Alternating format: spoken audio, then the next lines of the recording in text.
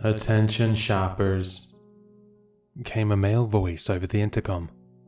"Please move to the back of the store immediately." "The back of the store?" I whispered to Daniel. "Don't they mean the front of the store? To pay for our stuff?"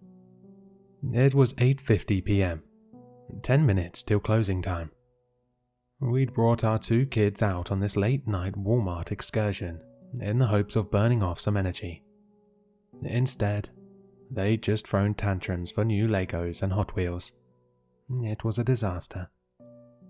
But apparently, the disaster was just beginning. "Please move to the back of the store immediately," the voice repeated overhead. "This is not a drill." I glanced around, but the other shoppers were just as confused as I was. An old lady looked up at the ceiling, scrunching her face. What the hell? A dark-haired woman asked her boyfriend, pushing a cart full of garden supplies. "Didn't you hear?" An older man said, leaning over his cart of bottled water and canned food.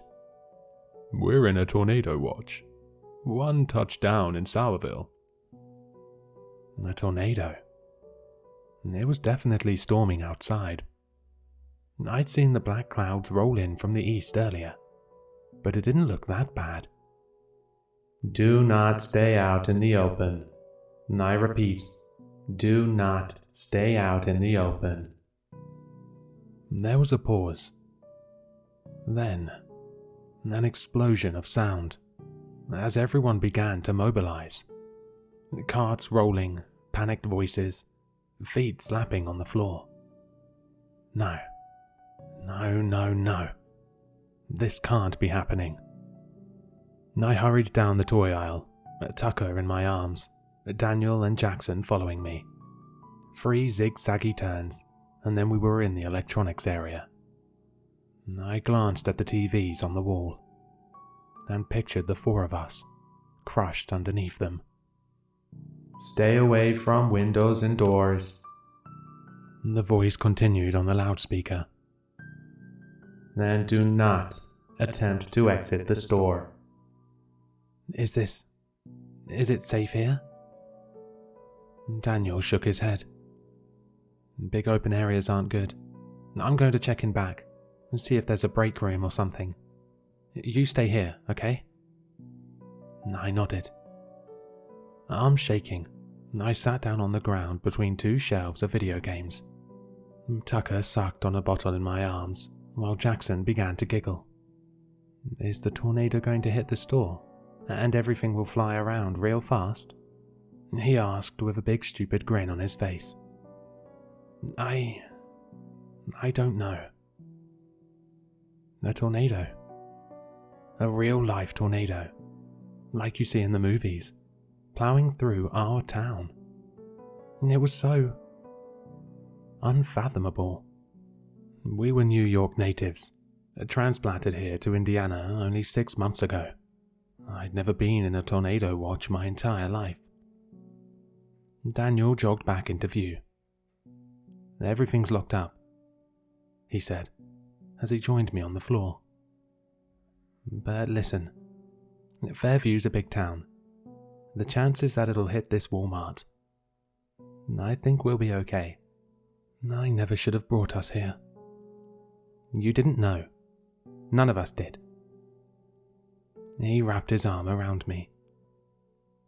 "They should have warned us, like an emergency alert on our phones, or a tornado siren or something." The voice overhead rang out again through the store. "Do not stay out in the open. Do not make yourself visible. That includes security cameras. Please move to a spot that is not visible to any cameras." I frowned. What does that have to do with tornadoes? A feeling of unease in the pit of my stomach. I glanced up and saw several black globes descending from the ceiling. hiding the cameras within. I guess we should listen to them and get out of sight, I whispered. I grabbed Jackson's hand, Daniel picked up Tucker, and we jogged out into the center aisle. The store was an eerie sight, abandoned shopping carts askew in the aisle, full of everything from pies to batteries to plants. Footsteps echoed around the store from people unseen, as they found their new hiding places. We dodged a shopping cart full of soda, ran through kitchenwares, and then stopped in the Easter decoration aisle. There was a camera in the central corridor, but as long as we stayed in the middle of Easter aisle, we'd be invisible. The four of us crouched on the floor, next to some demented-looking Easter bunnies. "I'm hungry," Jackson whined. "Shh." "Mummy." I grabbed a bag of colourful chocolate eggs and ripped it open. "Here, candy. Happy?" I whispered, thrusting them into his hand. Then I leaned back against the metal shelves, panting. But I didn't have long to rest. A mechanical whine overhead, and then the voice came through the speakers again. "Keep away from aisles with food. If you have food with you, leave it and move to a new hiding place. If you have any open wounds, cover them with clothing." What the fuck? That had nothing to do with keeping safe in a tornado. "We should make a run for it," Daniel whispered to me, starting to stand. "But the tornado..." "I don't think there is a tornado. Listen, do you hear any wind?" I listened, but all I heard was silence. No howling wind, no shaking ground, no projectiles clanging against the metal roof. Maybe it's still coming. I know what they're saying doesn't make sense, but to go outside? We need to get out of here. Now. He grabbed Jackson's hand as he held Tucker in his arms. "Come on." "Daniel, I don't think that's a good idea," I whispered. But the next words from the intercom changed my mind. "Assume a fetal position and place your hands on your head. Close your eyes and do not open them for any reason." "Let's go." We broke into a sprint and ran down the central aisle. Cameras be damned. The front door appeared in front of us, a little black rectangle looming in the distance. As we got closer, I saw Daniel was right. There was a tree at the border of the parking lot, and under a street lamp. It was perfectly still. We continued running, past the clothing area, past the snacks lined up at the checkout lines. I ran towards the sliding glass doors as fast as my legs would carry me. Almost there. Almost there. Almost. The doors didn't open. No. Daniel slammed his body against the door. It rattled underneath him. I tried to squeeze my fingers into the gap between them, to try and pull them apart. They wouldn't budge. They locked us in. I whispered. "I want to go home," Jackson said. Tucker was beginning to fuss too, making little noises like he was about to start full-on wailing. I turned around, and that's when I saw him. A Walmart employee. He was sitting on the ground at the end of one of the checkout aisles, facing away from us, wearing the familiar blue vest with a golden starburst. "Hey, let us out." He didn't reply. "Did you hear me? I don't care if there's a fucking tornado. Unlock the door and let us out." Again, he said nothing. But in the silence, I could hear something. A wet, smacking sound. I stared at the man, slightly hunched over, still facing away from me. Was he eating something? The speaker overhead crackled to life. "Attention. Please do not talk to any Walmart employees." My blood ran cold. The smacking sound stopped, and then, slowly, the man began to stand. He placed his palms on the conveyor belt and pushed up, and I could see that they were stained with blood. I backed away, but my legs felt like they were moving through a vat of honey. No, no, no.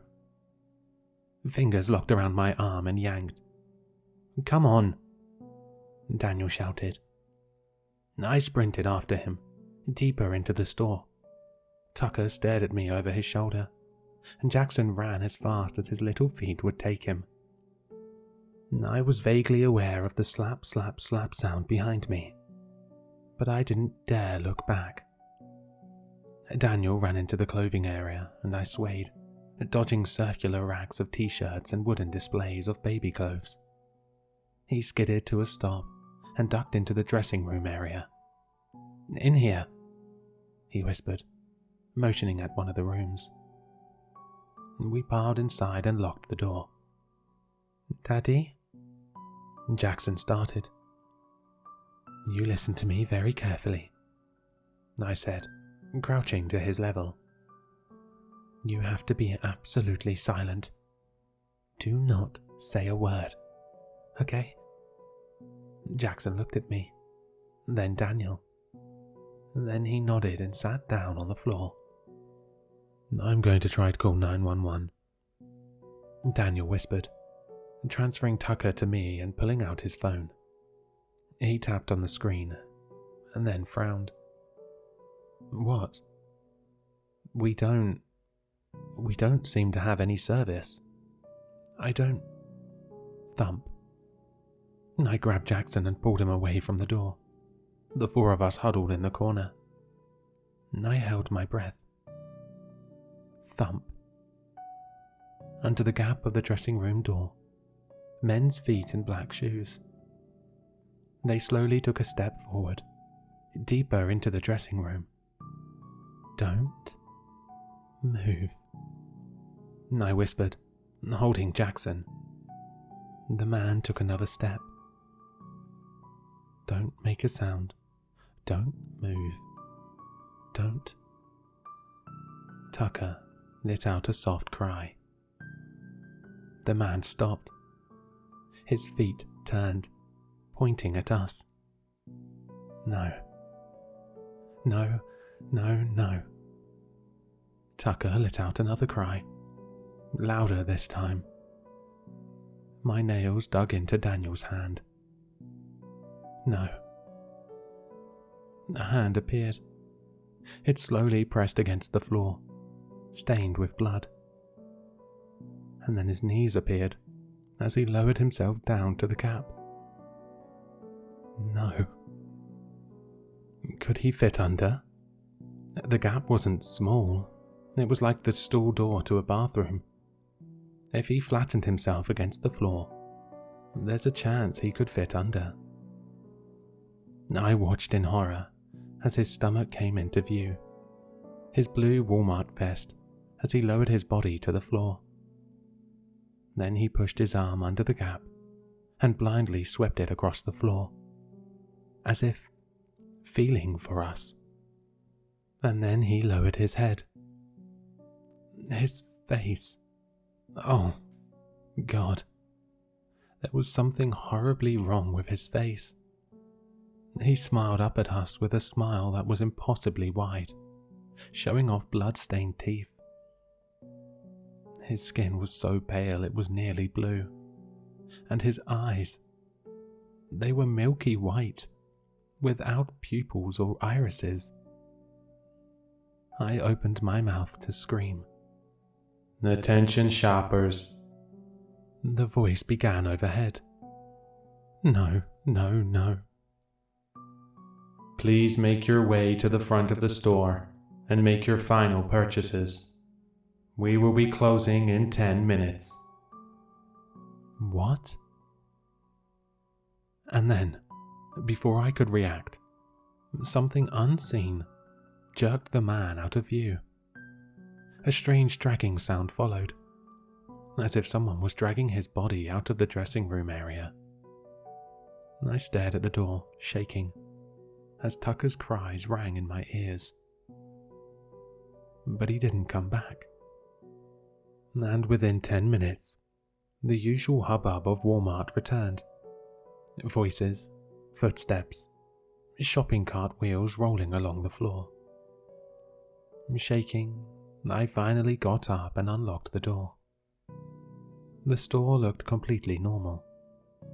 People were lined up at the cash registers, placing their goods on the conveyor belts. Employees were scanning tags, printing receipts. People walked towards the glass doors, and when they did, they slid open.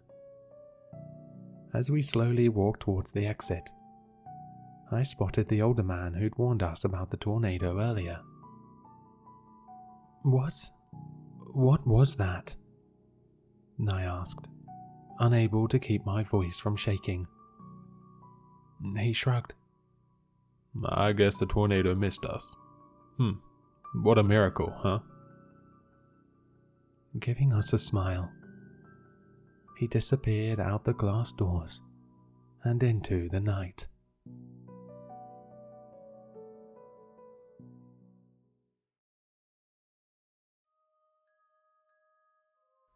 I was 10 when I told my mum about the pale lady in the wardrobe. She had long limbs and paper white skin. She killed Marlene, my babysitter, right in front of me. And I watched as she dragged Marlene's body into the wardrobe. She smiled at me as she climbed in after her. I told Mum everything.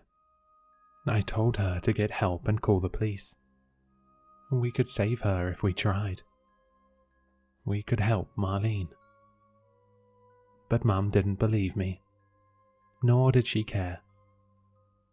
Mum was very drunk and relieved she didn't have to pay Marlene for watching me.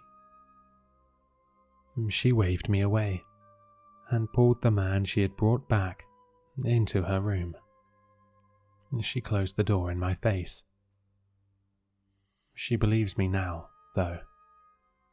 Oh, yes, she does. But too little, too late. It should have been her. I'm upset and scared, but more than anything, I'm pissed.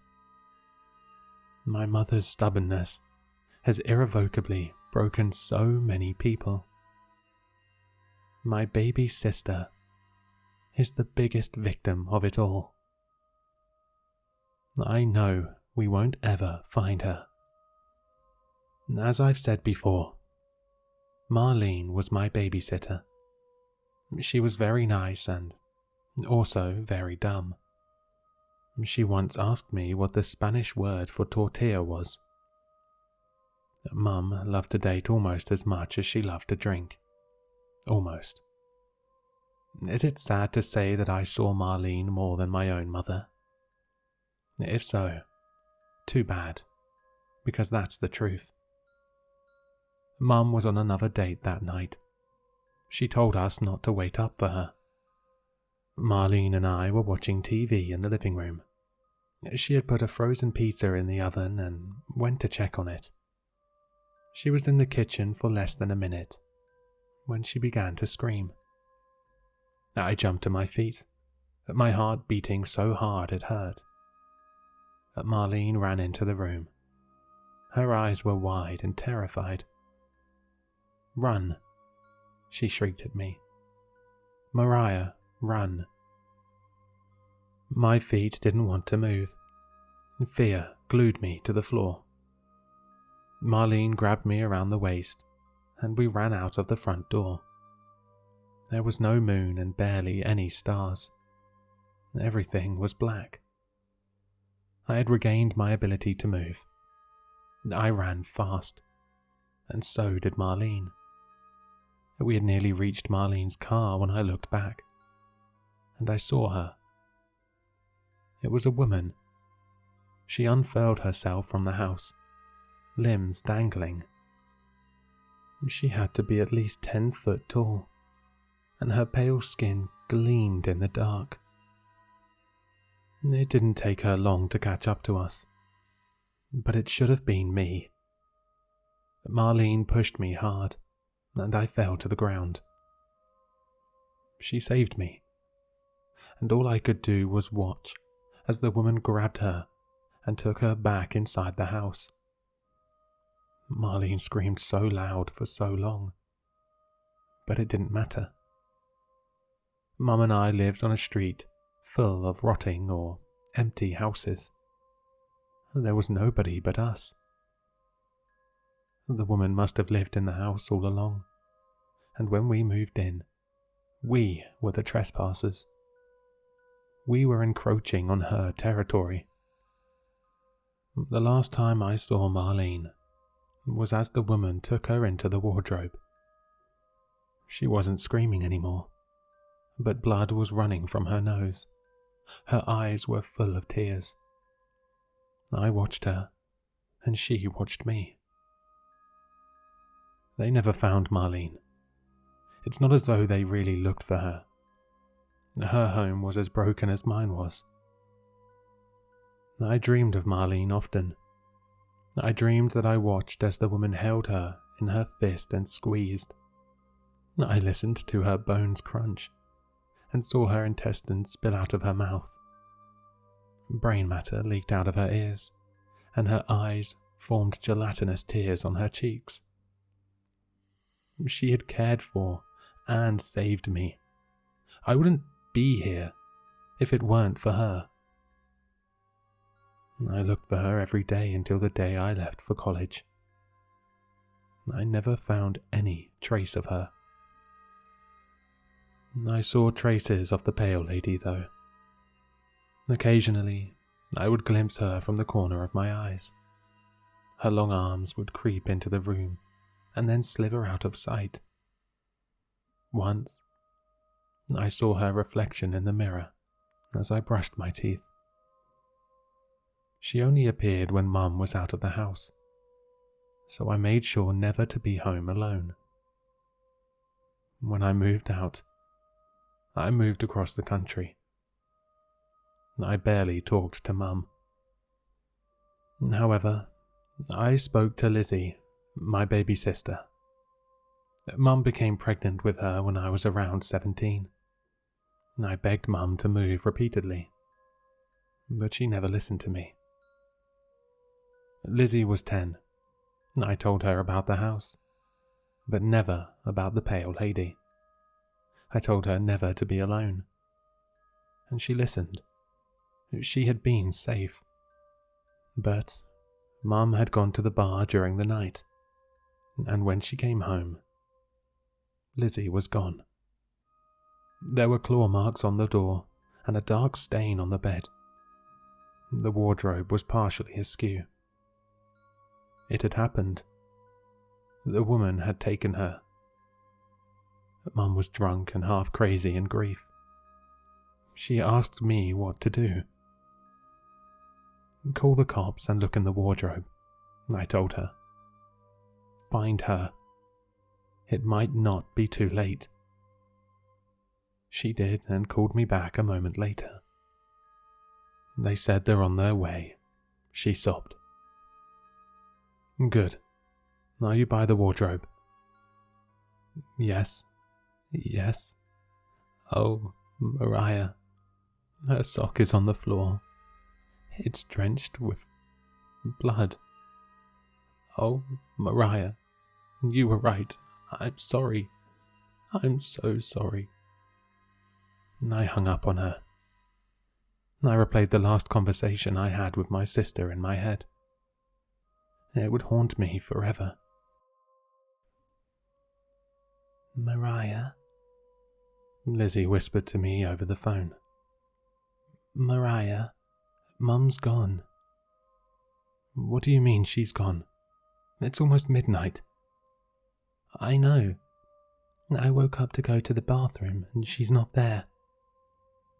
Lizzie was near tears. I tried to stay calm for her, but it was hard. I felt dread crawling over my skin like a spider. I think she went to the bar again. She's been drinking a lot. Fuck, I said, not bothering to censor myself. This was very bad. Where are you? I asked. I already knew. In the house. Lizzie whimpered. In the house alone. Lizzie, get out of the house now. Run. Run until you're on the next street over. Fuck. No, run until you reach the bar. There should be people there. I'm on my way. I'm going to book a flight right now. I'm taking you to live with me. It sounded so easy. A fantastic plan. It would be okay. It would be fine. I would fly to my sister and bring her back with me. Everything would be okay. But it was too late. Fear immobilized Lizzie, as it had with me all those years ago. I hear something, she whispered to me. There's something right outside the door. Mum? I said, hopefully, knowing that it wasn't. No, Lizzie breathed, and her voice sounded muffled. It's not Mum. I'm under the bed right now. It's a woman. She's whispering to me. She gasped. She's in the room. She's talking to me. I couldn't say anything. I just burst into tears. Lizzie was crying too. She says she remembers you. She remembers hearing you scream and pound on the door. She says that every day you would walk around the house looking for the girl. The one she killed. Lizzie, stop talking, I yelled. Lizzie, I'm on my way. I grabbed my keys and ran to the door. Yes, I was in my pajamas. And yes, I was thousands of miles away. But I could save her. I could help my sister. I could help her like Marlene had helped me. It was quiet. And when Lizzie spoke again, her voice was strangely calm. She says that she watched you every single day in every single room. She says that you think you got away, but you didn't. She says she'll see you soon.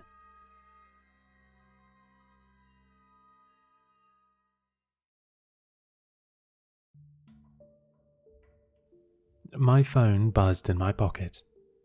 I was out at a bar, about 3.5 cosmopolitans deep. Tipsy, maybe somewhat pickled, but not totally gone. I pulled my phone out of my pocket.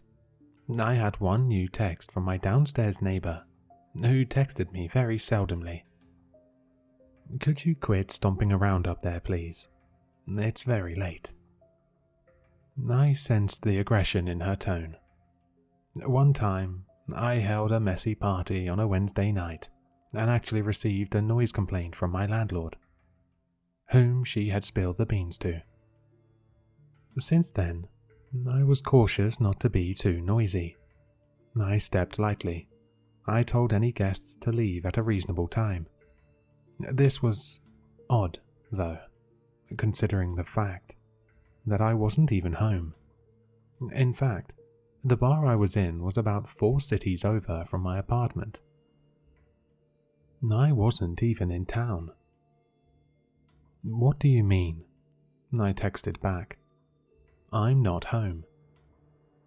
My phone buzzed again before I even had time to fully put it in my pocket. I can hear you up there, and whoever else is with you. Please. It is very late, and I am trying to sleep. At this point, I slipped away from my friend group, all dancing, drinking, and partying, and headed outside. All the smokers were outside. I just hoped none of the men made any unsolicited remarks on my body while I was out there. There just seems to be something about a group of drunk men versus an unaccompanied tipsy woman. It's like they can't help themselves. They just have to say something. I heard a whistle from beside me. I walked a little further to get away from them and heard a "Hey, sexy" from behind me. I dared not respond with even a look in their direction. The task at hand was to call my neighbor. Hopefully I wouldn't come across as totally delirious. Just for a little while at least, I had to mask the subtle drunkenness. She answered the phone within seconds of me dialing. "Hey," I said. "Could you just please quiet down?" she said, obviously frustrated and exhausted. "I'm telling you, really, I'm not home." "Okay, then who is it? Because clearly someone is stomping around up there." "No one. Seriously. I left earlier today and I won't be back until tomorrow." "I can completely assure you, the place is empty." I could tell she didn't believe me. "Here," I said. "Just FaceTime me for a second." "Fine," she replied. She joined the FaceTime call and I showed her my surroundings. I gave her a look that said, "See?" I think she was probably in bed. It was too dark where she was to actually get a clear look at her face. "Oh," she said, her voice reflecting that she suddenly believed me. "You're sure no one is up there while you're away?" "I'm sure. Really, no one is there. Maybe you're hearing the next suite over or something." "Maybe," she said. "Have a good night." "You too," I told her, my tone annoyed with her pestering. We hung up. I walked back by the smokers and lit myself back into the bar. I ignored any subsequent catcalling as I did so. It took a second to find my friends again. The music was loud and the lights were flashing.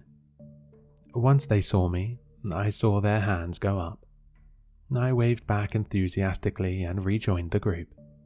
We continued dancing and drinking the night away. Hours later, we all fell sloppily into our hotel room. In a drunken pile, we slept until our wake-up alarm in the morning. After a complimentary breakfast at the hotel, we hit the road. I was last to be dropped off. My chauffeur of a best friend pulled up to my apartment, ensuring we'd do that again sometime and have nights out more frequently. We said our goodbyes and she drove away as my key opened the main doors. Next, I lit myself into my suite on the 4th floor. Good old 412. And I walked into such a disaster and disarray that I stepped back outside to make sure I had entered the correct suite. There, on the door in gold lettering, were the numbers 412. Yup, I was home. I flicked on a light and carefully explored my now unfamiliar surroundings. Dishes and cups had fallen to the floor and smashed, raining shards of glass all over. 2 knives stuck into the wall right beside where my family portrait hung, which looked like it had been scribbled over with Sharpie. Blankets and pillows in the living area had an assortment of goo on them that I was afraid to touch, but I noticed it gave off a metallic smell. I explored further, eyes bulging and muscles tensed. In the bathroom, the sink was plunged with a pair of my socks and filled with water. I found 3 more pairs of socks in the toilet and 2 in the garbage. In my bedroom, the final area I had to search, more of that weird goo littered my bed, some of it dripping onto the floor and becoming crusty in the carpet. My socks and underwear drawer had obviously been rifled through. I had about $250 of cash kept in my room as well. It was always stored safely in my bedside table, which had a lock on it. I found the cash in my sock drawer. The cash had obviously been moved, but none of it was taken. In a panic, I called my downstairs neighbor again. "Hello?" She answered. "What did you hear last night? What did it sound like? Someone has been in my suite." There was a pause of silence before she spoke again. "Huh?" she asked. "Last night, when you said there were noises coming from my suite." Again, a pause. Then she spoke. "I didn't hear anything last night. Sorry to be unable to help, but I've been away on vacation for the past week. I don't get back until Thursday, so, I really can't help you out there. Sorry." I ran my hand through my hair. I felt disoriented, in a way that no amount of alcohol has ever made me feel. "No," I said. "You called me last night." "I assure you, I did not. Look, I gotta go. I'm sorry you were robbed or whatever, but I'm a 4-hour plane ride away. I can't help." Completely confused, I managed to stutter a quick, "Oh, okay," before I heard her hang up the phone. Suddenly, I felt something fall onto my head. It was a sock.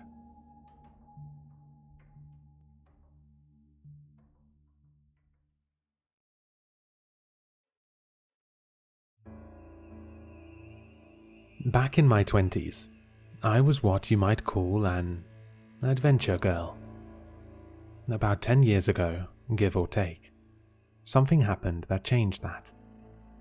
I moved to the city, got a boring job and a boring apartment, and became decidedly averse to the outdoors.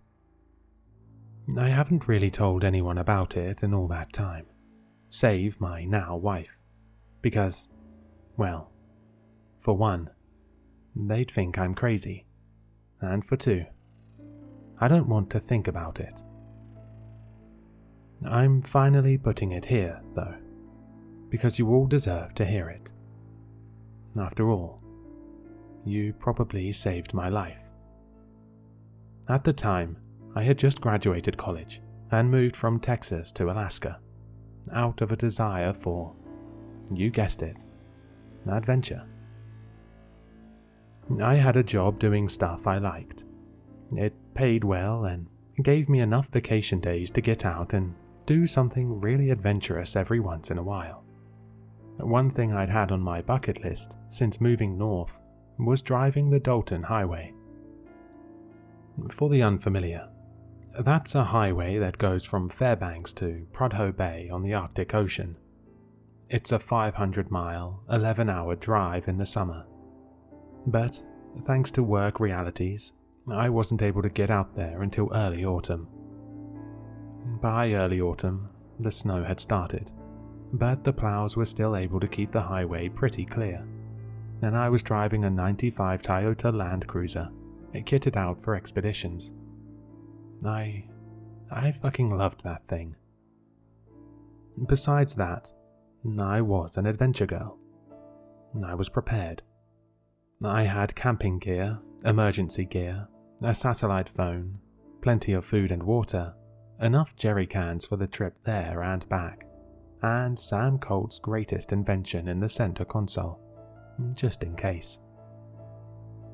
For the unfamiliar, that's the 1911.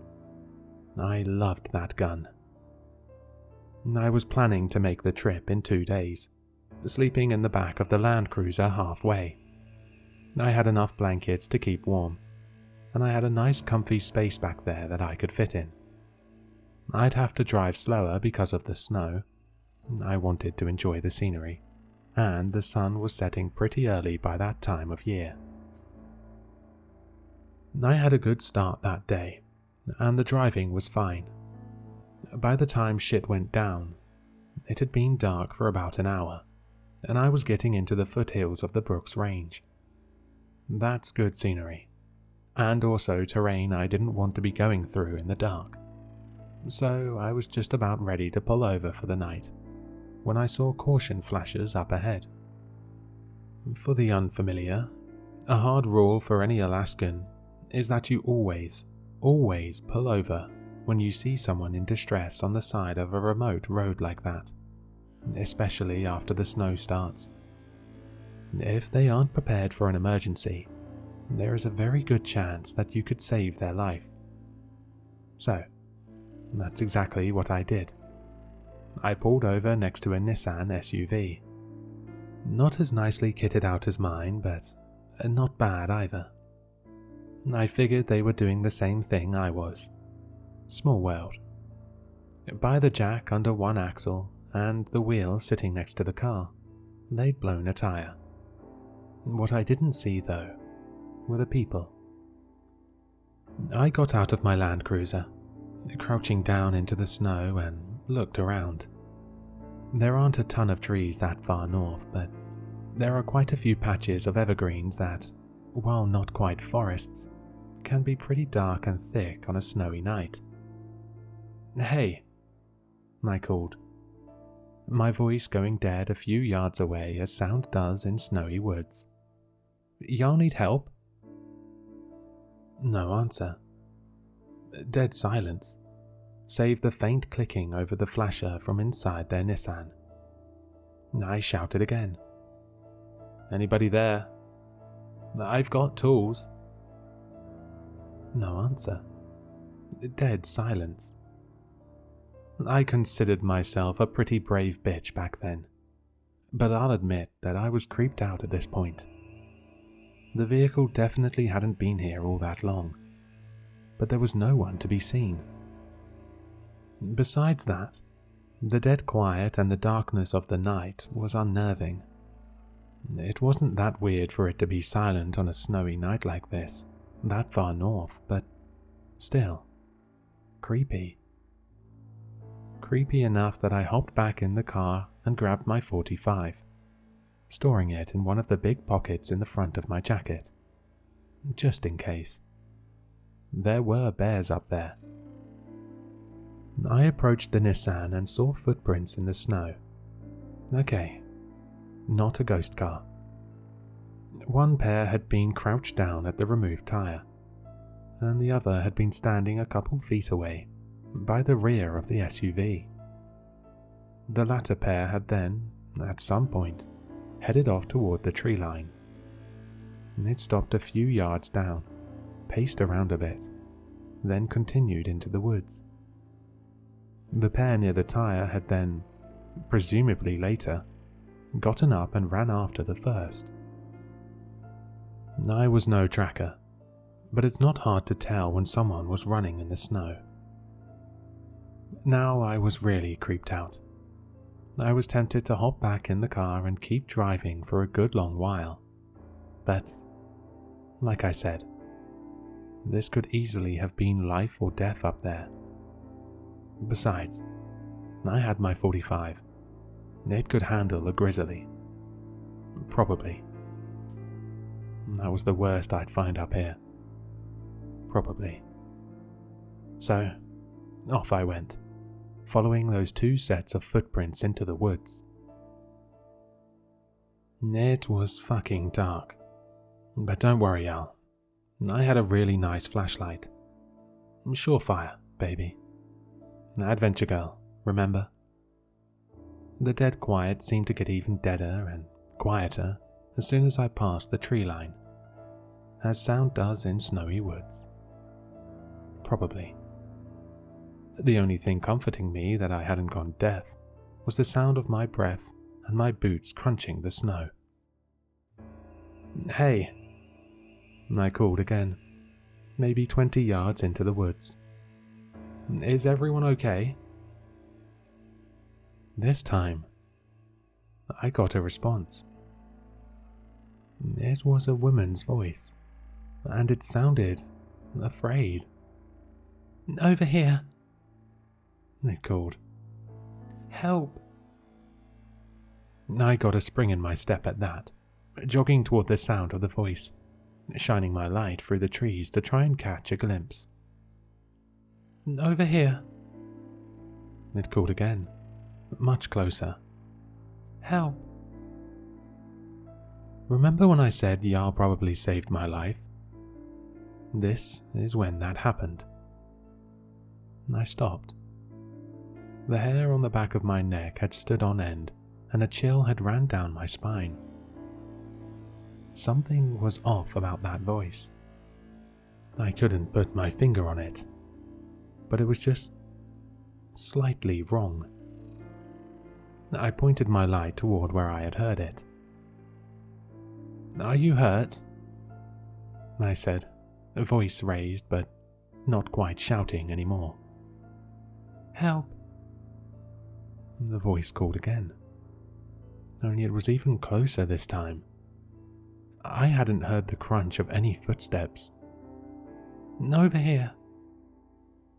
My grip on my flashlight tightened, and my heart started to hammer in my chest.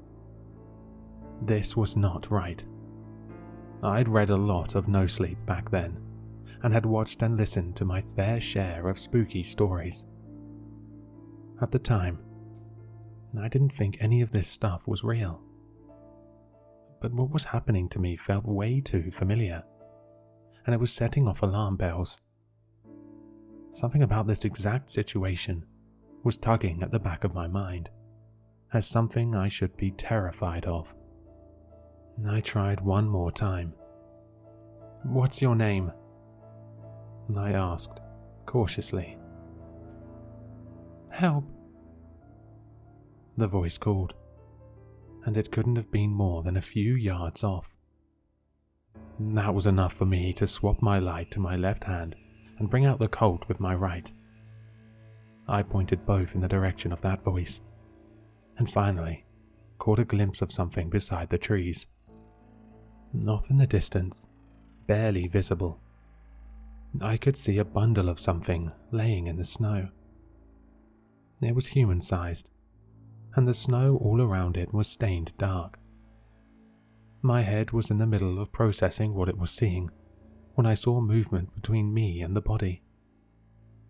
Oh shit, that was a body. I pointed my flashlight and gun at the source of the movement.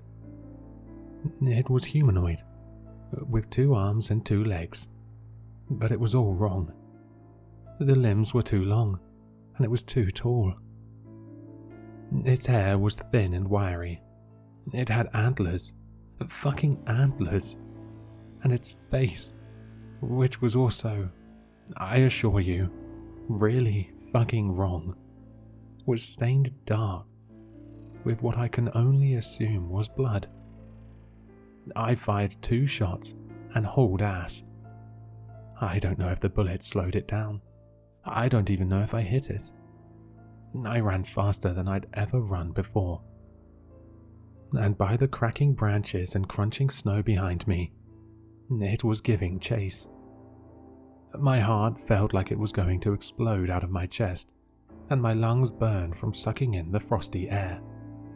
Once or twice I saw death flash before me as I nearly lost my footing in the snow, but I managed to stay upright. As I ran, I heard more snapping, more crunching. Not just behind me now, but all around, there were more. I got really fucking lucky that night. I was lucky to have spotted the body, lucky to have run just fast enough and not fallen on my face. Lucky none of the whatever they were, I have a guess but I'd rather not hazard it, were just a bit closer or faster. I was lucky that I had dabbled in enough spooky stories that my alarm bells had gone off. And I was lucky that the poor couple in that Nissan had gotten stranded there and suffered the grisly fate they suffered. After all, I was planning to stop just as I saw those caution flashes. I would have been right there, in those same woods, asleep. I don't want to think about what would have happened to me if that had been the case. I made it to my car, which I was again lucky to have left running, thinking I wouldn't go far. I leapt in, slammed and locked the door, and threw it in reverse as I saw dark, lanky shapes coming out of the trees. As I got moving, the headlights revealed what had been chasing me. I can't say exactly how many it was, at least half a dozen. All of them were similarly stretched, pale to the point of being almost white, with various forms of antlers and primitive-looking clothing. I reversed down the road as fast as I dared, without risking going off and dooming myself to certain death, for a good half-mile, before I finally got the nerve to turn around. Then I flew down the highway, all the way back to Fairbanks, only stopping once I found a nice, well-lit hotel in the middle of the city.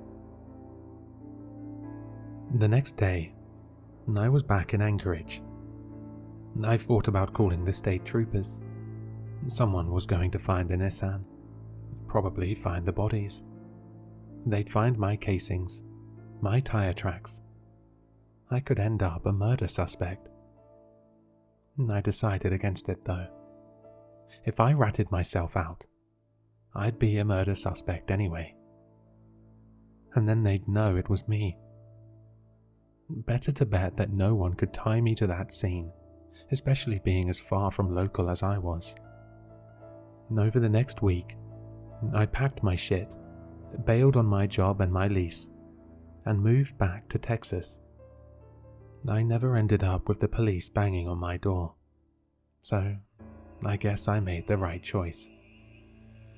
I still have nightmares about those wrong, elongated things chasing me. I probably have PTSD, but it's not like I can talk to a therapist about it without ending up in a loony bin. I'm not an adventure girl anymore. I never go anywhere at night, and I stay in the city as much as possible. I didn't get out of there unscathed, but I got out of there alive, which is better than can be said for the folks in the Nissan. I was lucky.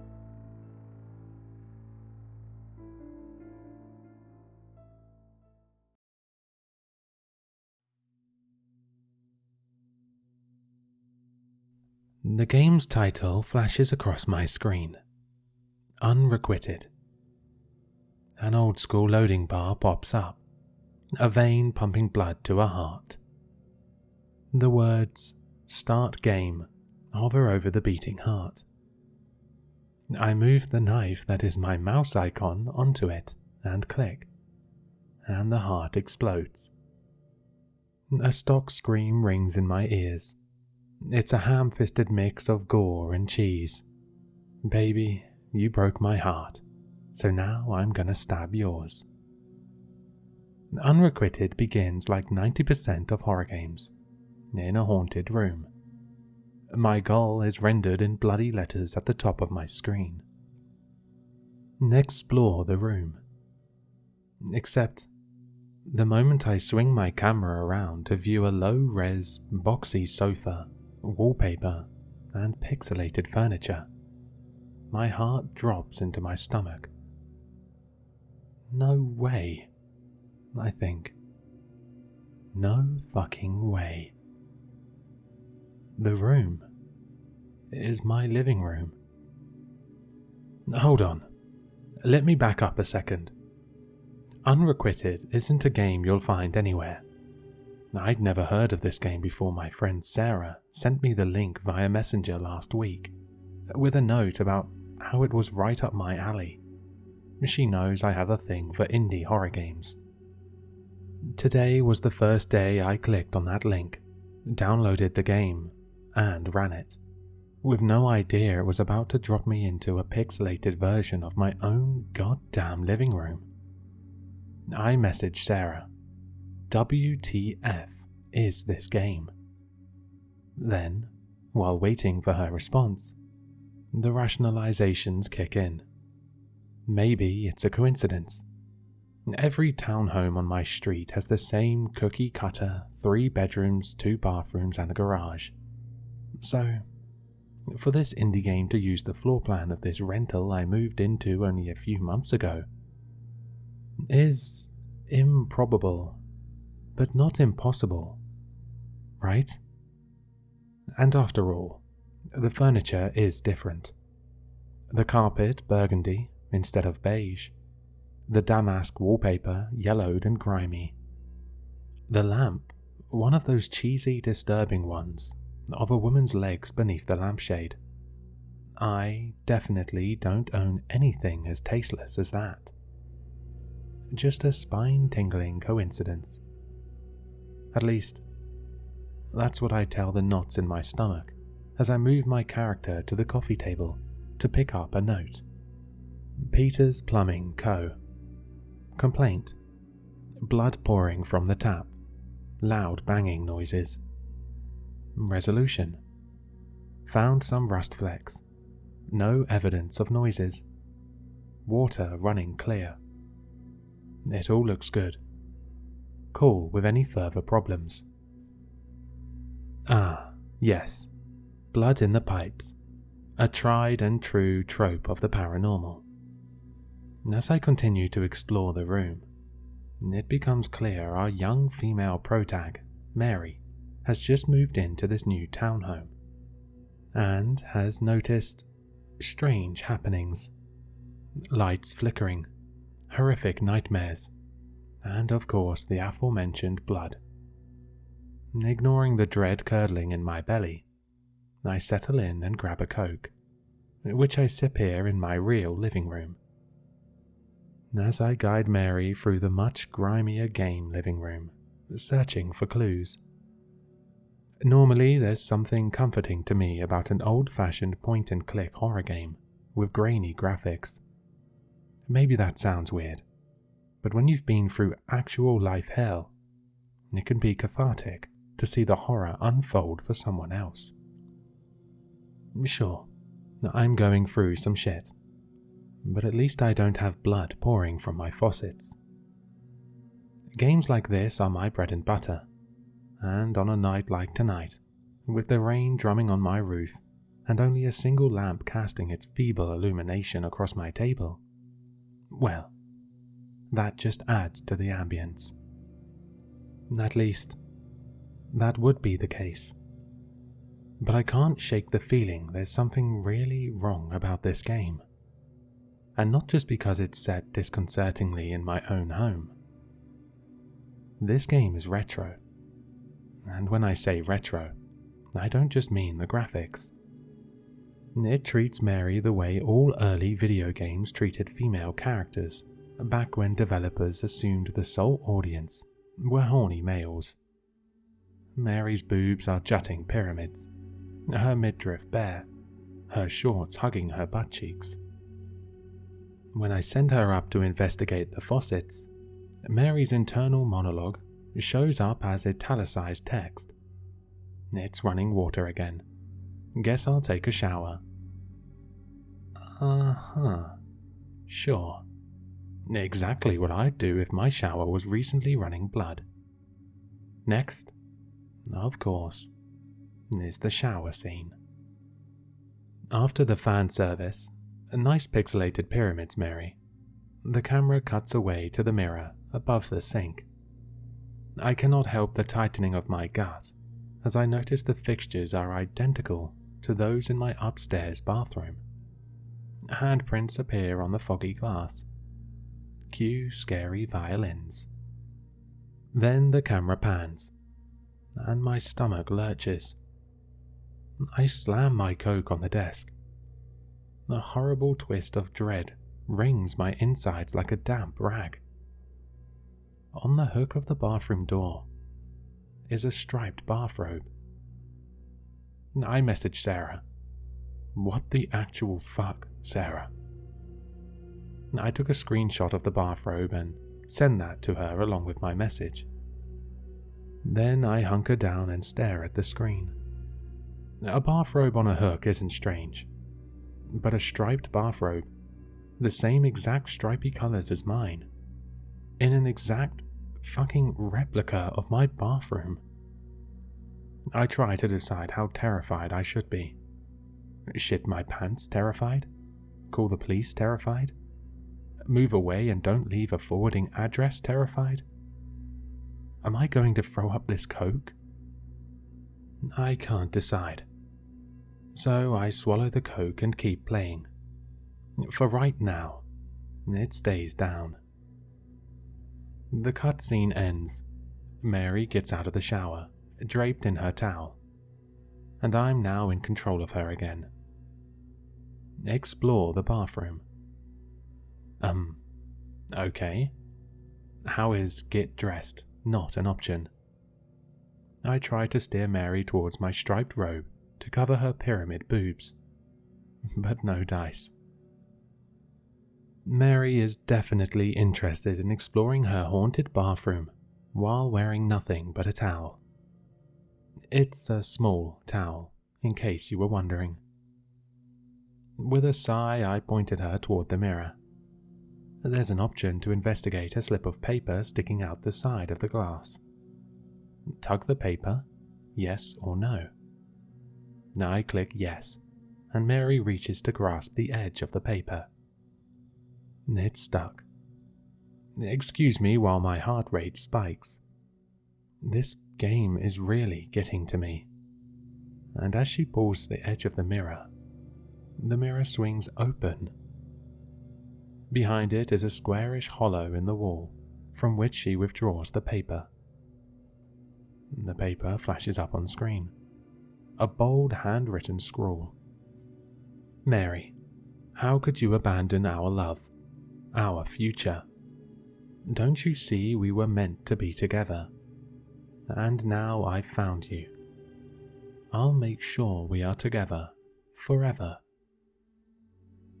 When I exit out of the item menu, Mary's internal monologue pops up again. Brad. He killed himself last week. I can't believe it. Were those handprints? Brad. Impossible. When did he write this? Okay, so let's phrase this. Mary is being haunted by her ex, or her stalker, who killed himself over her rejection, and whose ghost is now hovering around her bathroom, leaving handprints on the mirror. Jesus, Mary, why are you still in a goddamn towel? Quickly, I message Sarah. Where did you find this game? She hasn't logged on to Messenger since last week, so I close Messenger and search my contacts for her cell number. I text, Sarah, that game you sent me is giving me serious flashbacks to that creep Josh. Where did you find this game? Then I sit there, staring at the screen, willing Sarah to please fucking answer. All the while memories flash back into my consciousness. Josh, the quiet, skinny guy in the cubicle across the room from me. His eyes darting away whenever I'd look up to catch him staring. The weird notes left for me on my desk, until I asked to be transferred to a different department. And then, the signs he'd been around my house. Flowers on the doorstep, letters with no stamp or return address slipped into the mail slot. Messages on my phone.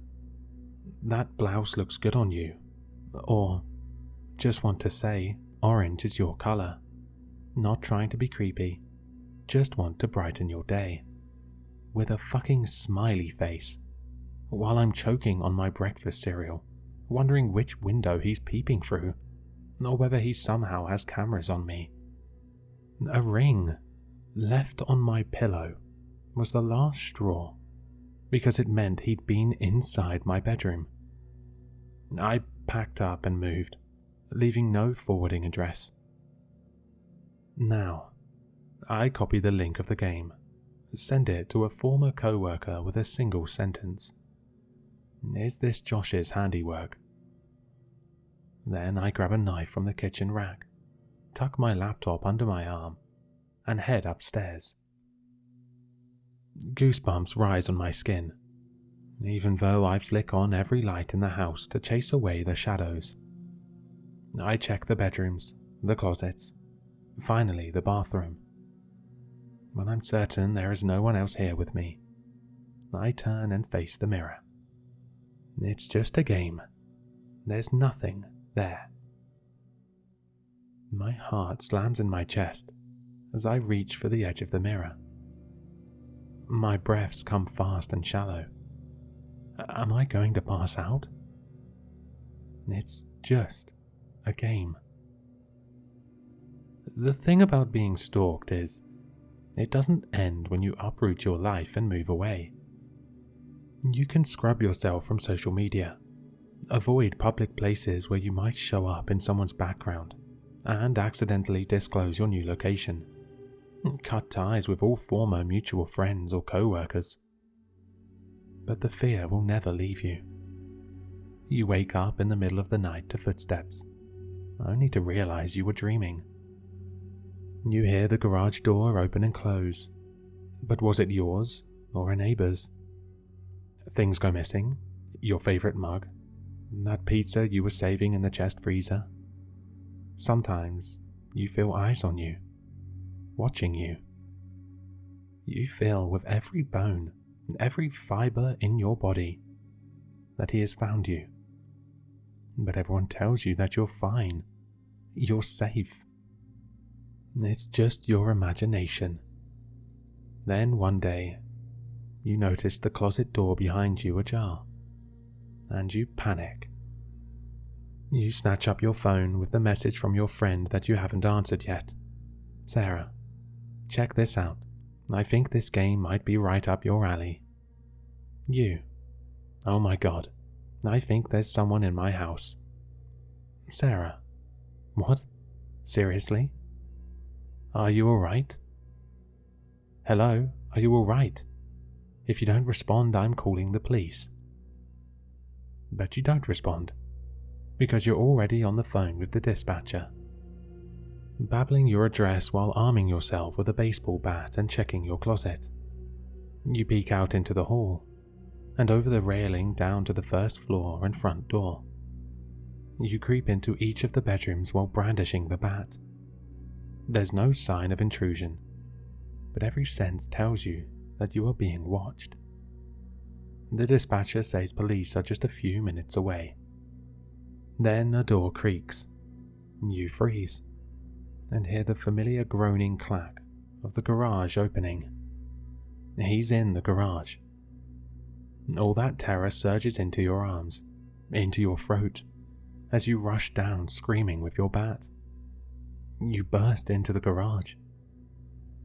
Your mother shrieks and drops the load of books she's carrying. Mum? Oh, God, Mum. You babble apologies, trying not to sound crazy as your mum stares at you with the baseball bat you nearly brained her with. Police find no evidence of intrusion. Everyone, including you, laughs at how you were spooked by your mum's surprise visit. The implication is clear. You are a girl, in hysterics, making up monsters. So, Guess how many times I've called the police in the past month to come out and search my house? 4. That's once every week. And you know what they found to be the cause of my being watched feeling every time? If you guessed my imagination, congrats, you win. You know who doesn't win at this game? Yours truly. That's why I don't call the cops, or my mum, or anyone as I reach for the mirror. Because chances are, it's just an ordinary mirror. There's no cabinet or anything built into this bathroom. Certainly there's no reason for some weird-ass square hole. Click. Holy shit. Under my horrified stare, the mirror pulls away from the wall. I tug it open, and behind it is a hole, just like in the game. The squarish hollow is empty except for lots of dust, because I never knew it was there. Dust, and a simple slip of paper. My heart slams into my throat as my fingers grab the paper. I tug it out and read. Behind you. The Coke comes up. It's a good thing I'm in the bathroom, because the toilet is right there, and I double over it, heaving up my insides while the panic rages through me. It's a miracle I don't have a fucking heart attack. When I finally finish and sink down by the bowl, shaking, my body is cold all over, and my shirt and part of the rim are splattered with vomit. Nothing but the rain drums outside. There's no one here in the bathroom with me. I've locked the door, but I reach for my laptop. The only way I'll figure out what's going on is by finishing the game. I direct Mary to leave the bathroom. The screen goes black. Then we're back in the living room again. Only now, it definitely is my living room. There's no ambiguity. Gone is the leg-shaped lamp. Gone the boxy sofa. In their place are my lamp, my futon sofa, my coffee table and plant rack. A new note has appeared on the coffee table. I can't make Mary do anything else, so I have her investigate the note. It comes up on my screen in bold letters. Congratulations, you've nearly completed Unrequited. I hope you enjoyed playing this game. I promised I'd find you, didn't I? I promised you would never be alone. And this little homage is the proof of my devotion. You aren't alone, my love. You're never alone. I'm always watching you. I've memorized everything about you, from your favorite cereal, to your favorite color, to that cute striped robe. I even know about that hole behind the mirror. Oh yes, it's real. Go look behind it. I've left you a surprise. Fade to black. Then more text appears. From now on, we will be together forever. Fade to black. Then one final line of text. But seriously, check the mirror. I look at the note in my hand, with its scrawled "behind you" message. Look back at the black screen. There's no one here but me. Huh. You fucked up the timing, buddy, I mutter. The sudden buzz of my phone is like a siren shattering the silence. I jump, shrieking, and clap a hand to my mouth, sobbing. I close the laptop with its terrifying message, and then I pull out my phone. It's Sarah, responding to my text. What game? My account was hacked, sorry. Probably a spammer. Everything okay? For a second, my vision swims. Everything goes black. But then, over the rushing of my own pulse, I come back to myself, and I am incredibly calm. I need to get out, I think, but I don't dare open the door. Don't dare go out alone right now. And not because there's anyone here, but just because I can't bring myself to move. So I do what any child anywhere in the world does when terrified, even though it's nearly 1 in the morning. I call Mum. Police found no evidence of anyone in my house when Mum called them later that night. I tried explaining about the note, how I'm certain I was meant to find it a week ago when Sarah texted me. From the behind you, it's pretty obvious Josh was planning to hide inside my home and leap out at that climactic moment. I suggested they search his computer, but the general feeling I got was that they were blowing me off. Also, the mutual office mate I texted let me know that Josh hasn't been to work recently, and in fact may have fled in fear of being caught after his plans went awry. But it no longer matters. I hired a moving company to take care of all my things, and I'm staying with Mum until I relocate. There's one more important detail I haven't told anyone. Last week, when I scared my mum with the baseball bat, she brought all those boxes of books I'd left at her place from the first time I moved because of Josh. I was too frazzled to deal with them, so we stacked them in the garage on the chest freezer. Mum saw how shaken I was and invited me to come stay with her for a few days. After she left, I messaged Sarah, whom I'd left hanging.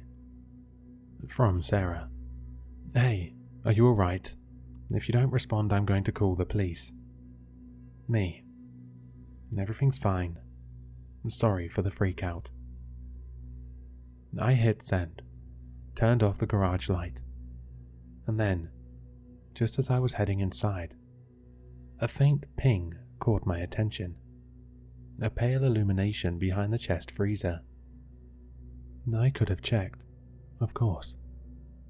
It's possible that if someone really was inside my house and stupidly jumped into the chest freezer to get out of sight when the garage door went up with my mum's unexpected arrival, their phone might have tumbled from a back pocket and fallen behind the freezer. But, hypothetically speaking, if anyone did hop into that freezer, they weren't getting out from under those heavy boxes. So, I didn't check.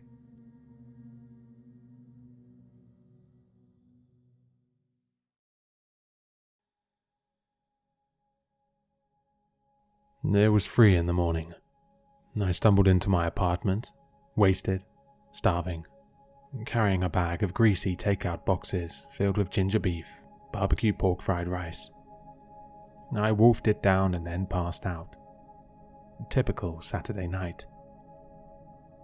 Wake up the next morning with little memory of the night before, and the kitchen's a mess. Dirty plates in the sink, grains of rice scattered across the counter. Feel nauseous and head to the washroom and puke out everything in my stomach. Typical Sunday morning. Start cleaning up and notice a half-eaten fortune cookie sitting on the table with that thin strip of paper right beside it. I walk over, eat the other half of the cookie, and prepare to throw the paper out. But before I do that, I decide to give it a read. For shits and giggles, you know. The people in the basement remember you. I almost laughed at first, because it seemed like something that I would do. Some cheeky young hire at the fortune cookie company, slipping in a few creepy messages as a joke. I could appreciate it. It was funny enough. Then I turned it around, and in place of the usual row of lucky numbers was what appeared to be an address. Now this was strange. The first thing I thought was that maybe it was the address for the factory the cookie was produced in. That made sense. But did it really? If it was supposed to be an extension of the first joke, then it didn't quite track. but it also could have been an oversight, a mistake in the print. Whatever, I thought. I tossed the paper into the trash and got ready for the gym.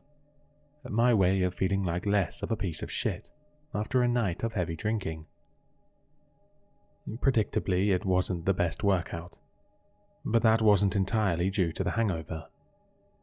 I couldn't seem to stop thinking about the address. It hadn't quite registered the first time I'd read it, but as I thought about it on the treadmill, I was pretty sure that I knew it from somewhere. It was familiar.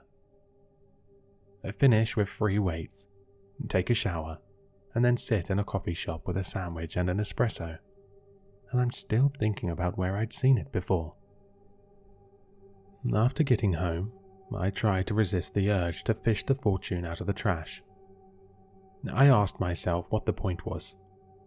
Even if I did recognize it from somewhere, how was the effort worth it? In retrospect, that was more of a cope. The source of my apprehension had been deeper than that, though it was something I couldn't quite understand at the time. I felt nervous, and I couldn't justify why, which only served to make me even more nervous. Eventually, I caved and began digging through the trash. I held the paper up, looking at the address for a long time before a vague recognition slowly began to sink in. Then I sat down at the computer and searched it up on Google Maps. And as soon as the images loaded up, the memories began to flood in. The street I grew up on, the woods behind the cul-de-sac, the house that sat right across from ours. I stared at the screen until it started not to feel real. Then I rechecked the address 4 or 5 times, but there was no mistaking it. That was it. One of the houses I grew up next to. Immediately, I tried to rationalize it. What if somebody who's associated with the company lives there? Maybe something got mixed up, and his data ended up in a fortune cookie. No, I thought. That couldn't be right, because that house had burned down years ago. I tried to think back to that time, but found that my memories of it were strangely distant, hard to recall. I must have sat there for hours, thinking, failing to recall anything of note. All I knew for sure was that for the vast majority of my childhood, up to the beginning of high school, I lived right across from that house. And then something happened that caused it to burn down, and I moved away. I couldn't for the life of me remember what that event was, if anyone had died. Hell, I couldn't even remember who had lived there. We must have met at least a few times, I thought. But I came up with nothing. It wasn't even the case that I'd been too young, since I had memories from before we'd moved there. This just didn't sit right. For it to be a coincidence would be crazy. There was literally no chance. So, then what was this? It was a paralyzing thing to have on your mind, and it turns into all you can think about, all you can focus on. Answers. I needed answers. Now, there were a few options. The first being to go back to the takeout place in order to ask questions. Problem was, I'd pretty much blacked out that night, and had only the haziest recollection of even ordering. The other option was obvious enough. I had the address after all. It wasn't too far away, maybe a 45-minute drive out of the city. As far as safety, I couldn't imagine there being an issue. It was a suburban community, and it wasn't like I was planning on breaking into the place or anything. So, I settled on it, and made the drive over the next morning. And the house was exactly like I had thought, completely burned down. A blackened shell of a place. I thought seeing it in person might cause the memories to flood back in, but that didn't happen. I sat there in my car for 10, maybe 15 minutes, and at no point did I ever see anybody else outside. So I decided to go in. I know that I said I wasn't planning to, but there was no way I was just going to leave it like that. There was no police tape, no signs telling me to stay out. And if there was anybody squatting, I'd just leave the way I came. So, I walk into the house, and immediately my senses are assaulted by dust and the smell of old burnt wood. It's darker than I had expected, and I use the flashlight on my phone to navigate. I look around the living room, and then I remember the fortune. The supposed people in the basement. The hairs on the back of my neck stand up. I stop, listen carefully. Nothing but a light breeze outside, and this gives me enough confidence to approach the basement door. It's closed, and the area around it seems to have taken less damage than the rest of the place. It almost looked untouched. I reach out and grab the knob and push open the door. A wall of gloom. I shine the light down and it becomes smothered after the first few steps. I stand there for a while, listening to nothing but my own breath. Then I hear something else. Something faint. Maybe a footstep, but I can't be sure of it. Then I hear it again. And then again as it gets closer. Definitely a footstep. Probably a squatter, I think. It has to be. I want to call out and say something, but can't bring myself to do so. The air seems heavy and there's an electric feel to it. It's unnatural. I don't like it at all.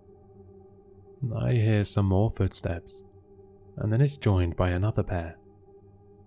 And then suddenly it sounds like a dozen feet are stomping in unison, all of them getting closer to the base of the stairs.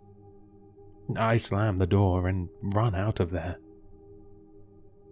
Afterwards, I was sitting in my car, breathing heavy, trying to reconcile what the hell had just happened. I looked over at the house, almost expecting something to burst out of the front door. A horde of emaciated ghouls or something. But nothing came, so I calmed myself down and drove away. If I went looking for answers, I obviously didn't find any. After arriving back in the city, I pulled over by the side of the road and took out my phone and looked through my search history, finding the bar that I'd gone out to that night. I drove over there and searched around the area, and sure enough, there was a small takeout place tucked into the far corner of a dingy strip mall. I stared at it, trying to see if I could rouse up some memories of what had happened that night. It didn't work, but I was still sure that this was the right place. I got out of my car and walked in, practically storming up to the counter while the woman behind it stared at me with confusion on her face that was palpable, even behind the forced smile. "What can I get for you, sir?" she asked. Suddenly I felt like the biggest idiot alive. What the hell was I supposed to say? What was I doing here? Then I remembered that I had the fortune in my pocket, and so I took it out and held it up. I was just wondering about this fortune I got. You see, there's an address on it, and it's... Stammering through the sentence, I watched as the woman's smile began to fade, slowly at first, until it morphed into a scowl, something malicious. But just as soon as it does, it's back to the smile, causing me to question whether or not I had really just seen that. "Just wait there for a minute, sir," she says to me, before disappearing into the kitchen. I look around. Nobody else in the restaurant but me. The place was blanketed by a creeping silence, the kind where you're just waiting for it to be broken. My eyes begin to wander, and I look up at a big, framed analog clock. Its hands aren't moving. Then I look down and pick up one of the paper menus sitting in a stack on the counter. I open it up, and every single item is just the same line of gibberish, copied over and over. I tense up, feeling like I've just walked into some obscure trap. I put the menu down and prepare to leave, taking one last glance back to make sure that nobody's following me. And right before I'm about to turn around, I see it. A face staring at me through the kitchen window. It was pale and had a dead stare, and there was something off about it. Something not quite human. But I didn't look at it for long enough to figure it out. I backed out through the doors, and once in the parking lot, I turned and sprinted to my car. From there, I sped back to my apartment, my heartbeat elevated dangerously high the entire drive. I started to get a bit paranoid. Maybe something had followed me. Maybe something was hiding inside my bathroom. Thoughts like that. After a while, I was able to calm down, and I started to do some research on the restaurant. Nothing came up. No website, no telephone listing. Nothing. A Google Map view of the street shows only the store that had presumably existed before it. None of this shit is tracking. And so I resort to looking for answers from a source I wouldn't have gone to otherwise. My father. Now you need to understand that I have something of a strained relationship with the man. In other words, I haven't made contact with him in over a decade. I don't know where he lives or what he's done with his life, or if he's even alive. I guess a relative would have told me if he had died, but I can't even be sure of that. The strangest thing is, as I sit here thinking about it now, I can't even pin down why this would be the case, where my apparent resentment towards the man would be coming from. The memories I have of him are decent enough. I can't recall him ever beating or screaming at me. Nothing like that. The more that I think about it, the more I get the feeling that it all has something to do with that house. But I still had his number, and so I decided to give him a call, just to ask some questions. I was almost certain that he would have changed it by now, but he ended up answering. Of course, the call started out awkward. I was stumbling over my words, trying to find the right things to say, which was something that seemed next to impossible.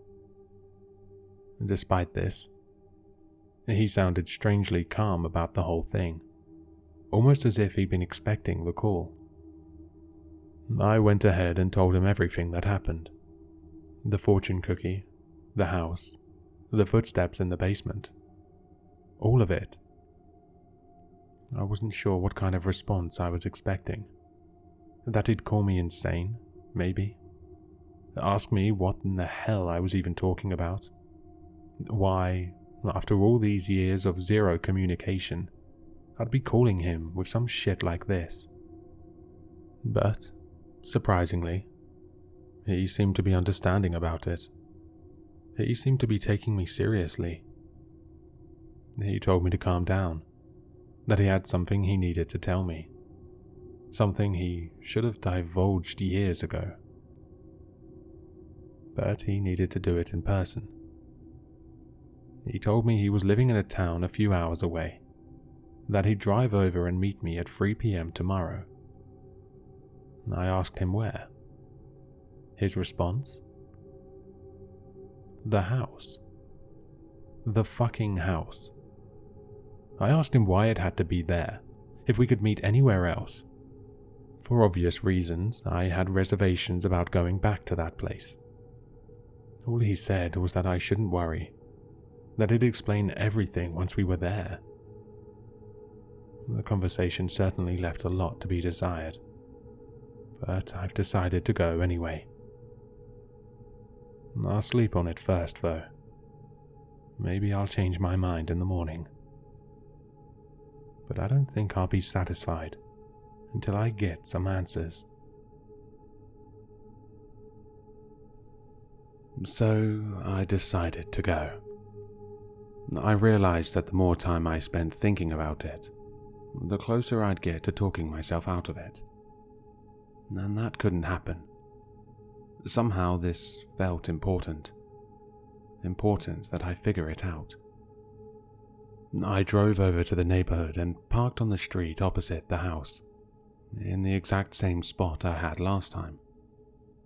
It didn't take long for the unease to set in, and I tried not to look over at it, even though the burnt wood was always there, creeping into the corner of my vision. And thankfully, the street wasn't as empty as last time. There were a few cars parked in some driveways and even a couple of kids kicking a ball around on one of the lawns. It took a while for me to settle my nerves, to make a firm commitment to stay there and wait. I'd gotten there an hour early.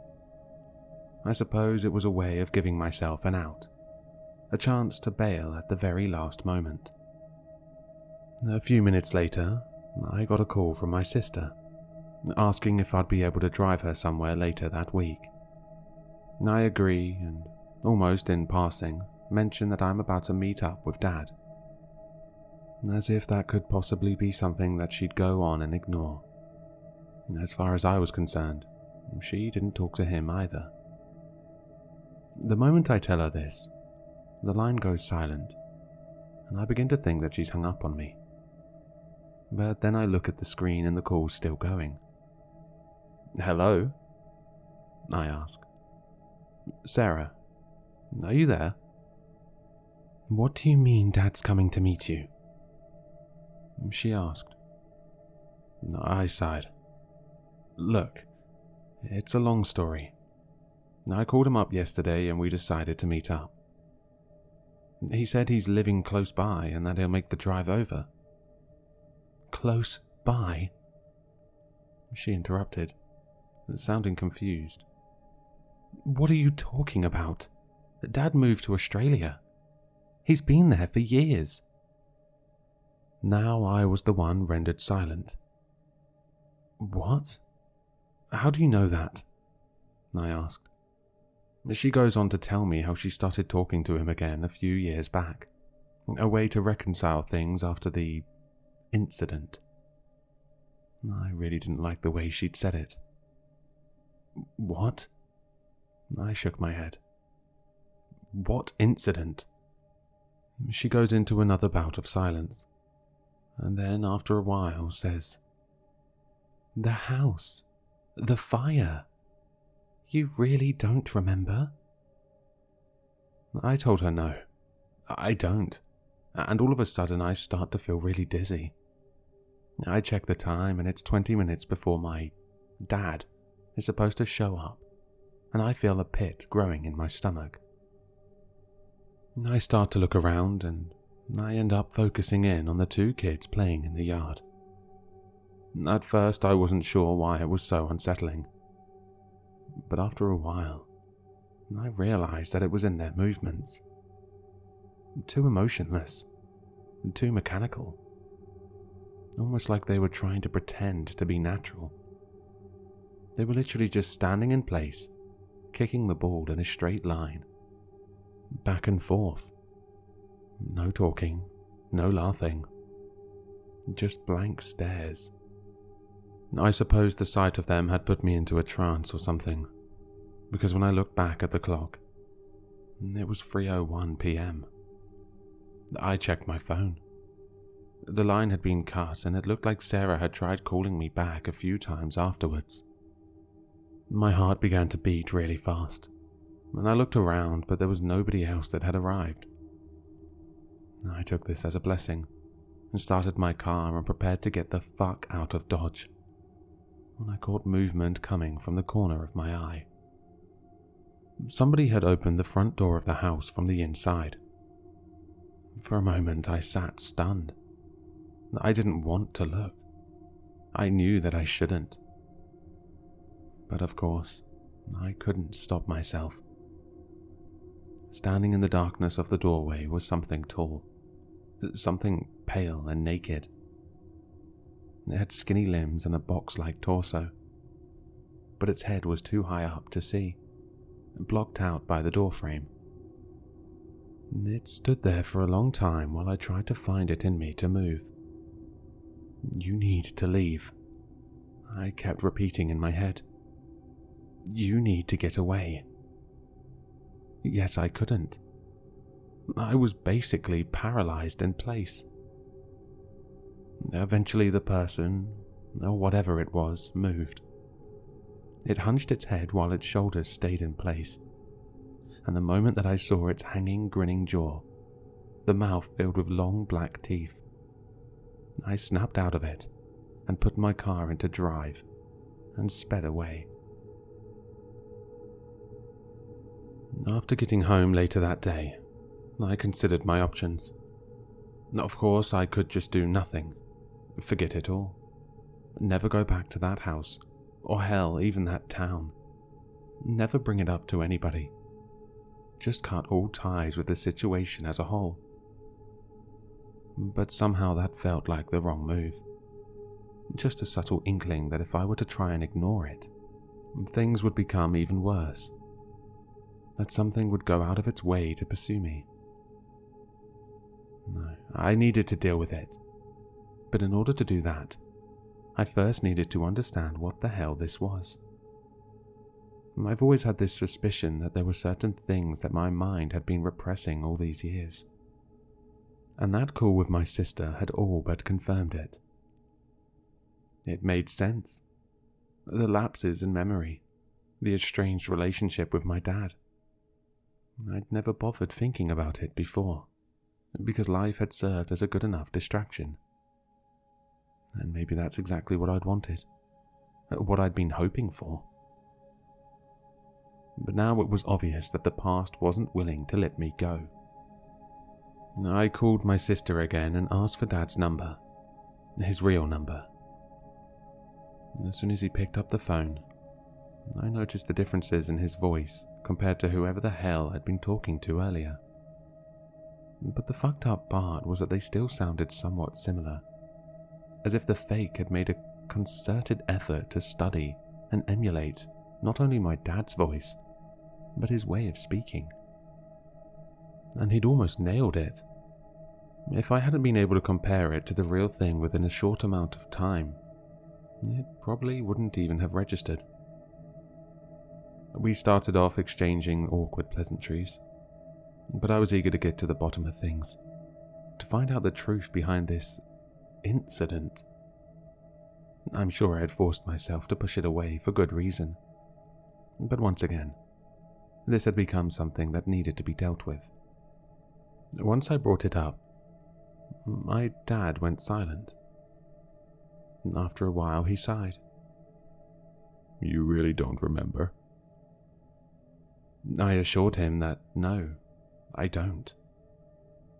After hesitating for a few moments, he went ahead and laid it all out based on what he knew himself and what he had been told by the police after the fact.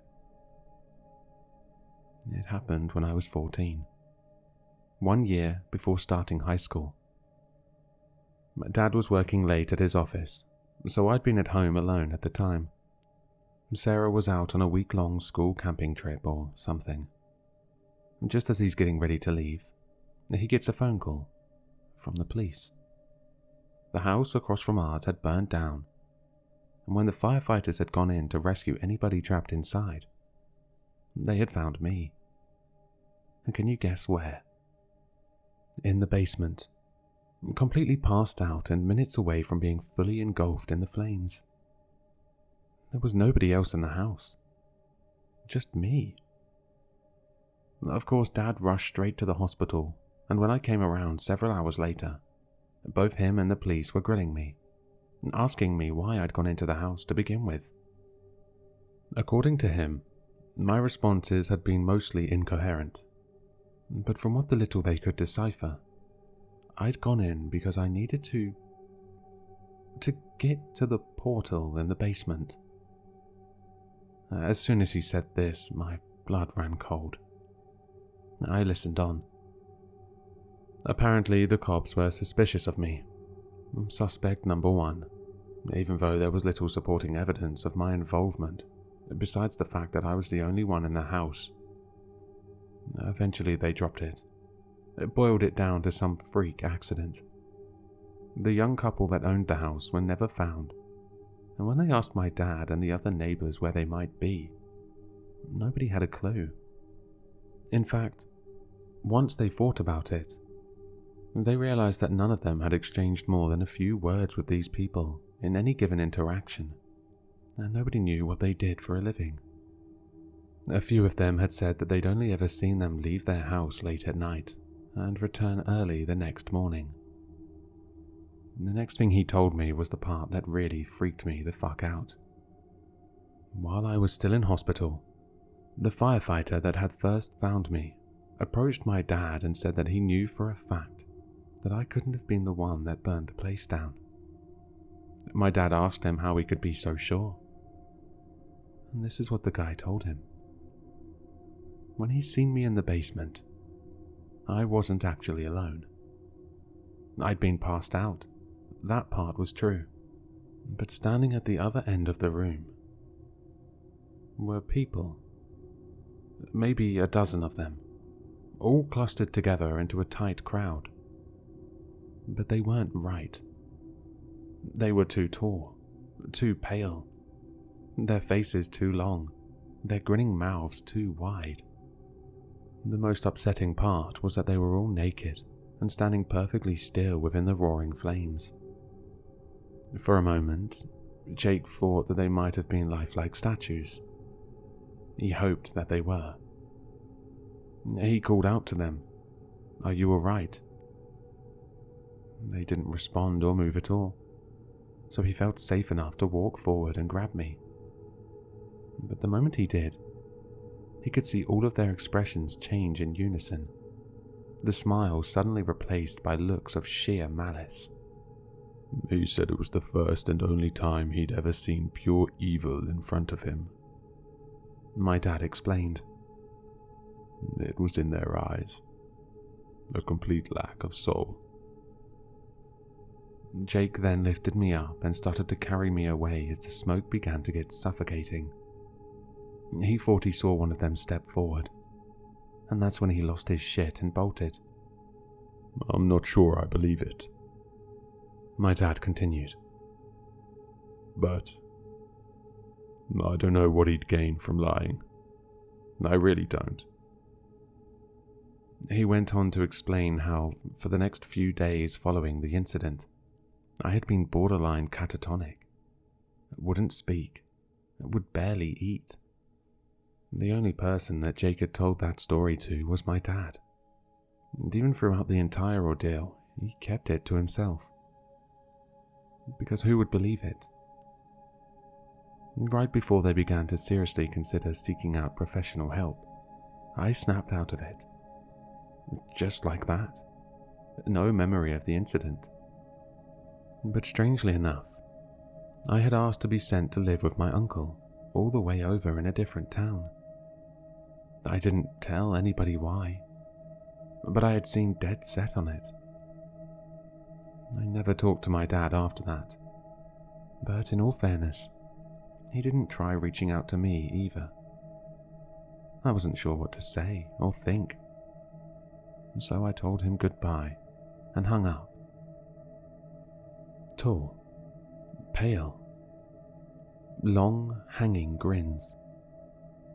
The people in the basement remember you. The more I thought about it, the more I could begin to remember it. The voice luring me in, the stinging heat of the fire, The faces, the strange dancing, the chants, the purple void in the corner. I shook my head. Fuck this, I thought. Whatever the hell this was, I wasn't about to be dragged back into it. I called the police and made an anonymous tip. I told them that I had good reason to suspect that there were a group of people running a meth lab in the basement of a burnt-down house a few towns over. I told them that I had good reason to believe that they were armed and violent, to send more than a few cars, maybe even the SWAT. Then I gave them the address. And that marked the last of my involvement with this mess. I won't let them drag me back into it. I won't bite, no matter what they do. I won't look at the children playing out in the field below my balcony, the children that were never there before. I won't answer the calls from unknown numbers. I won't open the fortune cookies that keep coming for me in the mail. I won't let them win.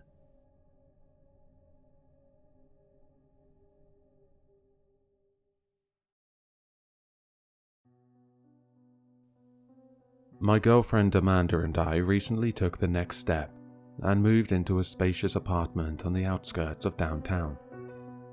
We lived on a shady-looking street, and Amanda joked that we were among the block's first gentrifiers. Still, it felt like home. I grew up in a small, suffocating town, and living in the big city was a nice change.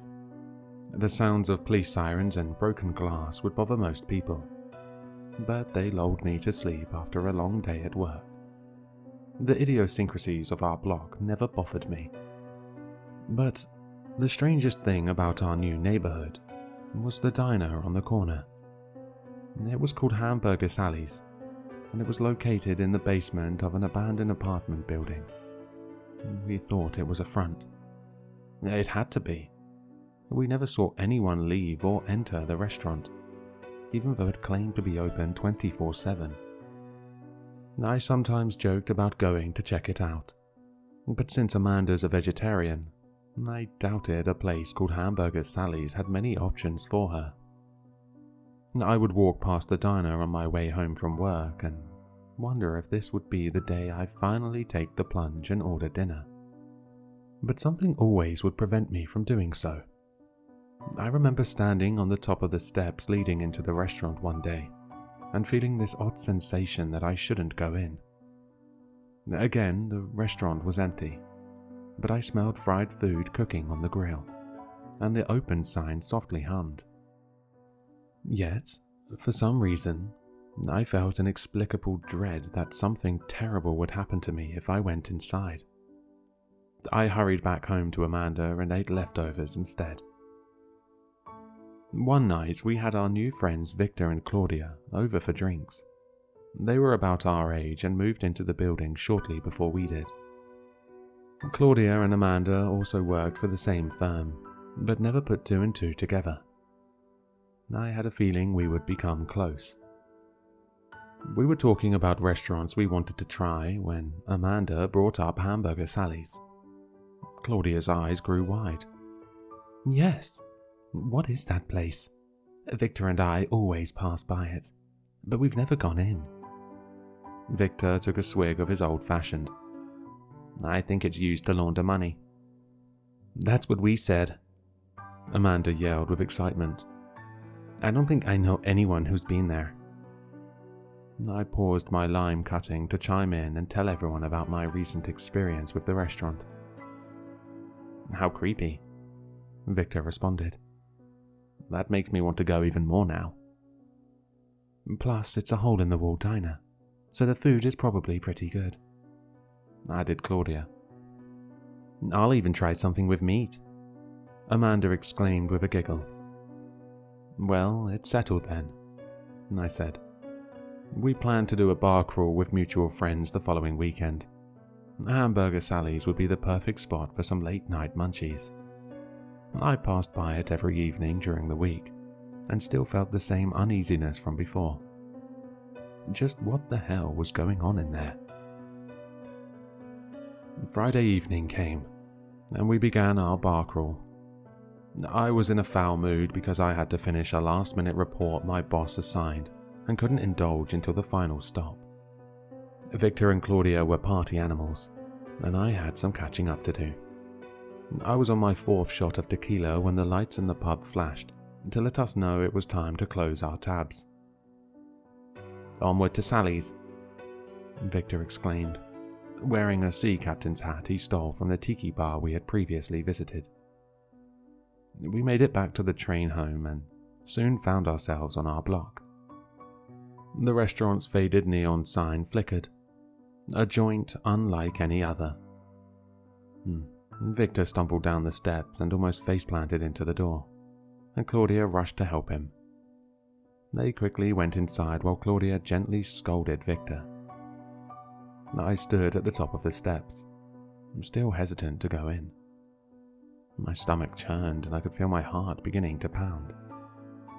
I felt like I would be sick, but chalked it up to cheap liquor I had just consumed. "Pat?" Amanda said, already halfway down the steps. "Come on, slowpoke." She then descended the stairs and disappeared. I closed my eyes, took a deep breath and entered the restaurant. I was greeted by a familiar warmth and the sounds of Amanda laughing at one of Victor's jokes. The diner looked a little neglected, with chipped black and white linoleum tile and flickering box lights. There were a couple posters of hot rods from the 1950s and a few paintings of picturesque landscapes. An ancient jukebox struggled to play In the Mood by Glenn Miller.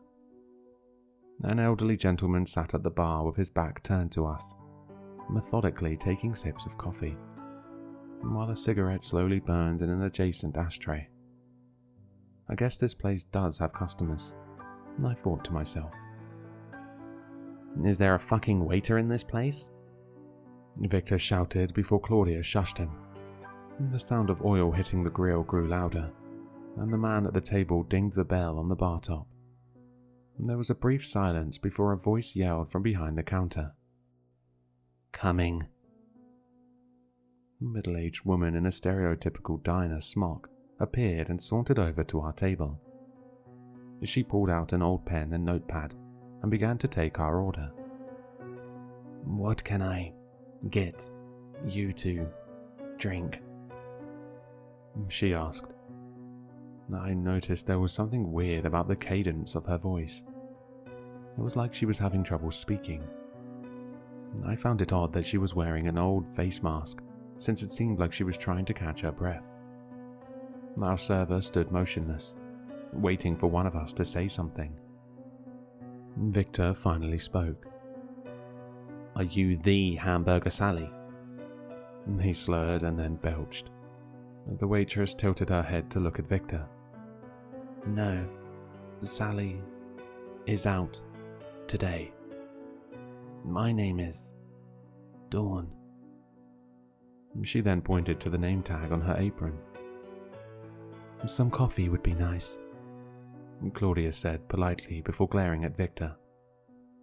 "Coffee for me as well," Amanda said while still looking down at her menu.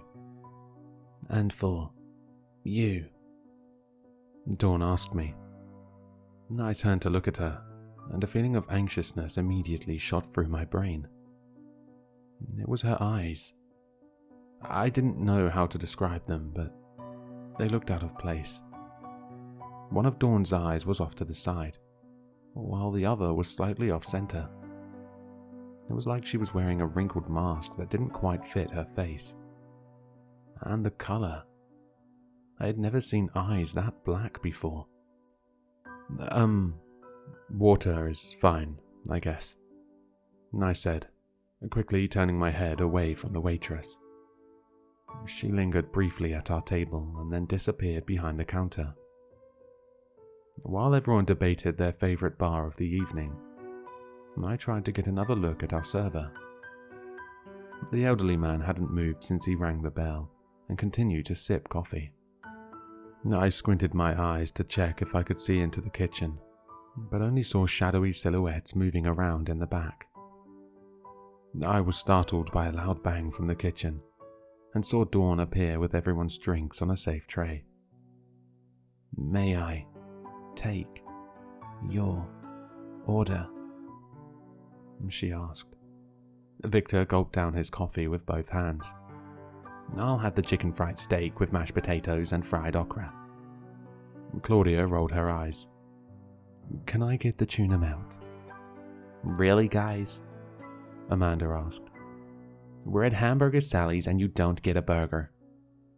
She shook her head. "I'll have the old-fashioned cheeseburger. Oh, and can I also get a vanilla milkshake?" I felt Dawn's eyes shift over to me. I guess I'll have the same." "Thank you. We'll get that right out." Dawn then headed back to the counter.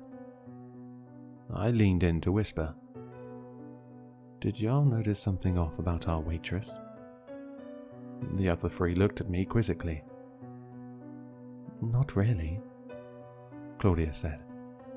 "though I'm worried she may have emphysema or something." "What should we be looking for?" Victor asked. "I don't know. There just seems something off about her. Honestly, there's something totally bizarre with this place." "Yeah, it's an old diner," Amanda said firmly. "Are you doing alright? Should I grab a Pindalol from my purse? You're probably still stressed from all the work you had to do today." I waved her off. "No, I'm fine. You're right. I just need to calm down." Victor smirked and then pulled out 2 nips of Jack Daniels. "I've got something better than a beta blocker." I snatched them from his hands and shot them down my throat, while the others cheered me on at the booth. We made some small talk before Dawn brought our food to us. And it was decent. Not totally out of this world, but perfectly acceptable for a rundown diner that never sleeps. Amanda, however, wasn't looking too hot. "I think I'm going to be sick," she said, clutching her stomach. "Well, this is your first time trying meat in like 5 years, I reminded her. Amanda shot daggers at me with her eyes. "Sorry, Al. I think I need to run home real quick. I'll be back." She then bolted from our booth and disappeared into the night. We ordered another cup of coffee to wait for Amanda, but I deduced that she had fallen asleep after hurling. "Let's pick up the check. This one's on me," I said, anxious to get home. "Au garçon!" Victor yelled, snapping his fingers. Dawn reappeared and glided to our table. "What can I help you with?" We're ready for the check," I said nervously, trying not to make eye contact with the waitress. "Oh, the check. Yes." Dawn went back to the kitchen. I excused myself to hit the can before we settled our bill. The bathroom was more like a tiny closet, and while doing my business, I saw a box labeled Hamburger Sally's sitting under the sink. Curious, I opened the box and found a dusty old binder with family photos and a journal filled with scientific scribblings I didn't recognize. The picture looked like it was from the 1980s. It showed a man and a woman holding a young toddler wearing a bow in front of the restaurant. The back of the photo was labeled Bill, Dawn and Sally, grand opening 1986. So that's where the name came from. I also found it interesting that Dawn was still working, even though she probably had to be in her 70s. Plus, she didn't look that old. I quickly flipped through the rest of the album. Most of the photos were of Sally at various milestones in her life, but there were a few of Bill tinkering with something in his garage. It looked like some sort of robot or android. but the pictures were too smudged to make out anything comprehensible. Looks like Bill was a man of many talents, I thought to myself. The notebook in the binder was also faded. I couldn't make out most of the writing. But inside one of the pages was an old patent application titled Synthetic Autonomous Learning Intelligence Bot. Sally. It must have been the robot Bill was working on. The patent application was filled with black lines and redacted labels, and the only thing legible was the giant red stamp at the front that said denied. Stapled to the patent application was a cease and desist letter from the Department of Defense. At the back of the binder was a torn piece of paper with a note written in pen. Today, Sally made a friend. Just what the hell was going on here? Pat, did you fall in the toilet? I heard Victor yell. I pulled my pants up and hurried out of the restroom, finally glad to leave the diner. I slid back into the booth. Let's get the hell out of here. I pulled some cash out of my wallet and put it on the receipt, not even bothering to check the price. I don't need any change, I said to Dawn. Thank you, dear. No problem. I hope you and Bill have a good night, I said without thinking. Who's Bill? Hiccuped Victor. I froze in my tracks, and time seemed to stop. I felt Dawn's black eyes hone in on me again. Her neck tilted slowly, until her ears were almost to her shoulder. She placed the cash back on the table and clicked her spindly fingers. Who the fuck is Bill, Pat? Victor asked again. Dawn turned to Victor. Would you like to meet Sally now? Victor chuckled nervously. Sure. We'd love to thank her for a great dinner. The room fell silent. I could only hear my heart pounding in my ears. I saw the man at the counter slowly rise, his face still turned away from us. The music at the jukebox grew slower and deeper, and I realized it had been playing the same song on loop. The lights began to flicker even faster, and Claudia and Victor looked scared for the first time this evening. Several thumping noises came from behind the counter, and the walls in the back began to shake. What the Victor started to say. Then darkness. A sound like metal hunks scraping together, followed by a deafening shriek that shot throughout the room. I instinctively grabbed my backpack and hustled out of the booth, but tripped on something squishy and fell face first into the floor. Another inhuman howl pierced my ears, and I hustled to get back to my feet. The lights came back on. Dark red blood gushed on the black and white tile below me and seeped into my shoes. I whipped around and, in horror, saw an enormous black humanoid machine throw Claudia's lifeless body on the ground with ease. Victor sat slumped over in the booth. Only his face was missing. The man from the counter stood over Claudia's body with a kitchen knife, and then knelt by her face. I did the only thing I could do. I screamed. The three beings whipped around to face me. Dawn was no longer wearing her face mask, and the skin where her mouth was supposed to be hung in tatters, revealing nothing but black metal. The man from behind the counter was now wearing Victor's face. The other humanoid, which I deduced to be Sally, had a chrome-plated black face. On top of its head was a dusty red bow. I ran, tumbling from behind the counter, feeling the androids hot on my tail. I leaped into the diner's giant refrigerator door and locked it from the inside with a crowbar. I'm still here, shivering and surrounded by frozen meat that's been here for who knows how long. Surprisingly, the machines haven't found me, and I wonder if the freezer is concealing my heat signatures. Every now and then, I'll hear a muffled voice cry out from the restaurant. "Where are you?" The voice will say. It sounds like Claudia's, but more disembodied and tortured. "Papa isn't mad. Come out to play." That one sounded like Victor's, but totally devoid of his free-spirited charm.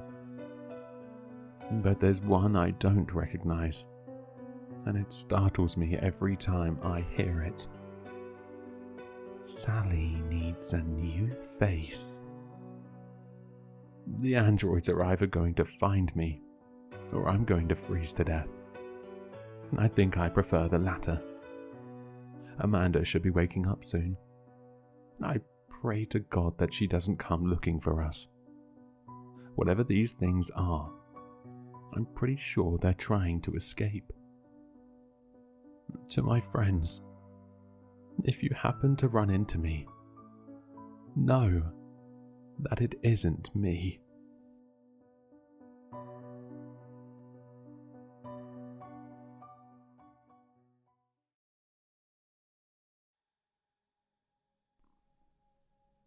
Pop, Pop. "Honey?" I groaned. "It's really late. I have to get up for work in the morning." "Huh?" Manny grumbled.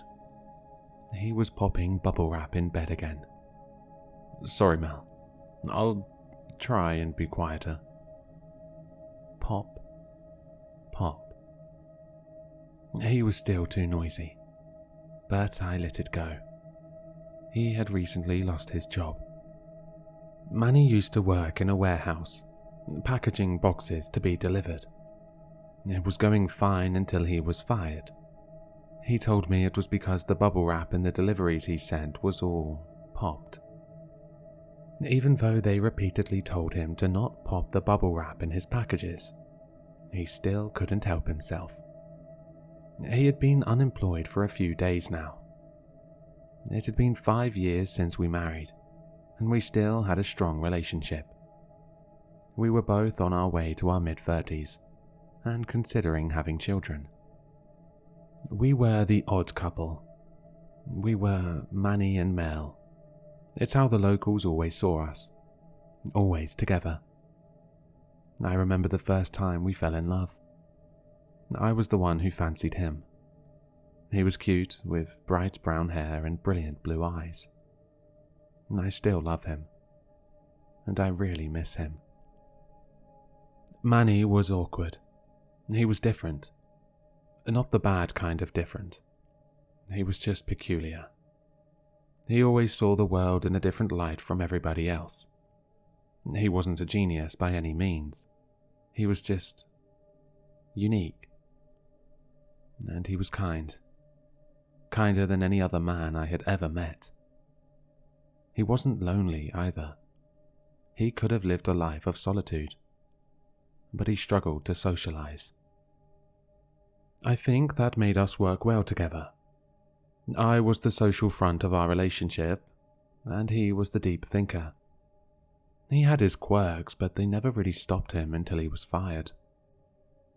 Of course, Manny's most notable quirk was his strange obsession with popping bubble wrap.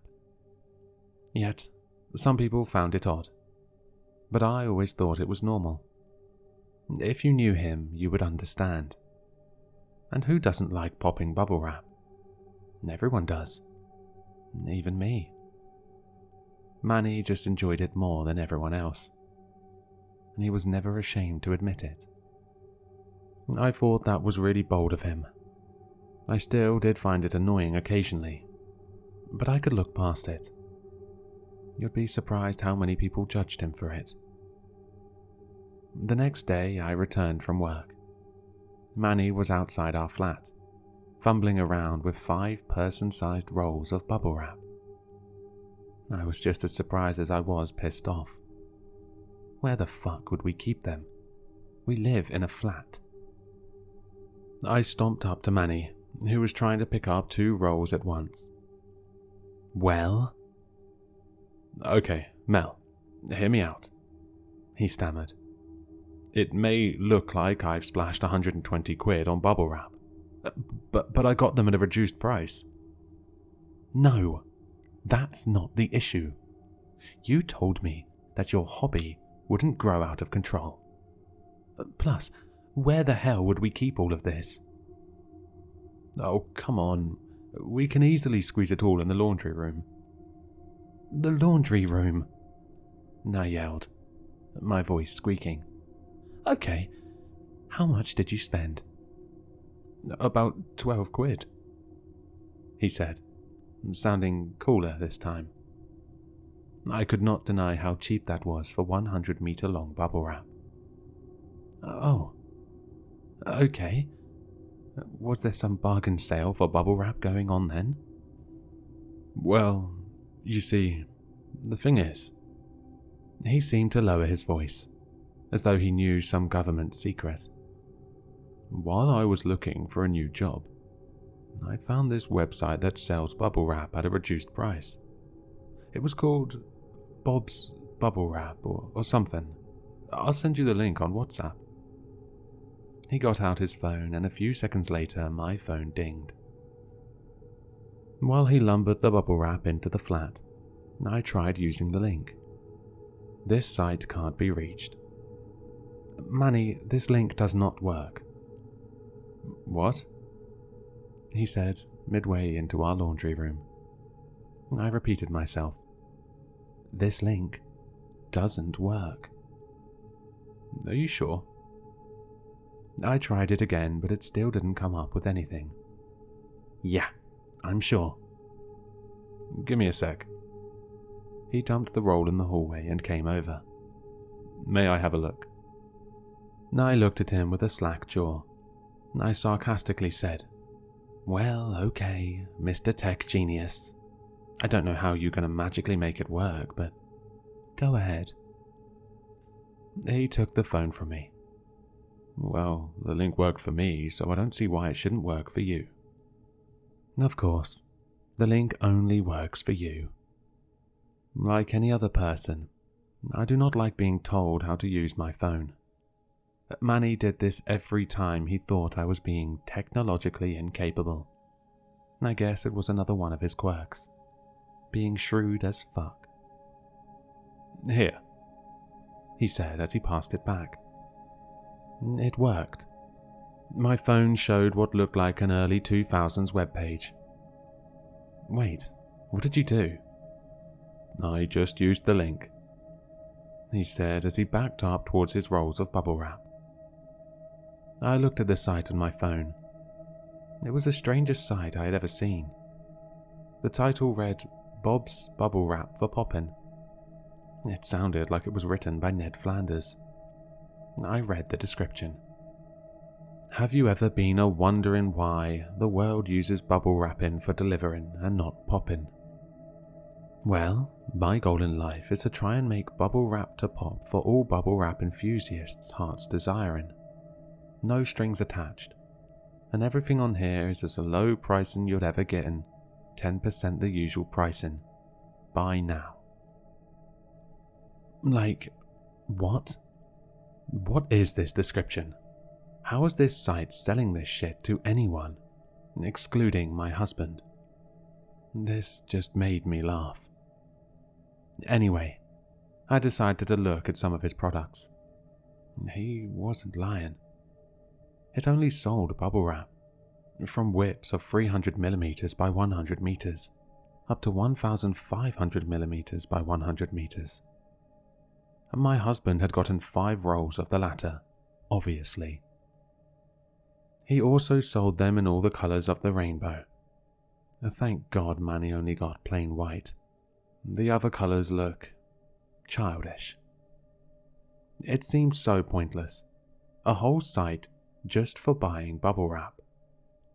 It smelled funny, but what harm could it bring? I read the disclaimer at the bottom, but only remembered it later. I regret that now. I approached Manny.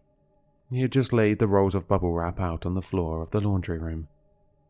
How did you pay for this? Did you buy it in store, or... No, they must have delivered it here. You mean for free? He grunted credulously. I guess so. I did not ask how he paid for the bubble wrap itself. Thank God you weren't scammed, you numpty, I said with a hint of annoyance. I hope it was worth it. Now you have plenty of bubble wrap at least. Yep, this should keep me going for a while, he said, stretching his arms and groaning. He then lay back across the bubble wrap, feeling its bouncy consistency. Can you imagine what sex would be like on this stuff? What? I said, giggling. Sometimes my husband would say the most random and funny-ass shit of things. Are you for real? He just gave me a look that screamed, "You betcha." I laughed out loud at this. Come on, let's watch some Netflix. I'll leave you to guess whether we did it on the bubble wrap bed or not.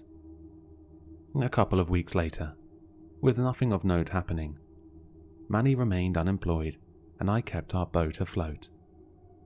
So, scratch what I said earlier about him being capable of living by himself, living a life of solitude. He would most definitely sink without me. I was talking with Jane, one of our neighbors. We did this every time we would run into each other outside the flat.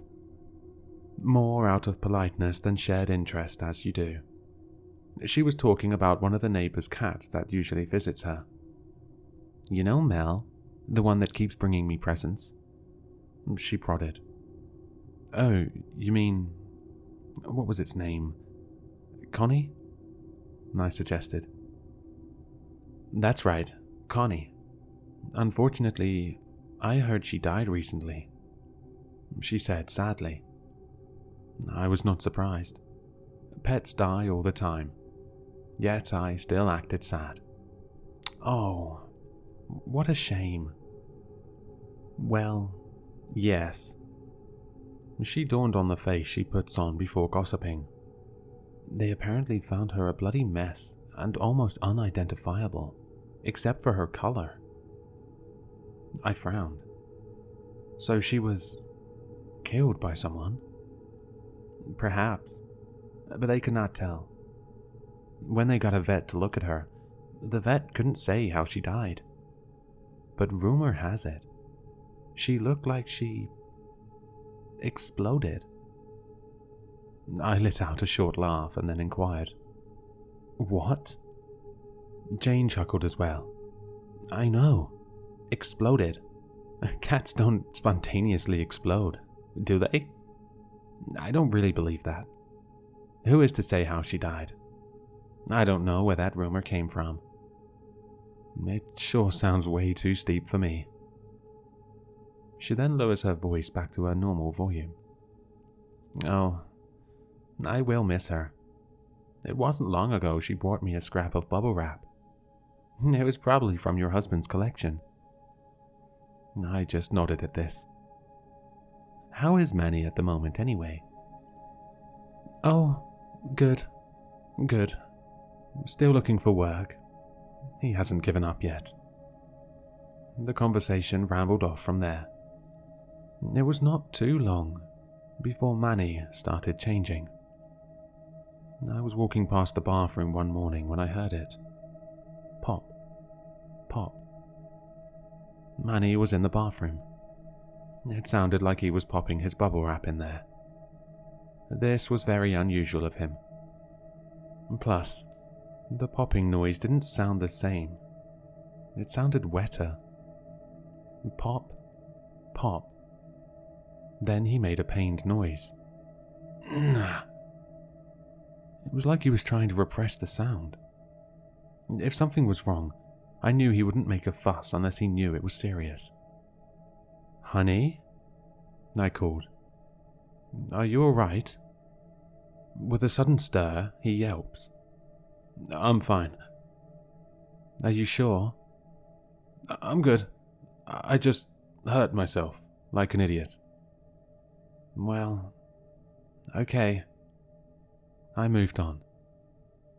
Later, I noticed loads of plasters, band-aids if you're an American, from our medical cabinet had been used. The packaging had been crumpled, as though Manny had desperately scooped them out of the box. He was lying down on the sofa, popping more bubble wrap. "Have you been using the plasters? Almost all of them have been used up." I knew he had, but I felt he needed to admit to using them.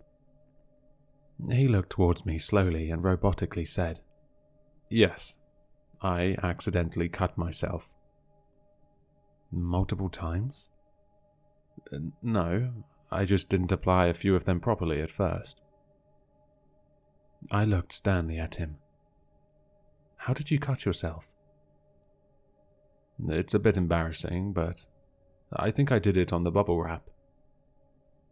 "Oh, really?" I had felt the bubble wrap, and maybe popped some of it, though it didn't seem too sharp. If anything, it was soft and cushioned. Still, I had no real reason not to believe him, so I decided it wasn't worth interrogating him. Then, suddenly, it got a lot worse. The evening news was on, and Manny got up to get something from the kitchen.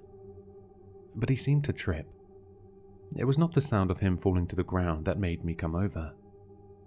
It was the pain he sounded like he was in. He was whining like a hurt deer. "Are you alright?"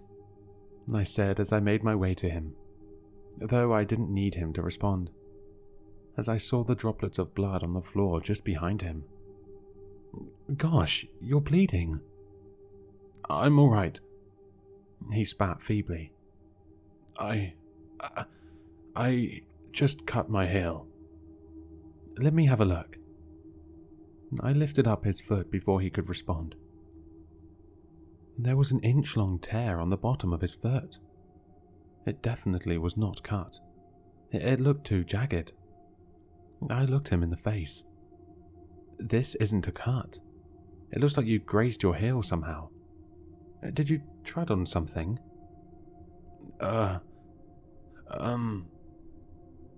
He had given me a look that told me he did not want me to know. I know he didn't want me to worry about him, but I needed to know what was wrong. "Okay, what is going on? You look like you're hurting and you won't tell me why." I gave him a severe look. "Please, we're partners. Tell me what's happening." Manny looked back at me, and I could immediately tell he felt what I felt. Worry and confusion. "I'm sorry," he said. "It's just, I don't really know. Honestly. Just look." He took his shirt off, exposing his chest and arms. I couldn't explain it.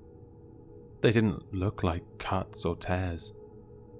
His skin was inflating, not like a balloon, but more like bubbles. They only occupied his left breast and his left arm. They formed in patterns, each a few centimeters from the other in checkered formation. They looked like warts, just without the infected look. His skin stretched with the growths, making them look pale and almost transparent. More than anything, they made his skin look like bubble wrap. The bubbles under the peeling away plasters on his arm looked similar to the ones on his heel. As I noticed this, I realized that his skin hadn't been cut or torn, but it had been burst. What? Are you... I stuttered, now hyperventilating. Are you having some kind of reaction? I don't fucking know, he said, anger and fear now very present in his voice. I don't know what is happening. My skin started doing this yesterday. They just keep coming back, no matter how many times I pop them, and nothing but air comes out of them when I do. My arms are numb, and he suddenly flinched at the sudden movement of one of the bubbles in his arm. They were growing. He raised his hand to pinch one of the bigger ones. At first, I didn't think he would. It was the size of a marble. But then he just pop, blop. I don't know how to describe the sound. It popped, hissed like a deflating balloon, and spat out blood. And then he did it again, to the next one along, and then again. I just watched him for a few seconds in confusion. As I looked at him, I recognized his expression. It was the same satisfied look he wore while popping his fucking bubble wrap. Just this time, slightly pained. Then, I figured he was not doing it out of necessity, but compulsion. "Stop it!" I yelled, reaching for his right arm. I held it away from the bubbles. "Don't. You'll make it worse." He kept trying to pull his arm towards the bubbles while pushing me away. His compulsion was too strong. It was only then that I heard his breath.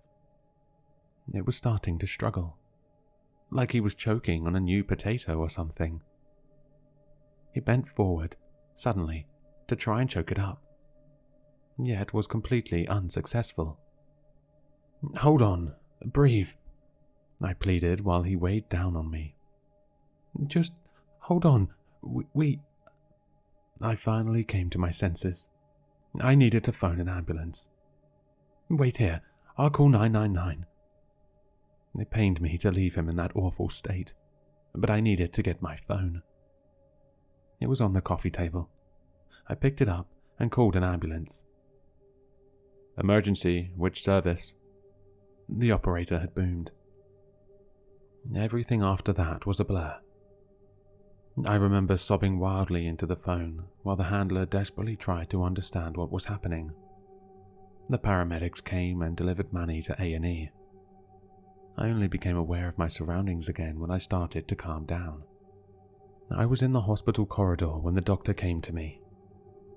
"Mrs. Watts?" "Yes." I spoke up with confidence. "Is Manny all right?" He looked at me with an expression which meant bad news. "He is all right. He is still struggling to breathe, but..." He paused. "We are still trying everything we can to stabilize him." "What's wrong with him?" I asked. "We don't exactly know. We first thought it was anaphylaxis, but now we think it is air embolism." "Air embolism?" He then started using a lot of medical jargon, so I will try to explain it to the best of my ability. Air embolism, he explained, is when air gets into the bloodstream, blocking it and causing blood vessel blockage. To make it easier to understand, it is like that one scene from JoJo's Bizarre Adventure, when Kira, the antagonist from Part 4, is attacked by Stray Cat. Stray Cat puts an air bubble into Kira's arm, causing blood vessel blockage. As it said in the anime, if Kira did not remove the air bubble, it would make its way to his heart, killing him in minutes. Why was my husband still alive then? That was what the doctor couldn't figure out. Instead of the air in Manny's blood traveling to his heart, it was collecting in his bloodstream, creating bubbles on his skin. "My current theory," he said, is that some unknown force is taking the oxygen out of his blood cells and amassing bubbles in random places in his bloodstream. We still can't figure out why they are in organized patterns or why it is happening at all, but we will do everything we can to find out. If we keep the bubbles forming in his bloodstream small, we can at least keep his blood circulation stable. So, what's causing him to choke? Well, from what we can tell, a big one started forming in his throat. He stared at me gloomily. If we don't do something about it, he could suffocate. But if we pop the bubble, he may bleed to death. Our options are limited. I teared up when he said this. I didn't want him to die. Can I see him? The doctor nodded and he showed me to Manny's room. Manny looked even worse than before. The growths were now all over his back and front. The biggest was the size of his fist. They made him look like he had tumours growing under his hospital gown. They were all in the same pattern, the bigger ones pushing the smaller ones out of the way. And even then, I could still see him popping the smaller ones around his belly. I grabbed his hand gently and eased it to my chest. "Manny," I cried. "What is happening to you?" All he could do was croak some short sounds under his oxygen mask. I mess up. It's not your fault. They're gonna fix you. They will. I put his hand on my forehead, wishing for a miracle that would never come. The bubble in his throat, now visible and the largest, bulged as it grew a few more inches. He gasped as his throat closed up even tighter. "Manny," I pleaded. "Breathe. Please breathe." "Come closer." I put my ear right beside his mouth. "What is it?" He coughed once more before finishing. I love you. I will never forget what he did next. Instantaneously, he pulled his hand back and crushed the bubble in his throat. Bang! Blood splashed onto my face, dousing me in the stuff. It gurgled from his mouth while spluttering out gargled noises, as it flooded down his jaw in pints. And the fear on his face. I think he wanted it to be a graceful way out of this world, but his face only told me how utterly scared he was. His eyelids were glued to the tops of his sockets, and his mouth opened wide in a bloody scream. Everyone else moved around me. The doctors and nurses pushed me out of the way. Someone was pulling me away from him. I don't know who, but I didn't resist. I was deaf to all the noise in the room, my ears ringing like a bomb went off right next to me. And nothing could break the view of my husband. Our eyes had locked onto each other before I could hear the long bleep of a failed heart monitor. I blacked out. A couple of days later, before I started writing this, I was thinking about what had happened. After Manny died, the doctors gave me their consolation, when all I really wanted was answers. The head doctor thought it could be some new virus or disease, like we needed another one. This was only speculation, as all the blood tests they performed on Manny came up with nothing. And yes, he did consider whether this virus, disease, is contagious. He thinks it isn't. He said he'd contact me if anyone else showed any symptoms. I haven't heard from him yet. I did tell the doctors what happened to the cat, and its similarities to my husband. I don't think they will do much to look into it. As far as I know, the cat was buried. I didn't know the owner. It was just all so unfair. Manny was a good person and did nothing wrong to deserve this. Even though I knew it was mad, I considered the website Manny used. Yet the link still doesn't work for me. I don't know. Maybe Manny had something which gave him access to the website. Though, I did start thinking about what I could remember on the site. And that's when I remembered the disclaimer. It took me a while to try and remember what it exactly said, but this is what I could recall. The bubble wrap sold on this website is for pop-in only. If it is used for delivering, there will be consequences. It was just weird when I saw it at first, but now, could it be the reason all of this is happening? I don't believe in any supernatural mumbo-jumbo, but could it be breaking this rule that led to my husband's death? I do remember Manny having to deliver something to his mother. It was a late Mother's Day gift, I think. Why not use the bubble wrap that was lying around at the time? Then, what about the neighbor's cat? I mean, it did not need to use the bubble wrap. Though, could it have taken the bubble wrap? Connie did sometimes come in through the window into the laundry room, and Jane did say that it delivered some bubble wrap to her. Did I use the bubble wrap for anything? I don't think I did. Then again, Jane did ask, not too long ago, whether she could use some of it. That doesn't mean I delivered it to her, does it? Though, the verruca on the back of my foot does seem to be getting bigger.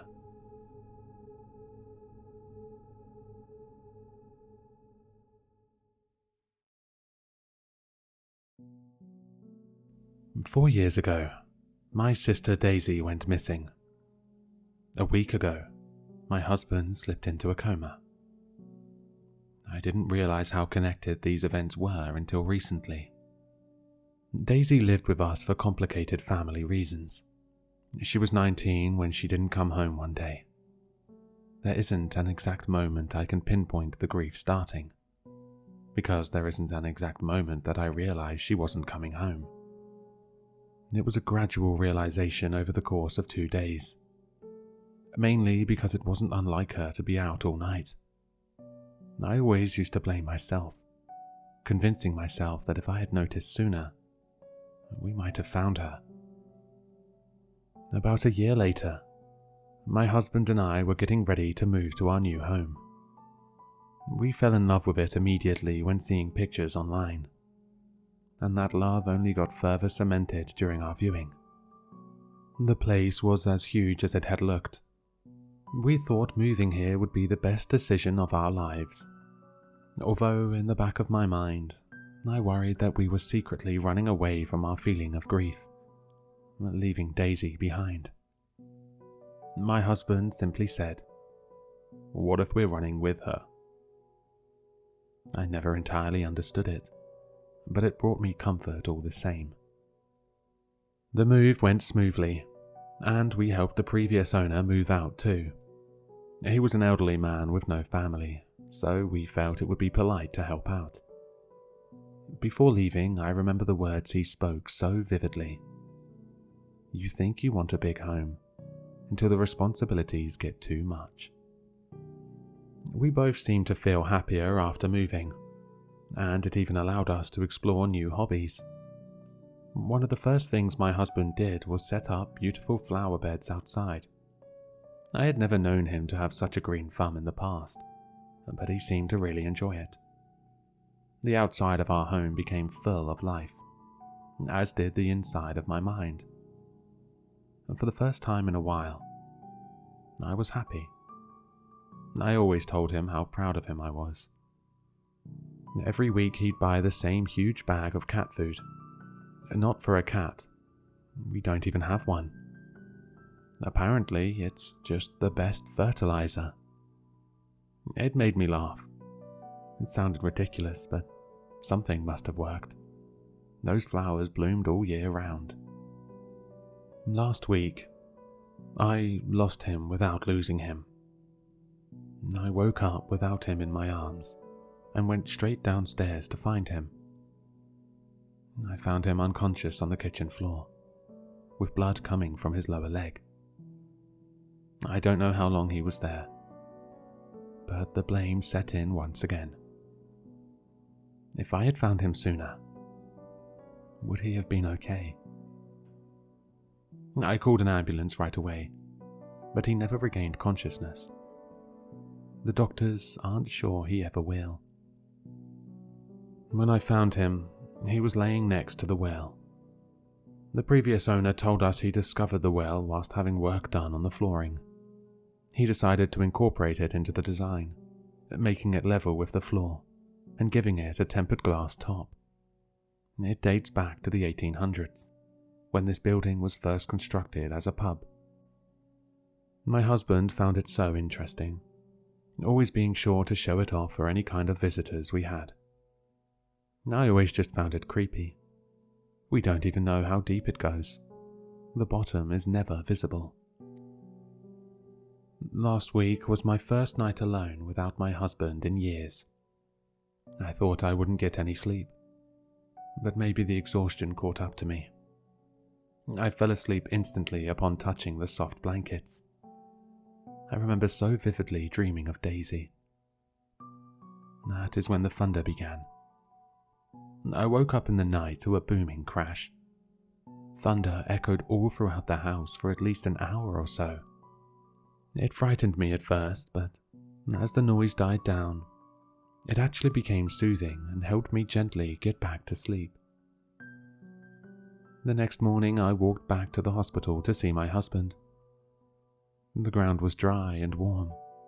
There was no evidence of the storm I had heard loudly visiting the neighborhood on the night prior. I didn't take this as a clue at the time. It just wasn't my biggest concern. Going to see him felt similar to looking for Daisy. With her, we would go out every day, physically searching for her and places she might be. Now, instead, I wait next to my husband, hoping, wishing for him to come back to me. The next night, the thunder came back, louder and longer this time. I didn't get the satisfaction of drifting to sleep before it began. It was whilst I was laying there, eyes open, that I realized there was no light. Not a single flash from any kind of lightning. Those bedroom windows remained as dark as void. I decided to check the weather. Cold, slightly cloudy. The cycle repeated. I felt like I was going insane. Like clockwork, every night, the same cycle, the same cycle, the same cycle. It got stronger with each night. I spoke to neighbors, doctors at the hospital, friends on the phone. I'd always bring the thunder up in conversation. None of them had heard any thunder. I couldn't wrap my head around how I was alone in this. Yesterday, my mind seemed to decide that it was time to be active around the house again. I cleaned the dishes that were piling up, emptied the bins, and decided I should tend to my husband's flowers. I was surprised that they weren't wilting already. It gave me a funny feeling that he was still around, taking care of them whenever I wasn't looking. I got emotional as I looked down at them. I wasn't even sure how he applied the cat food fertilizer. I'd never really seen him do it. I wanted to smell them first. They always had such a strong, beautiful scent. Yet, this time, nothing. No beautiful smell. Just nothing. Was my sadness running so deep that I had forgotten how to experience beauty? I extended a hand out to touch one. Plastic. I touched another and felt the same thing. All of them were plastic. Every single last one. even the daisies, planted in memory of my sister. His hobby had been a lie. I was almost angry, but all that emotion came out as tears, as I settled for just feeling empty. Why had he lied? That night is when things took a turn. The thunder was at its loudest. I could hardly hear my own thoughts. I knew that there was no chance of sleep. I decided to get a glass of water, a decision that changed everything. As I stepped down each step, the noise seemed to somehow get louder. Step, boom. Step, boom. Step, boom. I stepped into the kitchen, and the noise stopped. I tensed up, bracing for the next crash to cut through the silence. Yet the silence remained. Relieved, I flicked the light switch, only to be met with more darkness. The bulb was busted. Fantastic. But at least the noise had stopped. I made my way through the kitchen. The cold feeling of the glass at my feet confirmed that I was walking right over the well. I shivered, but not because of the temperature. As my feet made their way back onto the tiles, they hit something far too early. The tiles seemed to be broken, or out of place. I couldn't tell. And whilst I could get a glass of water in the darkness, I could not deduce this foreign feeling without the light. So I went to get the spare bulbs down in the basement. Truth be told, I hadn't been down there since we moved to the house. I never liked the spooky atmosphere. But I had to face that fear. And thankfully, the basement was nice and bright. Regardless, I had no plans to be down there long. I found the bulbs quickly, but as I grabbed one, something caught my eye. Perfume. Lots of perfume. Boxes and boxes of them.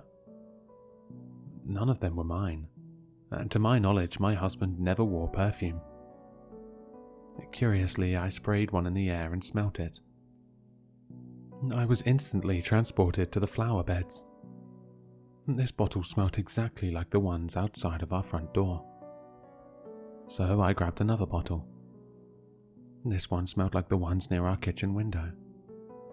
I grabbed another. This one smelt of daisies. I began to piece together what was going on, but I didn't understand why. Against my instinct, I decided to look around the basement a little more. I discovered a wooden box with a label. The Well Diaries. It was locked. Next to it was a collection of framed photos. Each of them contained different people standing at the well. The earliest dated to 1910, and the latest was of my husband. By himself. I had no idea this photo existed. Who even took it? My husband had been lying to me about the flowers, but it seemed like he may have been lying about more too. I realized at this moment that the previous owner had also lied. The old man claimed he found the well. These photos showed otherwise. It was never covered up to begin with. I also found an MP3 player with only one song, Daisy Bell. The one that goes, "Daisy, Daisy, give me your answer, do." My sister had always had that as her ringtone. The final thing I found creeped me out too much. It was a calendar. My husband had marked off every single day, of course stopping the day he fell into his coma. There was a note attached. Feed her every day at 7 a.m. I turned around and headed back for the kitchen. This was all too much to handle. I just wanted to get a glass of water and get back into bed. Maybe in the morning I'd have a clearer head and be able to draw a rational conclusion. I went to replace the bulb. Yet in my confusion, I had forgotten to turn off the light. as the new bulb immediately turned on as it screwed in. The almost blinding brightness isn't what startled me. It was the face I could now see under the glass of the well, staring at me. It was still only barely visible, but I could clearly see 2 eyes and an outstretched mouth. At first I was too shocked to notice one of the kitchen tiles open like a trapdoor, directly next to the well. It seemed to hide a small chute covered in cat food, leading into the well. I was staring at this creature in fear, yet something stuck out to me. It had Daisy's eyes. The rest of it looked nothing like her. Grey skin, bony shoulders, balding head. But the eyes, they were unmistakably hers.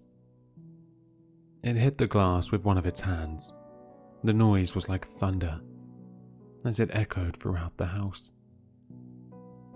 I only snapped out of my frozen state when I saw 2 fingers slowly make their way out of the chute, as the face continued to stare right through me. I ran. I ran faster than I ever have in my life. I ran, and when I couldn't run anymore, I ran anyway. I didn't have a specific direction in mind, but perhaps instinctively, I ended up at the hospital. I sat with my husband, still shaking. I do not plan to go back to the house. It's not safe there. I stared at my husband, trying to calm myself down, trying to think of happier times, trying anything to just forget about what had just happened. Instead, I found something that almost made my heart stop. Around his shin, where the wound would have been, his skin was slightly grey. Perhaps I'm being paranoid, but given what I've seen, I think I have every right to be. My sister has become whatever the fuck she is now. I think my husband is going to suffer the same fate. I need to bury him, right? I mean, that seems to be the entire point of the well, to contain whatever these things are. Clearly, they can't be allowed out. I don't know what to do next. I love my husband. I don't want to have to do anything to him. But I don't want him to become one of those things either. Perhaps I should track down the previous house owner. Perhaps I should try to read the well diaries. All I know is that I can't just forget this and leave. Whatever has been happening in that house, I want to end the cycle.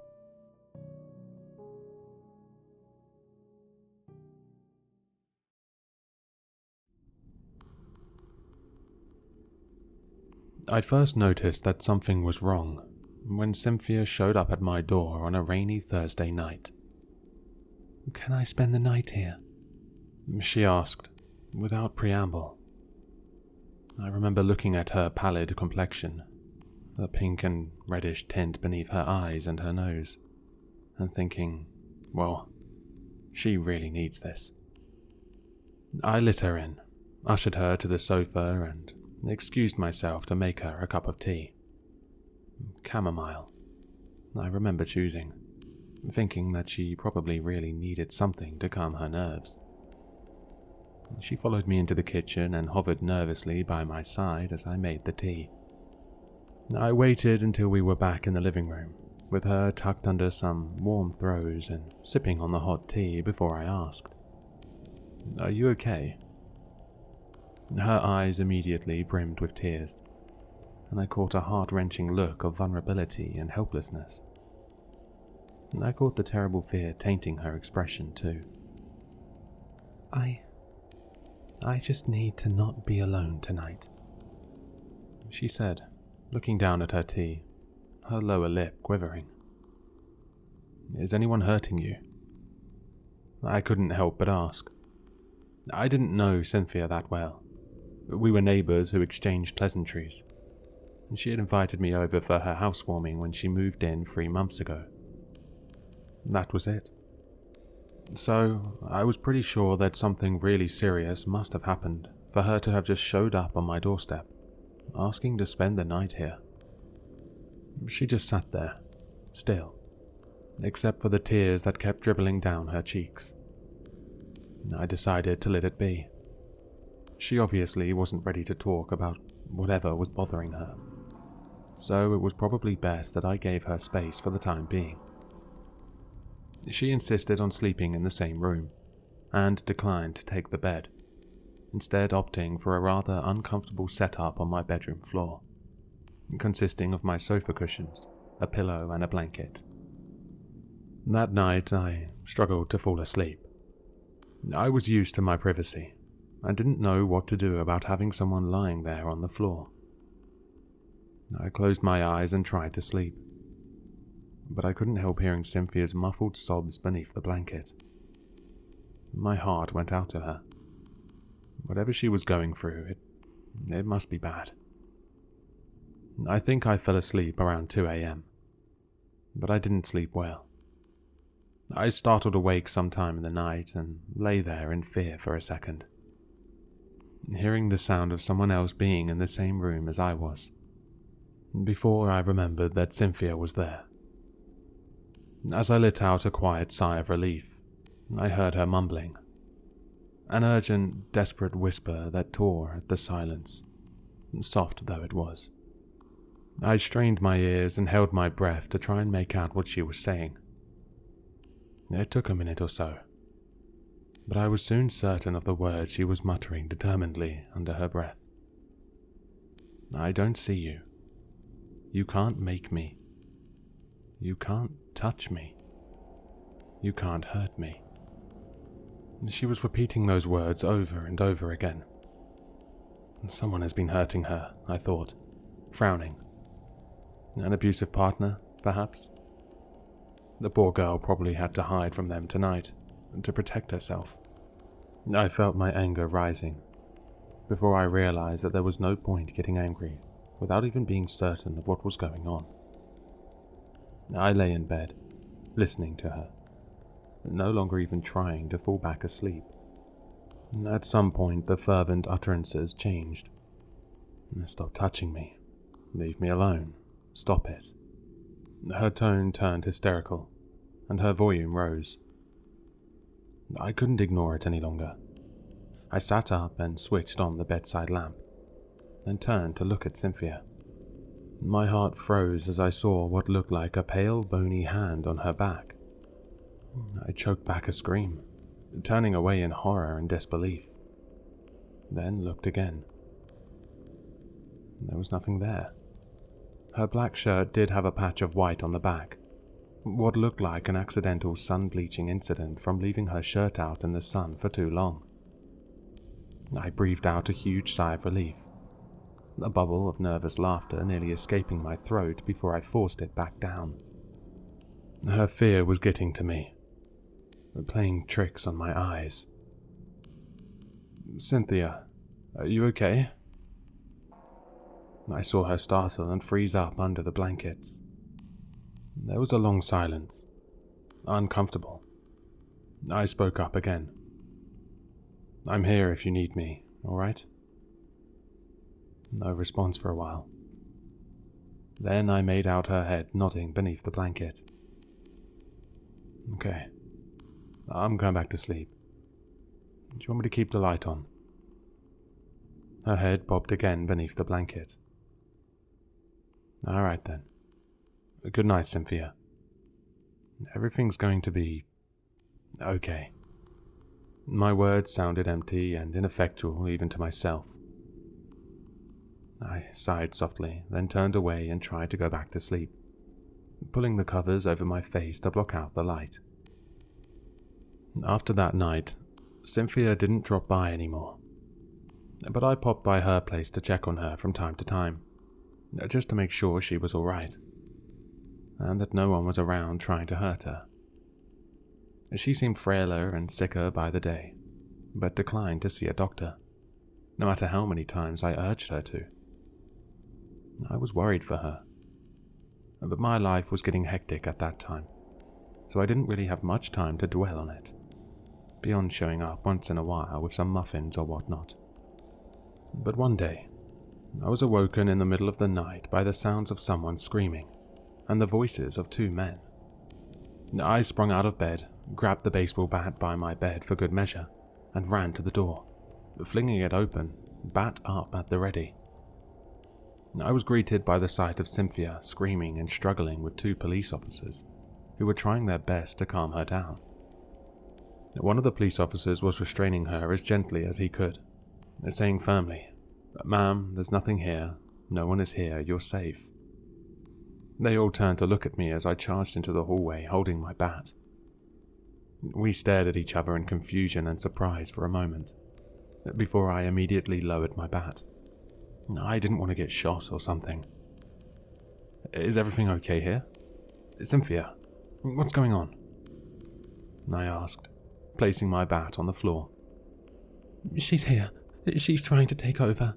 She's trying to hurt me, make me do things I don't want to do." Cynthia's wails were raked through with a frenzied terror that shot chills down my spine. "Do you know her? Look, please tell her there's no one here. She made a police report about some lady showing up in her home, threatening her and hurting her. But there's no one here." "She's right there. She's right there. Oh God, why can't you see her? Why can't anyone see her?" Cynthia screamed and pointed at nothing, at thin air. Her screams rattling me to the core. I shuddered, and then looked in Cynthia's eyes. "Cynthia, please.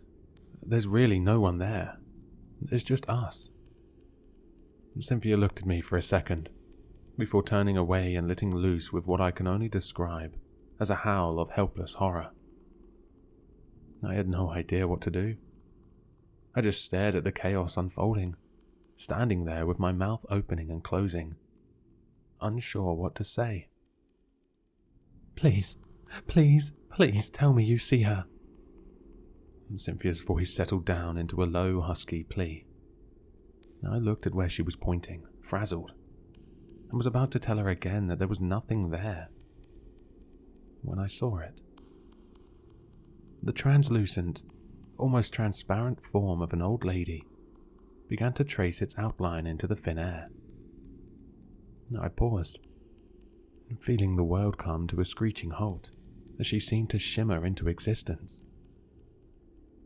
I said old lady, but this was like no old lady I've ever seen.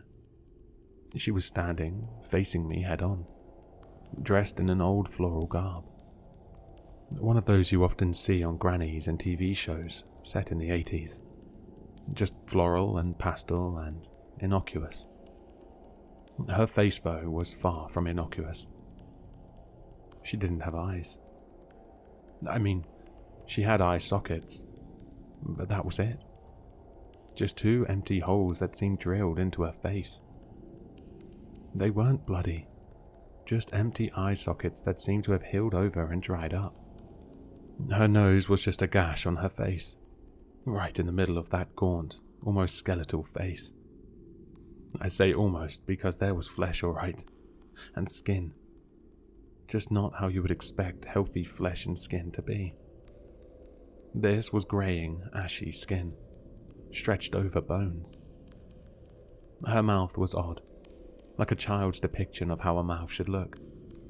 Two oddly formed, tightly knit lips that was slapped onto her withered face. She seemed to be looking right into my soul, with her eye sockets. I think I was frozen in place for too long, for Cynthia suddenly jerked me out of my horrified silence, with a yell tingled with hope. "You see her too." The cops turned to look at me as I stared, transfixed, at that wretched creature before me. I could feel the blood draining from my face, and static began to crowd the corners of my vision. I tried to speak, but my lips had gone dry, and my tongue felt too big for my mouth. "You see her too, right? Tell them you see her too," Cynthia cried. Then that creature smiled. Or at least I think or rather it, tried to, pulling the corners of its lips apart, stretching the lips until its skin tore. Then it put a finger on its lips. I wanted to scream, to start running, but an unearthly cold wave enveloped me, and suddenly, I just knew. I knew that if I were to point it out, if I were to say or do anything to highlight its presence, it would come for me. I stood there, in limbo for what felt like an eternity. I looked at the hope welling up in Cynthia's eyes, her desperation written on her face, then at the cops, who were beginning to look a little unsettled. And then I looked at its face. It continued to smile and hold a finger to its lips. Then it tilted its head, as if curious about what decision I'd make. I don't know how, but it made its intentions crystal clear. I knew it in my bones, right then and there, that if I betrayed its existence, I would be next. I knew what I had to do, but it wasn't easy. It wasn't easy at all. I forced a confused look onto my face and looked away from that creature, straight at Cynthia, with both cops watching me closely. I'm sorry, Cynthia. There's really no one there. I really tried to look. There's no one. I saw the bubble of hope on Cynthia's face burst, and watched as her expression crumbled into one of despair, rage and terror. It broke my heart. I nearly teared, but I held the tears back. No, you saw her. I saw your face, you saw her. I know it. Tell them. Cynthia began kicking and screaming again. The cops looked relieved. I think for a moment they might have sensed something there, or saw from my face that something could possibly have been there. With my denial, they had the go-ahead to go right back to the life they knew, to the facts of the world that they were certain of. I'm sorry, Cynthia. I'm so sorry, I said, and turned away from her. I grabbed my baseball bat and went back to my apartment, closing the door behind me. The commotion lasted for a long 10 minutes or so, before I heard some other personnel arrive at the scene, probably medics, and they carried her away, screeching and wailing, directing occasional insults at me. Insults like traitor, coward, liar.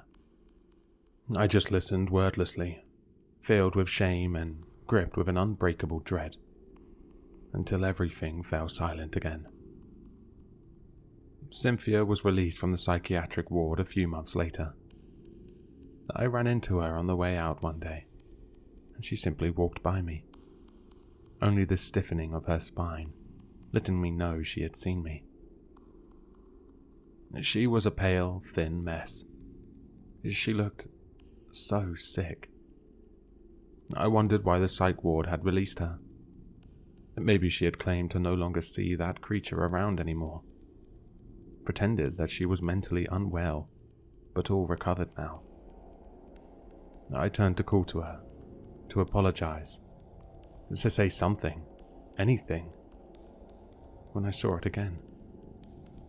The malformed old lady. It was following her, walking so close to her its head was right above her left shoulder. It turned its head a full 180 to face me, its neck obviously not restricted by the physical limits humans faced. Then it smiled again, tearing yet another rip into its lips, and it held up a finger once more. I ground to a halt, suddenly all hollowed out yet brimming with a viscous fear. I walked away from her, once again, literally turning my back on her. I still see Cynthia sometimes, though less and less so. She hardly seems to leave her apartment nowadays. In fact, I haven't seen her for a whole week, and the mail at her mailbox is piling up and spilling over. I know I should go back and check on her, but I can't. I feel like I almost physically can't. I think of taking those few steps next door and my body freezes up. I honestly do not know what to do. I'm thinking of just moving, putting Cynthia out of my mind forever. Try to suppress the guilt, shove it down so hard that it curls up into a ball and rolls to a back corner of my mind, where it can stay buried under tons of distractions. I know what I've done, what I will keep doing. It will weigh on me for the rest of my life. It will be the one thing I'm ashamed of, that I can't shake. But I don't have a choice, do I? What could I have done? What can I do? I don't want to be next.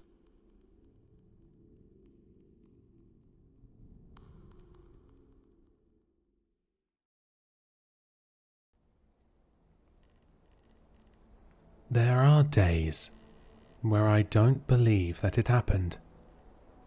These are the best days, because then I can get through work without a panic attack. I can pretend the nightmare was just that, a nightmare. The sun rises, the dream fades, and life carries on like normal. But every time I open my phone and see the group chat's last message, a skull emoji sent by my friend Jamie 6 months ago, it all comes crashing back. The flames of fear consume me and the vines of survivor's guilt immobilize me, and I'm taken back to that world, the land of the woven trees. My therapist says writing about it might help. I don't think writing to strangers online is what she had in mind, but she probably doesn't believe me anyways. Not that I blame her. The whole thing sounds like a teenager's shitty creepypasta, and I've given up on trying to explain it to everyone. Well, everyone besides those who find themselves listening right now. So, congratulations on finding this. The one and only place I'll tell the story of what really happened on the Woven Tree Trail. Jamie and I were sitting on a bench outside the guest center, our backpacks leaning against the table. You know, I'm pretty sure smoking is illegal in public parks, I said to Jamie. Psh, no one gives a fuck, she said, blowing another puff of the joint. Besides, we're about to go hiking for a week. I need to get in a hit when I can, you know? Alright, I'm sure everyone's going to love breathing in weed as they're hiking. Jamie gave me a small push, but laughed. Hey, I'm not that bad. We heard the crunching of footsteps on gravel and turned to see my boyfriend, Grant, walk up from behind. Our guide is here, he told us. Oh, shit, Jamie said, extinguishing the joint and quickly tucking it into her jacket pocket. In her haste, she dropped the lighter to the ground. Let's hope he doesn't have a good sense of smell, I quipped, picking up the lighter. Jamie rolled her eyes, then looked at the lighter in my hand. Maybe you can hold on to that, so I don't get tempted, she said. Deal. The three of us walked towards the rest of our group. There were 6 of us in total. Jamie, my best friend and fellow engineer. Grant, my boyfriend and aspiring photographer. Tasha and Spencer, who were partners and medical students. Trevor, a college senior and the newest member of our group, and myself. We'd all met in a backpacking club at college and stayed in touch since. We were having our annual backpacking trip, this time around a loop called the Woven Tree Trail.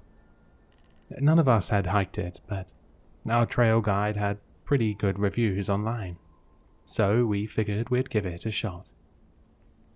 Tasha, Spencer, and Trevor were standing around a short man that looked to be in his 50s or 60s. He had a thin, wiry frame with light brown skin that reminded me of the surrounding trees.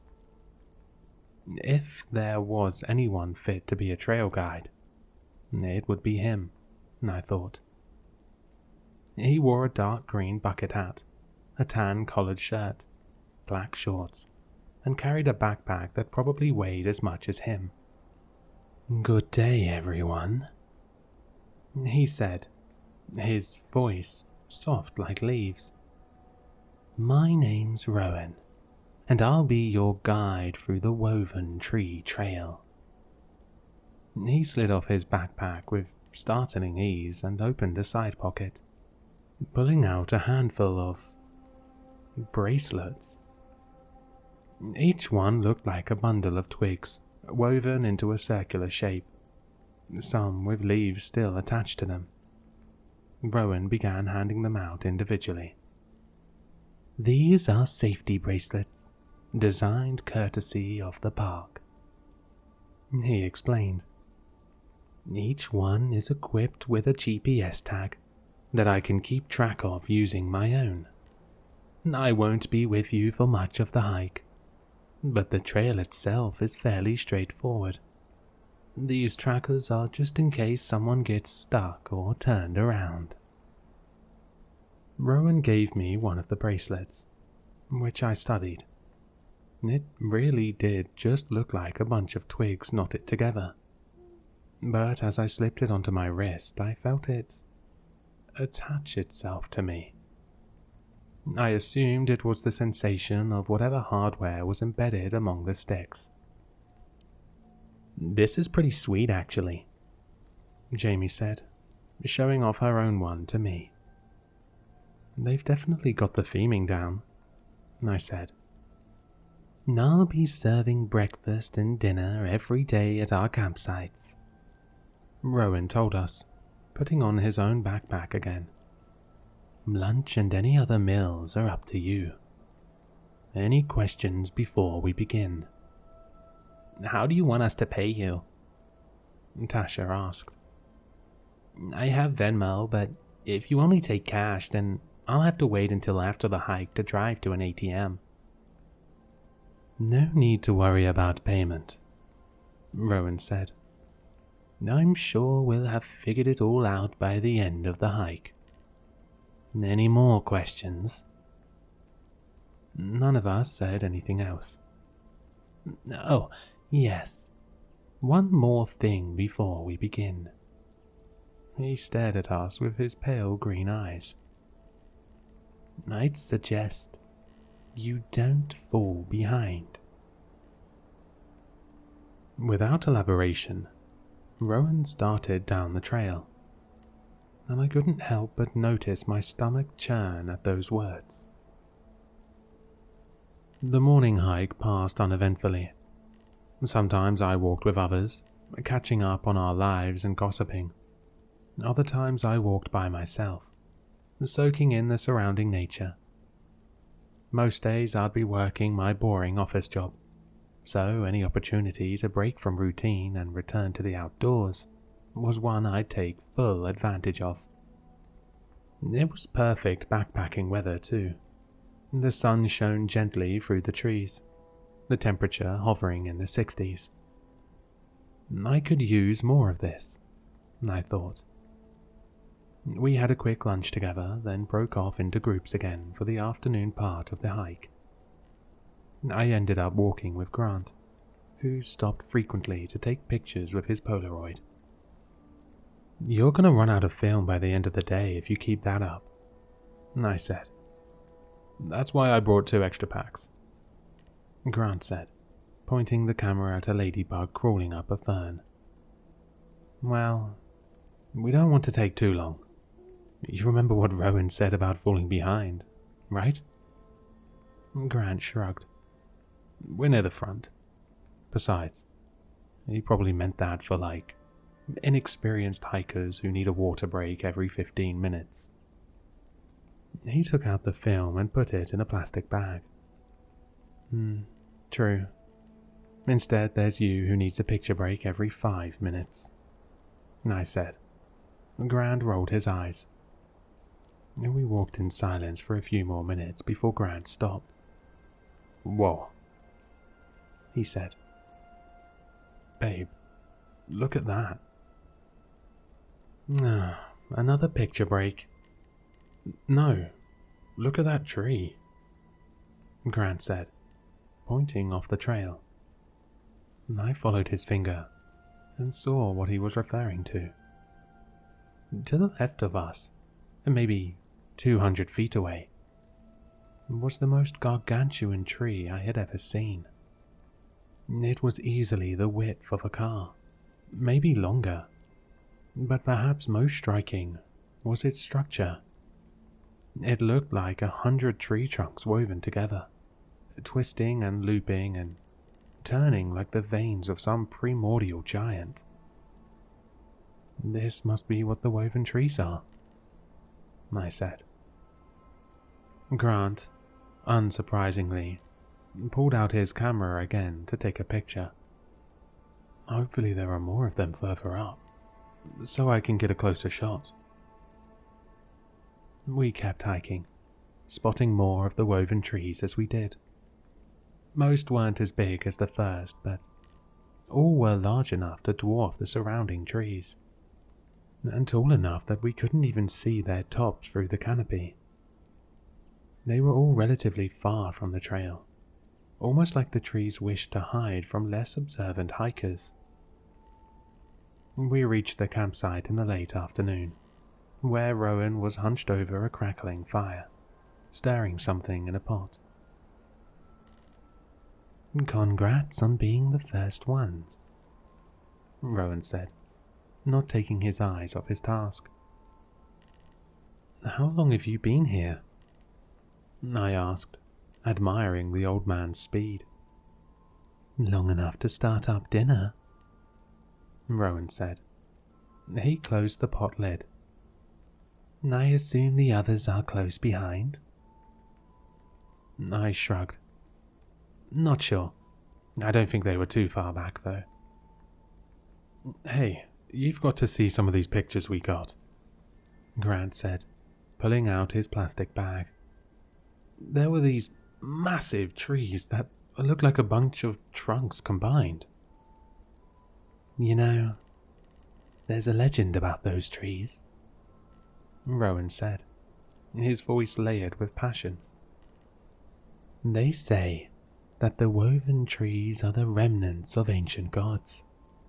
These gods used to rule the land, but as time passed, they gradually sank more and more into the ground, until they grew roots and became those trees. The legend says that if you touch one of the trees at night, you will turn into wood and become woven into the tree.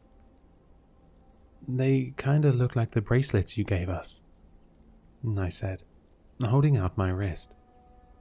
Rowan gave a proud smile.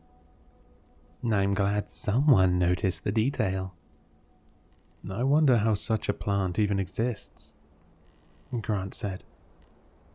Is it literally hundreds of trees growing together, or one giant tree? Because if it's all one, then surely it's the tallest in the world, right? Rowan shrugged. Not much is known about the woven trees. They're unique, only to this part of the world, and this trail is the only way humans can see them. Gradually, the rest of the group reached the camp. Tasha and Spencer arrived together, then Jamie and, right behind her, Trevor. Looks like you're the loser, Tasha teased when Trevor walked into the camp. He rolled his eyes. Hey, I'm carrying the most food out of all of us, alright? Trevor said, smiling. So, if you want to be fed, you better keep quiet. They all had a surprisingly delicious dinner of cooked veggies, beans, and rice. Sitting around the fire, we exchanged stories of incidents from the previous 5 hours. Apparently, Spencer had accidentally dropped his water bottle into a creek bed, which took him and Tasha nearly half an hour to get. Rowan also told stories of previous times he'd hiked the woven tree trail, some alone, some leading other backpackers.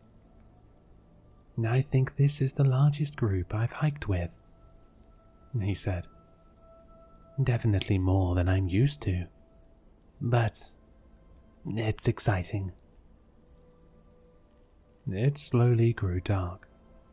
Trevor, citing stomach pain, went back to his tent first. Soon, everyone else retired to their sleeping bags in preparation of a long hike tomorrow, including Rowan. Before long, it was just Jamie and I sitting around the dying fire. We were quiet for a while, before Jamie broke the silence. Why aren't there any stars in the sky? She said, gazing upward. Jamie, did you smoke that joint again? I said, nudging her. No. Well, maybe a little, Jamie said, the orange fire lighting her smile. But seriously though, this is sober Jamie asking, why don't I see anything in the sky? I followed her gaze and looked up. While the trees likely blocked most of the overhead, there should have been at least a few pinpricks of light poking through the leaves. Instead, there was nothing. Not even the moon, which would have risen by now. Huh. You're right, I said. Did it become cloudy? Maybe this is a sign for me to quit smoking, Jamie said. She stood up and yawned. And also a sign for me to go to sleep. Good night, Ash. Good night, Jamie. I sat there for a few more minutes on my own, looking at the sky, trying to rationalize what I was seeing, or rather, what I wasn't seeing. Eventually, I convinced myself that I was tired from the hike, doused the embers with water, and retreated to my tent. But I couldn't shake off the feeling of my stomach churning, as if to warn me of what's to come. The next morning, Rowan had an announcement. Earlier today, Trevor decided to leave, he told us. He was experiencing a lot of pain, so we walked over to a nearby road where park officials picked him up. It was probably that heavy backpack of his, Tasha said. That shit can be painful. And he left without saying goodbye, I asked. That's kind of weird. Yes. Unfortunately, he had extreme abdominal pain, and we couldn't risk him staying for too long, Rowan said. Thankfully, there's a road close to this campsite, so he was safely transported to a hospital. Not the first time he bailed on our annual trip, Tasha said. Remember when we tried to go to the Grand Canyon that one year? He cancelled last minute to go to a friend's birthday party. A fucking birthday party over the Grand Canyon. We all laughed over it, but something about the situation made me uneasy. I pulled out my phone, hoping that a nearby road meant there'd be cell service. But there was nothing. We packed and left for our second day of hiking soon after. The trail was beginning to turn uphill, and as we continued, I noticed more and more of the woven trees, some closer to the trail this time.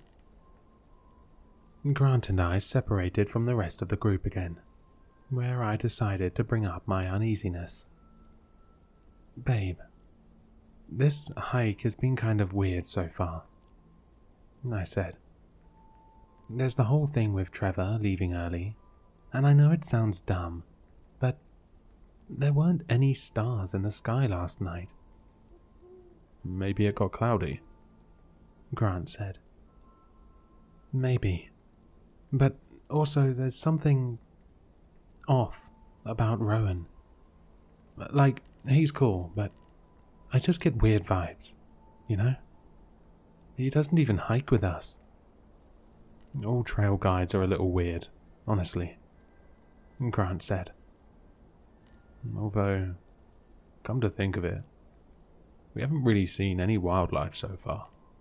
No bird calls, no squirrels. Nothing bigger than a ladybug at best." "Yeah, it's just very unique compared to what we're used to," I said, breathing hard. The uphill hiking was starting to wear on me. "Do you think we could take a small break? Whoa! Look at that!"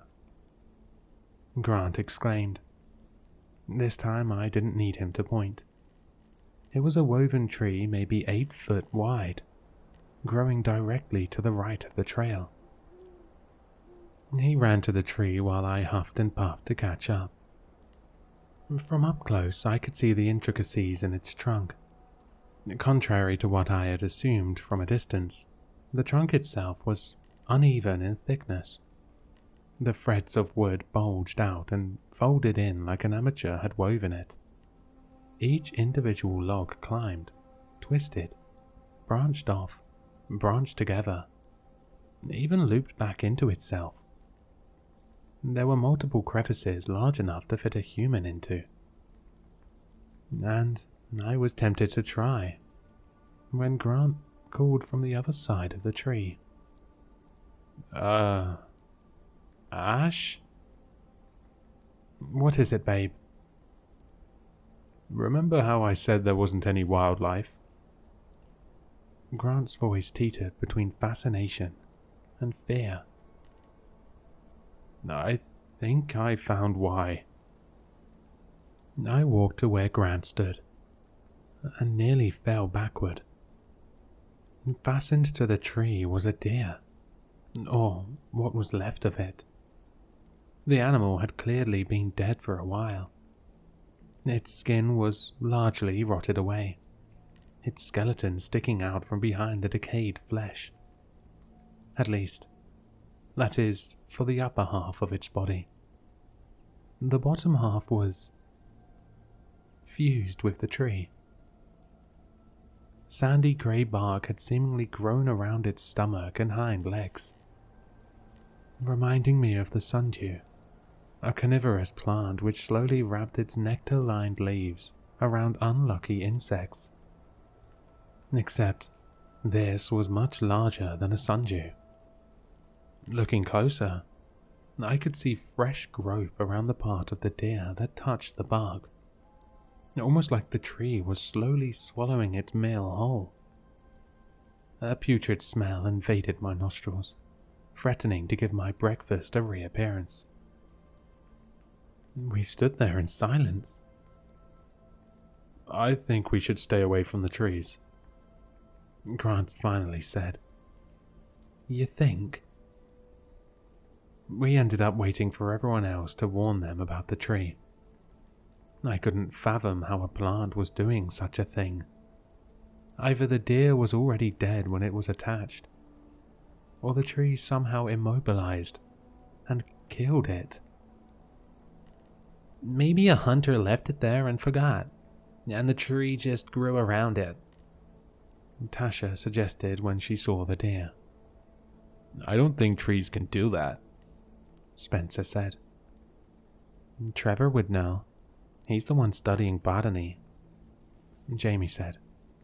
"By the way, did Rowan go ahead of y'all?" Grant and I looked at each other. We haven't seen him since this morning. I thought he was with you three, I said. No, he went ahead of us, Tasha said. Frankly, I don't know how he does it. He's probably twice our age and kicking our asses. On this uphill part, too. How did he get past Grant and I without us noticing?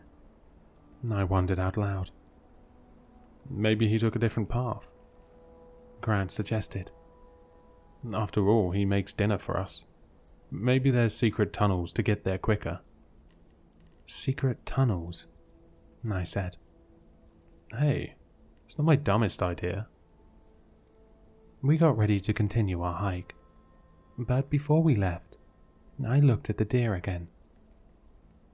Its empty eye socket stared back at me. Its jawbone hung open in a frozen scream. I got the same feeling in my stomach again. The churning feeling that with every step we took, the deeper we went into the belly of a beast. Perhaps out of fear, the five of us stuck together for the rest of the day. The trail continued steadily uphill, which meant lots of rest breaks. Compared to the morning, the afternoon was uneventful, although I couldn't help but notice the woven trees were replacing more and more of the other flora. We were almost at the next campsite, when Spencer stopped to get a rock out of his hiking boot. You all go ahead.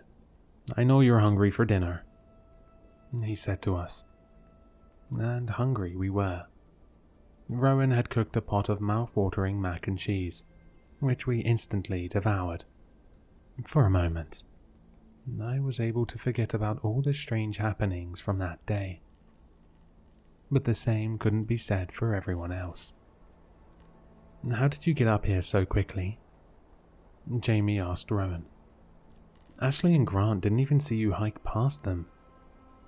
You know, Jamie, Rowan said slowly, the more you hike this trail, the more you become a part of it. Jamie laughed. What does that even mean? It means I'm your trail guide. You don't need to worry about such things. Rowan's voice dripped with agitation. What about the tree that was eating a deer? Rowan paused, the question clearly catching him off guard. I saw something flash through his eyes. Was it fear? Or maybe anger? But before he spoke, Spencer walked up to us. Hey, y'all. I'm feeling a little under the weather. I think I'm going to turn in for the night, he said. Do you want me to get you a bowl of mac and cheese for you, Spence? Tasha asked. Nah, I'm good. Not much of an appetite. Okay, well, make sure you at least eat something, babe. We sat around the fire and chatted through the evening, but a lot of the energy that we'd had the first night was gone.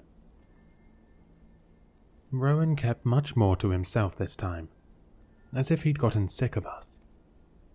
Soon, Tasha retreated to her tent to take care of Spencer, and a few minutes later, Rowan left to his, leaving Grant, Jamie, and I. Is it just me, or is something up with him? Jamie asked us once Rowan was out of earshot. By that point, it was almost dark. I mean, there's clearly something he knows that we don't. Honestly, he's the least of our worries right now. This forest is weird as hell, I said. Very true. Jamie glanced upward. Look up. Still no stars in the sky. Grant and I followed her gaze. Jamie was right. The sky was a navy blue, dark enough that there should have been some stars, but bright enough that we could tell it wasn't cloudy. What could even explain this? I asked. There's giant carnivorous trees, and no stars in the sky. Not to mention that we hiked uphill for like 8 hours, and it feels like we've gotten nowhere. We sat in silence for a few minutes, the fire's crackling flames gradually reducing to embers.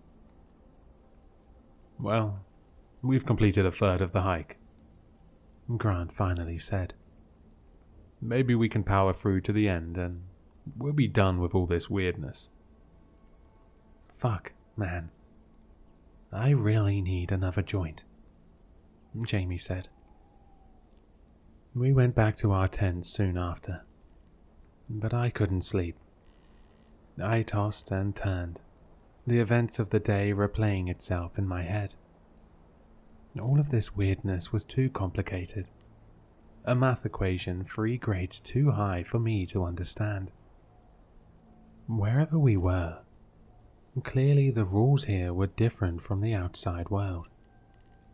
While I prayed everything would turn out all right, my mind kept wandering back to the lifeless eye sockets of the deer, wondering if it was an omen for what waited ahead. The next morning, I woke to the sound of Tasha screaming.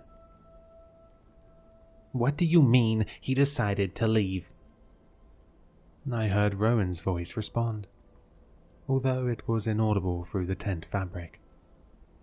Grant stirred next to me.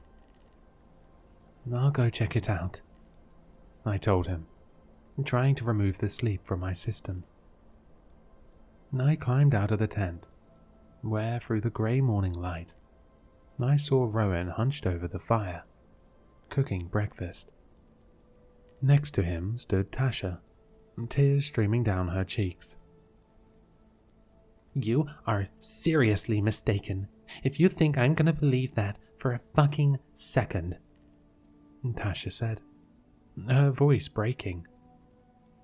"What is there not to believe? He did what I told you," Rowan said simply. "Bull fucking shit."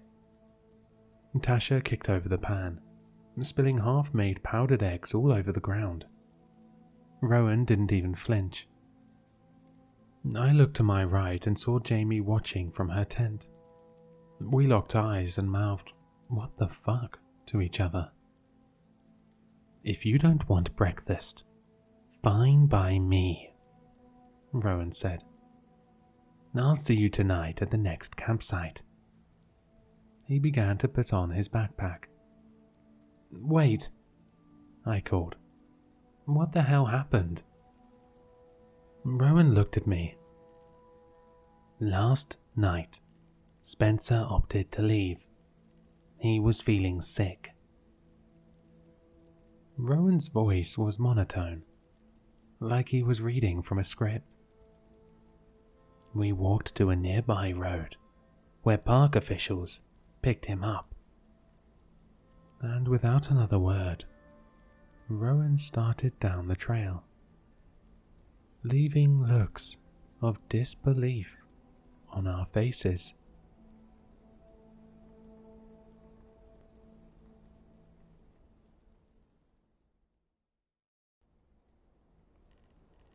Jamie and I walked to Tasha. She stood by the fire, fists clenched, watching Rowan as he left. She seemed to consider following him, but remained still. "Wait, what happened to Spencer?" Jamie asked, her voice hushed. The tears started flowing.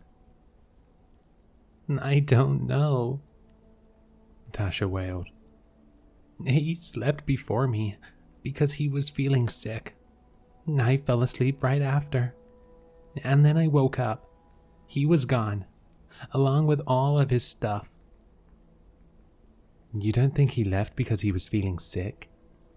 Jamie asked. "No.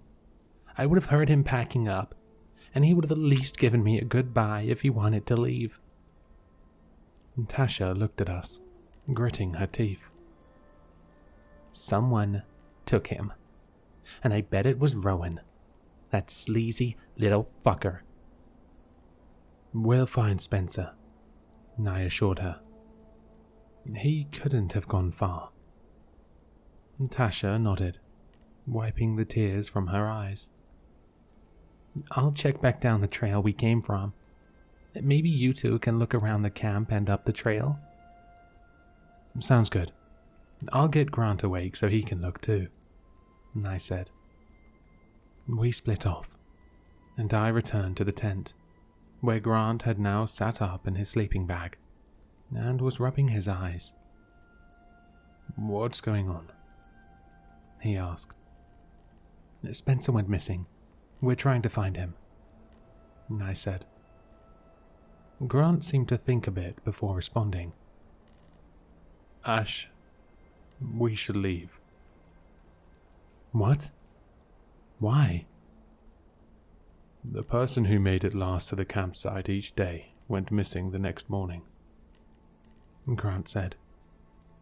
Trevor was the last one on the first day, and Spencer was the last one on the second.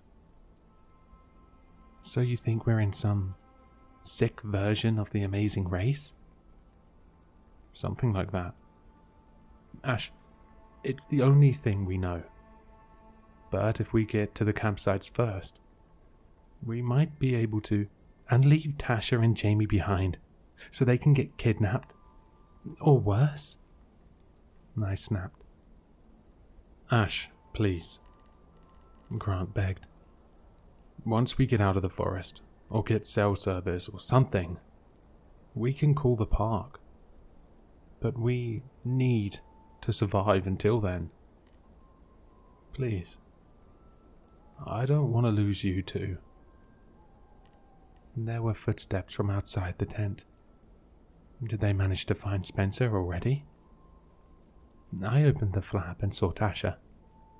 But no Spencer. You're back quickly, I said. No luck. Tasha sucked in her breath. The trail back. It's blocked. Blocked? By what? One of those giant trees. It had fallen over the path. I couldn't find a way around. My heart leapt to my throat. So that means... Tasha nodded. The only way we can go is forward.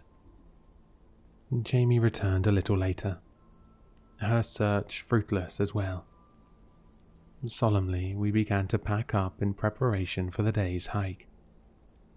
With only 4 of us remaining, and with Rowan long gone, our group suddenly felt tiny and exposed.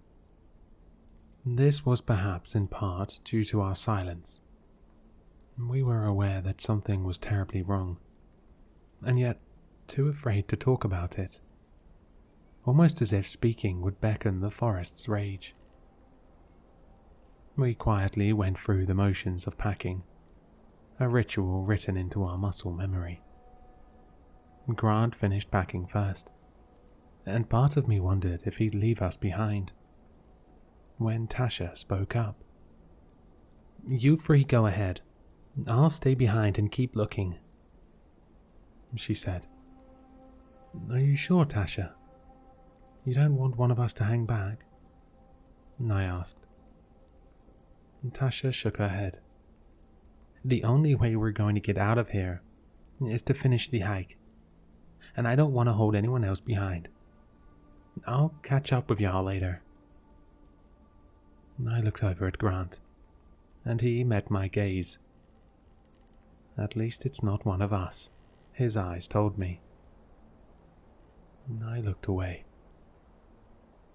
Jamie, Grant, and I started on the hike a few minutes later. Somehow the trail had grown even steeper, my legs aching with protest. We must have been thousands of feet up by then. Do you think Tash will go missing too? Jamie asked us. Her voice begged for reassurance, but we had none to give. I don't know, Grant said. but if the previous nights are anything to go off, then it's possible. Then, shouldn't we go back and make sure she's okay? Jamie said. I don't think we can do anything. Spencer went missing while he was in a tent with another person. Grant sucked in his breath. I think all we can do is finish the hike and report the missing people. How many more days of hiking do we have left? 4, I think, Grant said. The implication of that number wasn't lost on me. We continued hiking, step by step, one foot in front of the other. The sounds of crunching dirt, heavy breathing, the occasional unscrewing of a bottle lid, they all began to blend together. The trail never turned, never changed in slope. It only continued forward and up until it disappeared between the surrounding trees. And the trees were all woven trees. No other plant species seemed to grow anymore. Not even undergrowth ferns or weeds. The trees extended as far as the eye could see, like stalagmites in a giant cave, or teeth in a giant mouth. The day was long, hot, and exhausting. We ran out of water partway through, since Rowan usually filled our bottles for us during meals. The lack of a breakfast that morning also ensured our energy quickly depleted. We ate all the remaining dried fruit and granola bars from our packs, but even that wasn't enough to stave off exhaustion. Finally, we reached the campsite, with Rowan standing over the fire, cooking like usual. "Welcome," Rowan said with a suspiciously normal voice. "Dinner will be ready soon. Feel free to unwind and stop being fake with us." Jamie interrupted. "We know what kind of game you're playing, and we know what you're doing with our friends." "Oh, do you now?" Rowan said, his expression unchanging. "If this is how you want to speak, I can always leave you behind to starve." Grant and I darted eyes, fear exchanging between our glances. No. We didn't mean it like that," Grant stammered. "Yeah, we appreciate you cooking for us," I said. Rowan gave us a knowing smile. "Thought so." He put on the pot lid. "Hope you 3 like couscous." We wolfed down the meal as Rowan watched, perhaps expecting us to comment on his cooking. Dinner was good like usual, although I couldn't help but feel that the meal served as meat hung from a pole, motivating us like we were greyhounds in a deadly dog race. We sat around the fire in silence. I heard something crunch behind me. Soft, irregular footsteps came from the trail, like a drunk person had wandered into the forest. I turned and saw Tasha stumbling towards us, although she could have passed for a ghost. Bags hung from her eyes, her skin eerily pale, her lips thin and dry. "Tasha," Jamie said, standing up.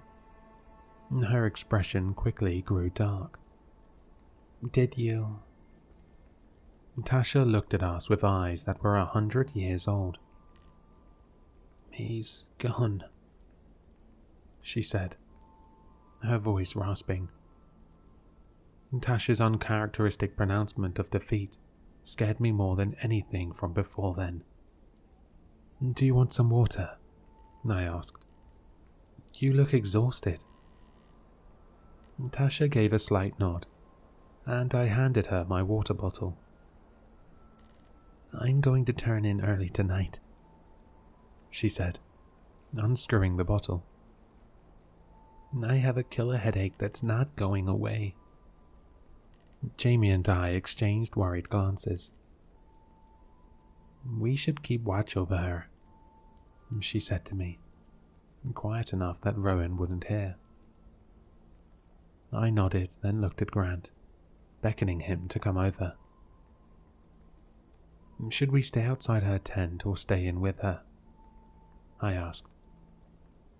Jamie looked over at Tasha, who was still gulping water. I think we should stay in the tent and stay awake. If Spencer went missing without Tasha noticing, then who knows what happened to cause that? The idea didn't excite Tasha, but she was too tired to protest. Just don't stay up all night giggling or something, she told them after the tent was set up and she laid in her sleeping bag. We'll just be sitting here to make sure everything's okay, Jamie assured her. Even though the tent was meant for multiple people, it was tough fitting the four of us in. Tasha's body took up half the floor space, while the rest of us sat pressed against each other. It was uncomfortable, sure, but fear of what would happen otherwise kept us going. We opened one of the windows towards Rowan's tent, so we could see if he came. We chatted to stave off the silence, but before long, Tasha fell asleep and we stopped. The entire world was dead around us. No crickets chirped. No leaves rustled in the wind.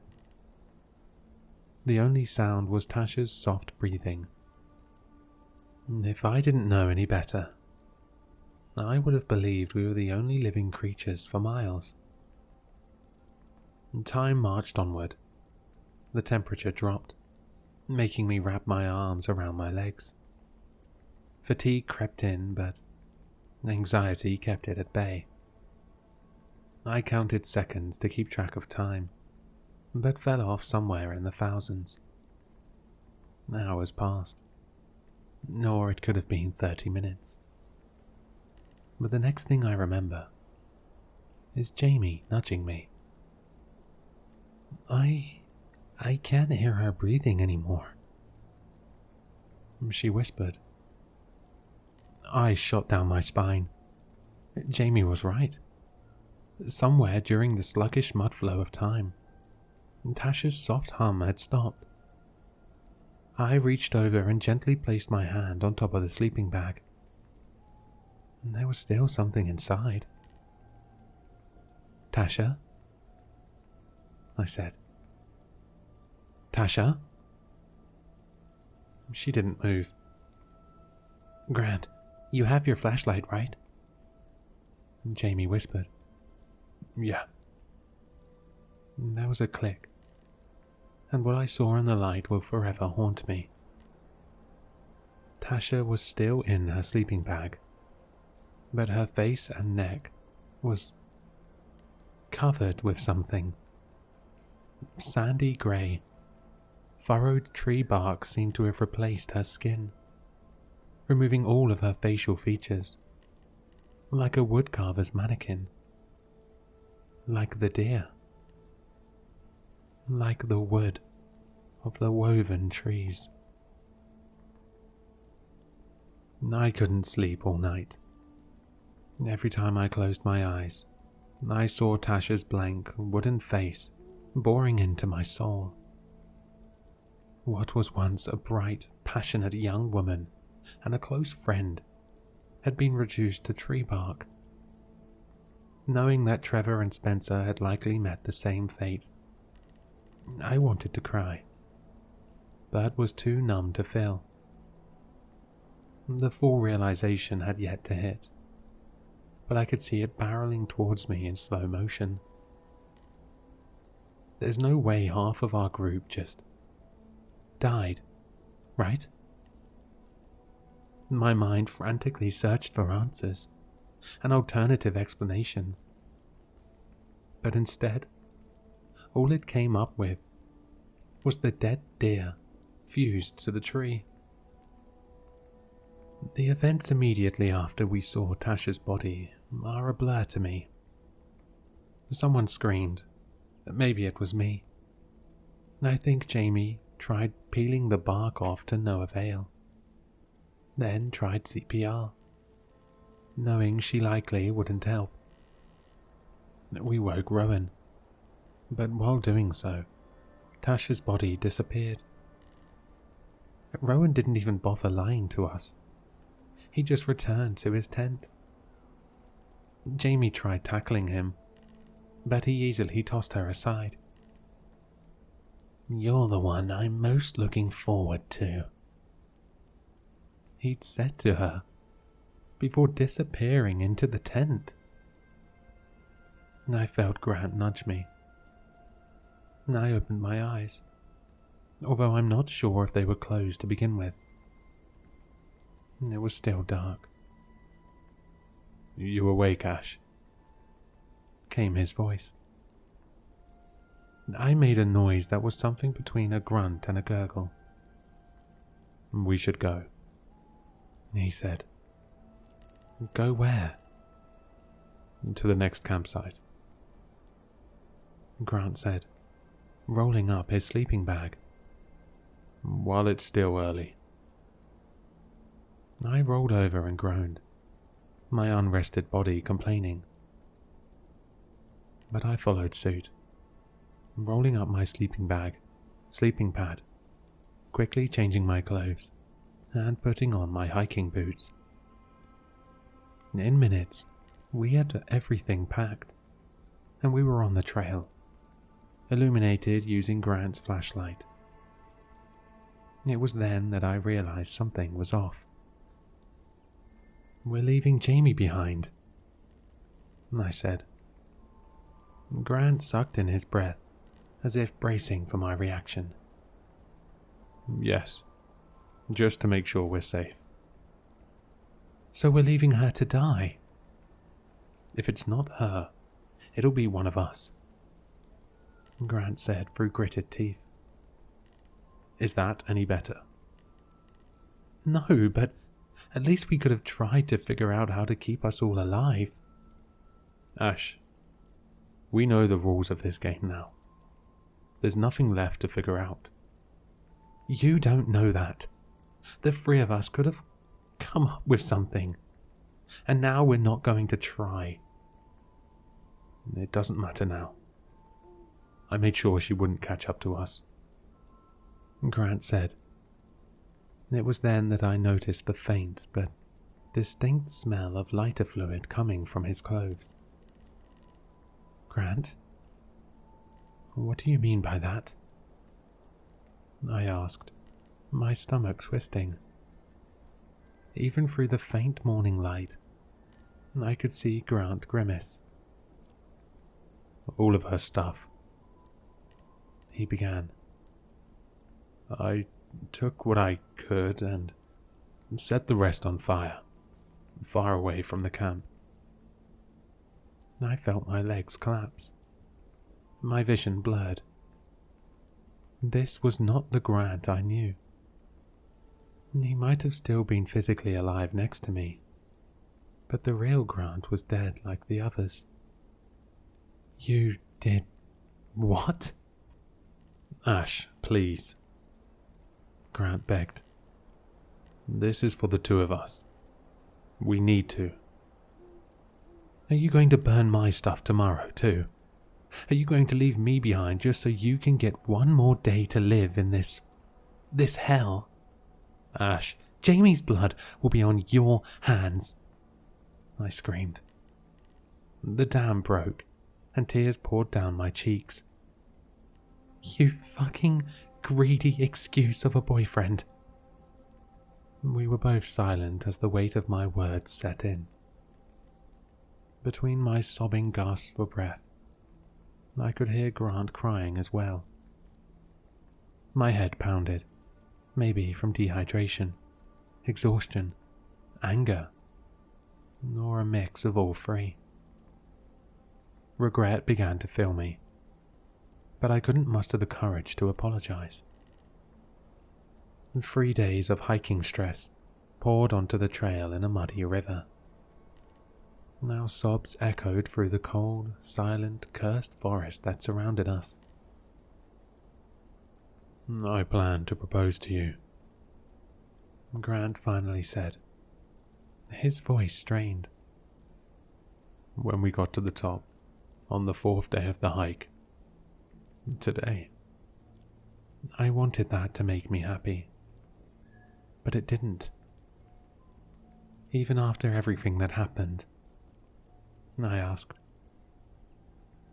if these truly are our final days, then I might have, yeah.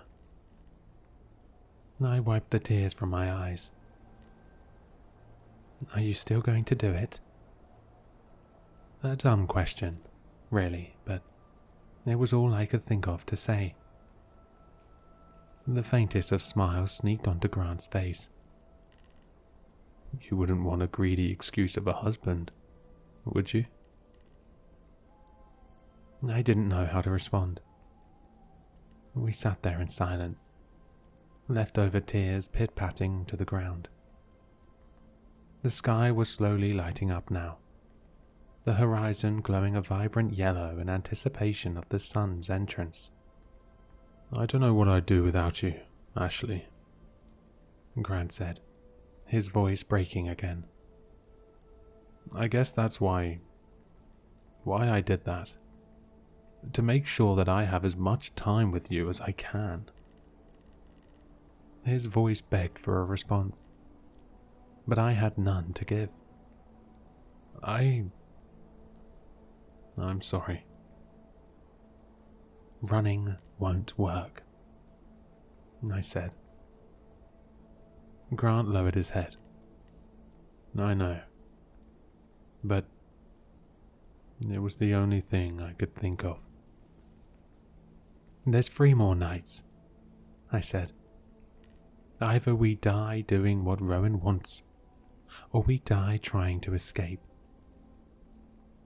Now it was Grant who didn't know how to respond. The sun's rays began to caress us as we sat there in silent contemplation. I looked over at Grant, whose head remained lowered. How did we get to this point? I thought. How did this hike destroy us all, even those still alive? There were footsteps from the trail. I looked up and saw Jamie walking towards us, carrying only her tent bag. Y'all wouldn't happen to know where my stuff went, would you? She called. Grant began. Here, you can use my stuff, I said, slipping off my backpack. I probably won't need it soon anyways. Ash, please don't say that, Jamie said, closing the distance to us. I shrugged. I mean, what else is there to say? Actually, last night I got an idea, Jamie said, leaning in. I think Rowan is pretty clearly responsible for what's happening. I nodded. He made that clear last night. So, how hard would it be to kill him?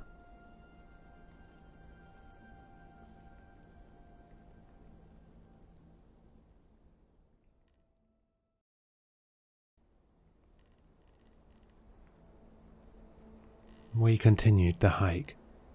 The trail had turned even more uphill, the sun scorching us relentlessly as we trekked. With little food and water remaining, now our physical and mental acuity deteriorated. We distracted ourselves from our sorry state by forming a plan. The plan was simple. 2 of us would hike ahead of the other and meet Rowan at the campsite, where he'd be cooking like usual. The 2 would distract Rowan with trivial conversation. Meanwhile, the 3rd person would sneak around the side of the camp and when his guard was down, stabbed Rowan in the throat with Grant's knife. There was only one thing to figure out: who the third person would be, as they would put themselves at risk by being the last to camp. I think it makes the most sense for that person to be me, Jamie said. Are you sure, Jamie? I asked. Rowan knows that you two left before me, so he'd be less suspicious if you arrived first, Jamie explained. And also, I suggested killing Rowan in the first place, so it makes sense for me to take the high-risk role. My stomach twisted itself into knots as the day trudged on. Rowan's face imprinted itself into my brain, his hollow green eyes and wooden smile tormenting me. What if this doesn't work? I thought. What would he do to us? Would we suffer a fate worse than the others? But as I thought back to the others, Trevor, Spencer, and now Tasha, an inner rage boiled within me. It was enough to keep me going, to keep me hiking on the fumes of stale trail mix and warm, metallic-tasting water. The possibility that Rowan wasn't involved in their disappearances entered my mind, but his attitude from the previous day told me culpability was highly probable. At the very least, he was clearly indifferent about us dying. That provided me with the justification to see through our plan. The day wore on. The sun crested, then lowered in the sky. And before long, we saw the smoke trail of a campfire ahead of us. There it is, Grant said. I heard Jamie take a deep breath next to me. Let's do it, she said, undeterred. Grant and I marched up, my legs threatening to collapse from anxiety. Rowan was at the fire, as expected, cooking something that smelled like fish. "Welcome," he called to us. "Only 2 more days after today. Isn't that exciting?" "I can't believe it's almost done already," I said with an unconvincing smile. "You should see some of the pictures we got today," Grant said, standing close to Rowan. He pulled out his plastic bag of photos. "There are woven trees everywhere. It was hard not to stop and take a picture of every single one." While Grant showed Rowan through the many photos he'd taken, I began setting up my tent close to the fire, making sure to create plenty of noise as I did. My eyes darted between the surrounding trees as I set up, looking for signs of Jamie's presence. Nothing yet. The minutes marched on slower than they ever had. By that point, I was repeatedly disconnecting and reconnecting the tent poles, occasionally muttering obscenities in fake frustration. I could hear Grant continuing to show photos, Rowan's voice becoming increasingly more agitated. "Also, while we're having lunch, there was this tree that vaguely looked like the Mona Lisa," Grant said. "See? You can sort of make out the face and smile." "That looks like the same as the other 20 photos you've shown me." "You mean you don't see it?" Grant sounded disappointed. Whether it was real or fake disappointment, I couldn't tell. I heard the soft, almost inaudible sound of someone running. "Grant, respectfully, I think I've seen I looked up. Jamie standing behind Rowan, her arm wrapped around his neck with a knife pointed directly at his throat. Jamie strained from effort, and I realized what was happening. The knife wasn't going in. Jamie wound her arm again and tried stabbing again, but the knife only bounced off Rowan's neck with a hollow thunk. Rowan stood there, a smile creeping across his face. "Go on. Try it again." Jamie tried cutting with the knife's edge this time, and the same thing happened. The knife simply slid off, like his skin was made of stone. Jamie tried again and again, across his face, in his back, each time becoming more and more frantic, tears forming in her eyes. The knife did no damage. Rowan only stood there, a look of bliss plastered across his face, as if receiving a massage. "Hard to cut wood with a knife made for flesh." Jamie crumpled to the ground, tears streaming down her cheeks. Rowan began to roar with laughter. "Do you seriously think that of the thousands I've devoured, none thought to try that?"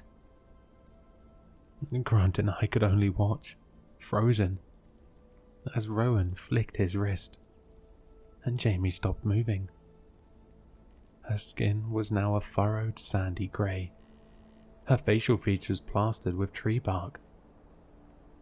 Rowan had turned Jamie into wood.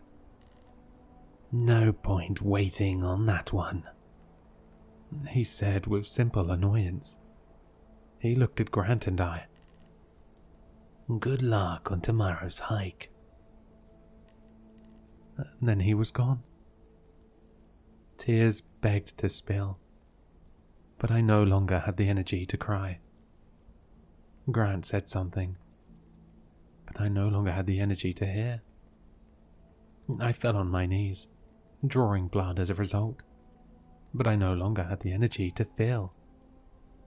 I could do nothing but watch as my best friend's body turned into dust and was absorbed by the ground.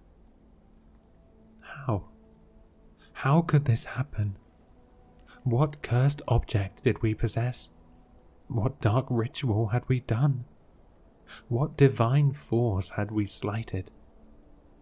How could the universe, God, Zeus, anything, decide that this is the fate we deserved?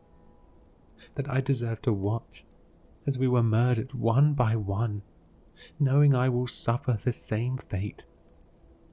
That we deserve to be torn apart in the same place we'd met, on the hiking trail?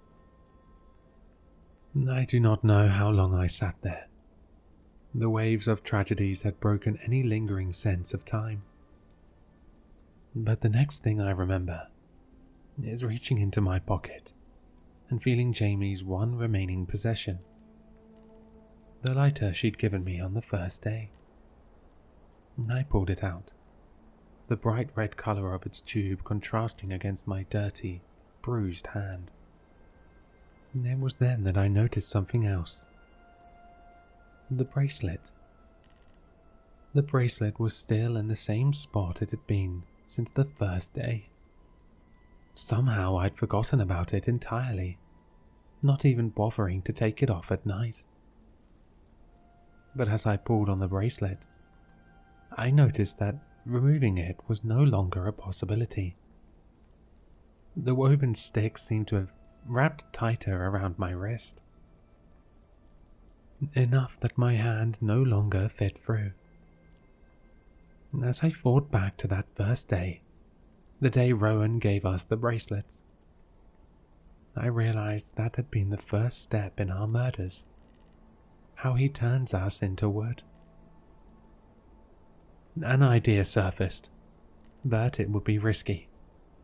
Then again, risk was all I had left to bet on, right? I heard Grant walk up behind me.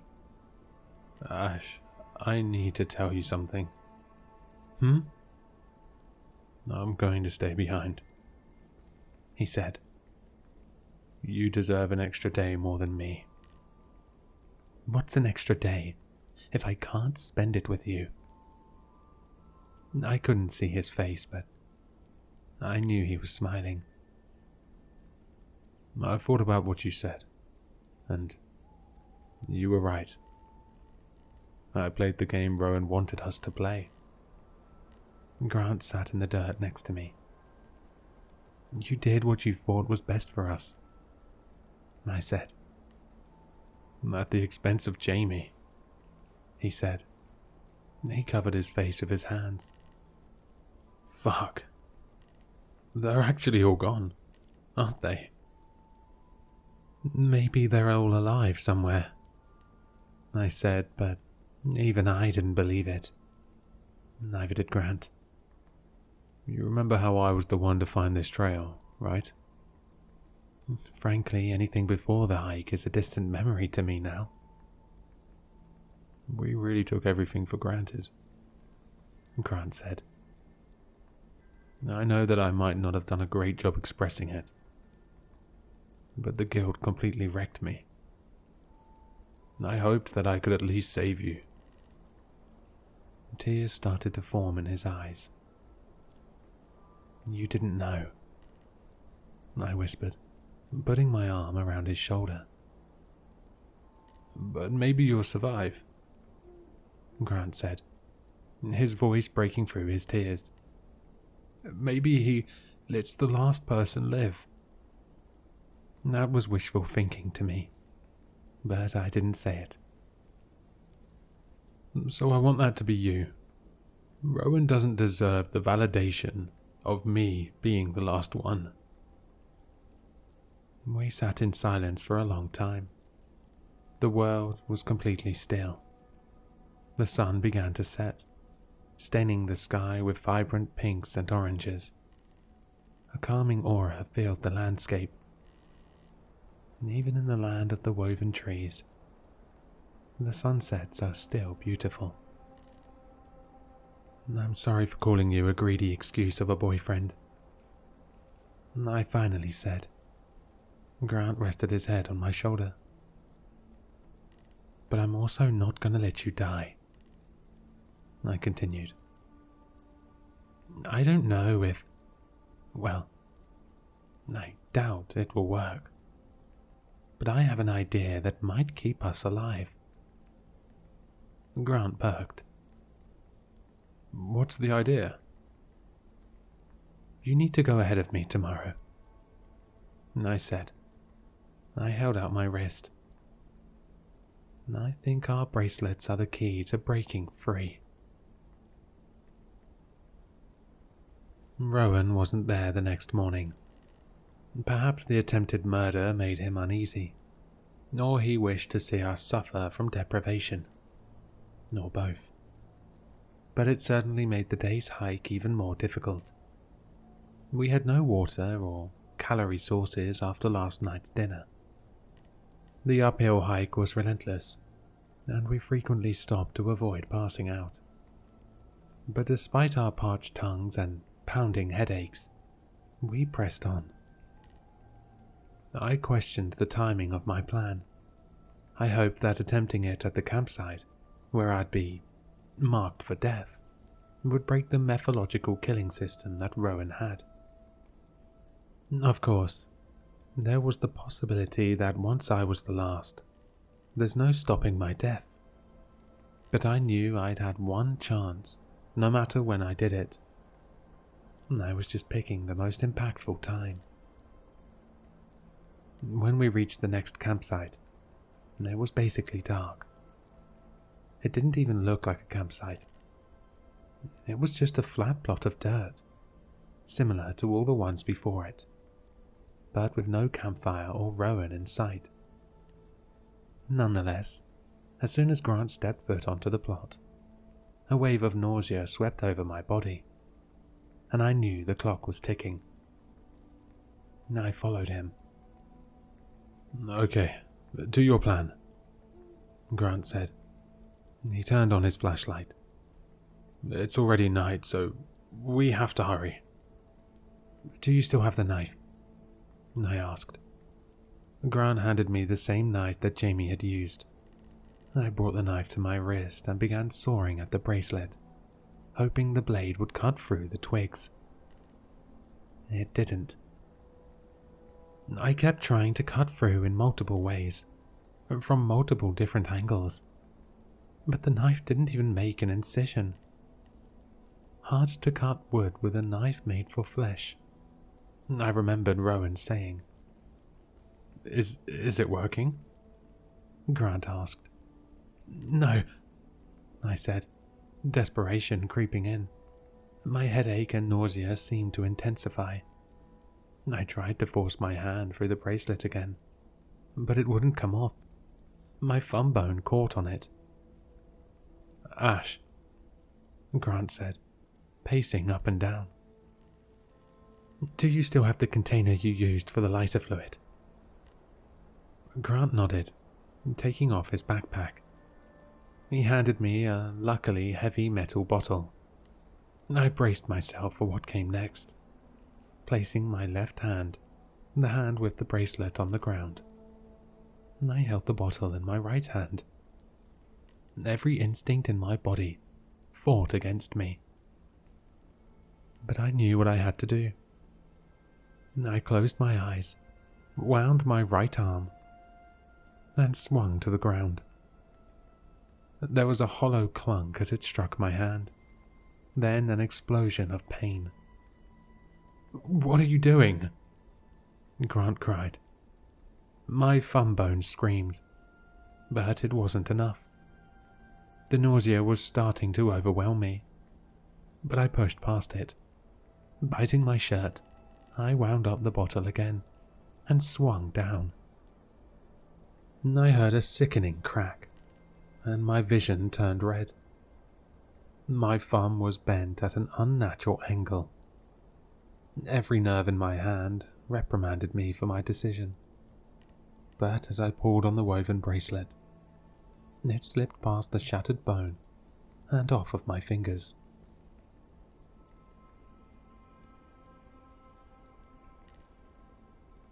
Hitting the dirt with a soft plait.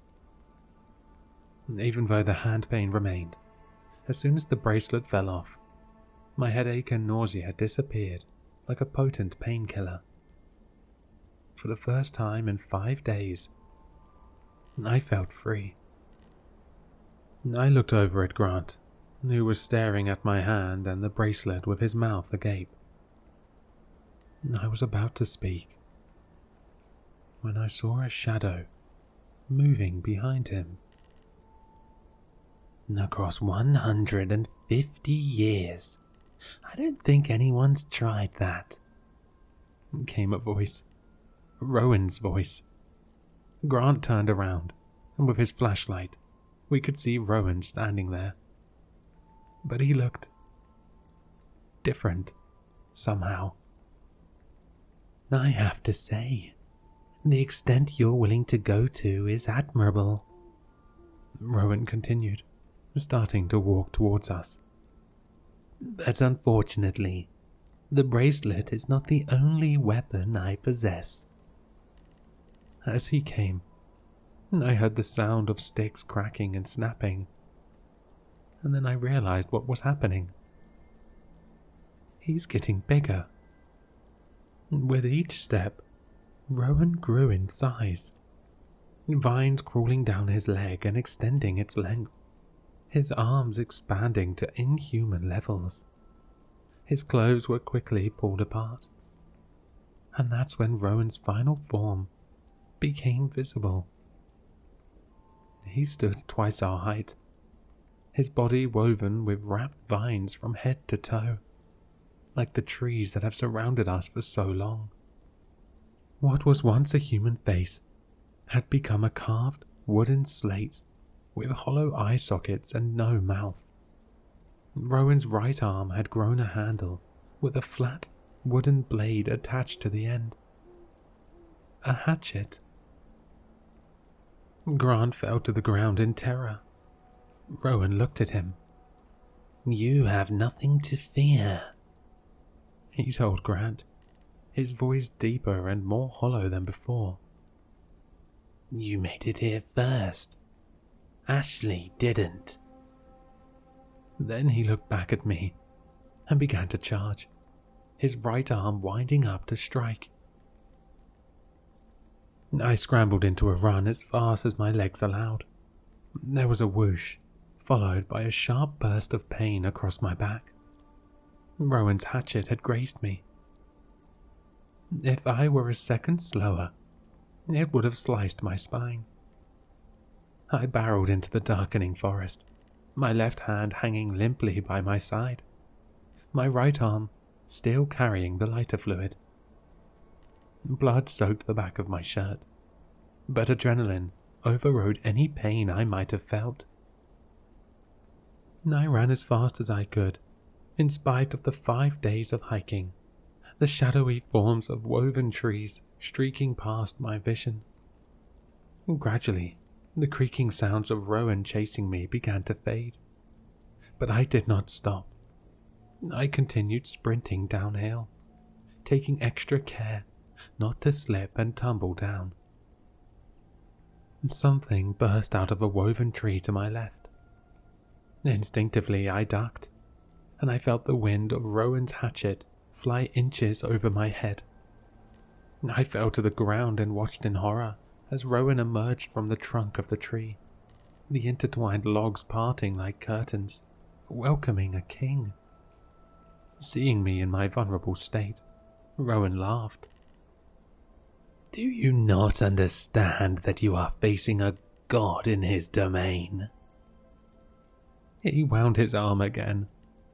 I mustered all my remaining energy to propel my body. The hatchet cracked against the ground where I'd just been. The momentum carried me into a tumble down the endless slope, my left hand exploding in pain as my body weight laid on it. As I rolled, I saw Rowan standing, watching, and even though he had no mouth, I could tell he was smiling. I eventually came to a stop against a tree, where I quickly got up in fear of Rowan emerging again. Through the haze of my pain, I saw something lying on the ground. The lighter fluid I'd been holding in my pocket, which had slipped down the hill, which had somehow stayed in, and a plan began to form. I grabbed the lighter fluid bottle with my good hand, and unscrewed the cap with my teeth. Running around the trunk, I poured lighter fluid all over the wood, making sure to cover as much surface area as possible. Once I had emptied the container, I stood by the tree waiting, tightly gripping Jamie's lighter. Minutes passed. My heart was pounding, almost painfully so. By now, it was almost completely dark, so I listened closely for the sound of shifting wood. Blood dripped to the ground from my back. Part of me began to wonder if Rowan had given up chase, maybe deciding to go for Grant instead. There was movement in the corner of my eye.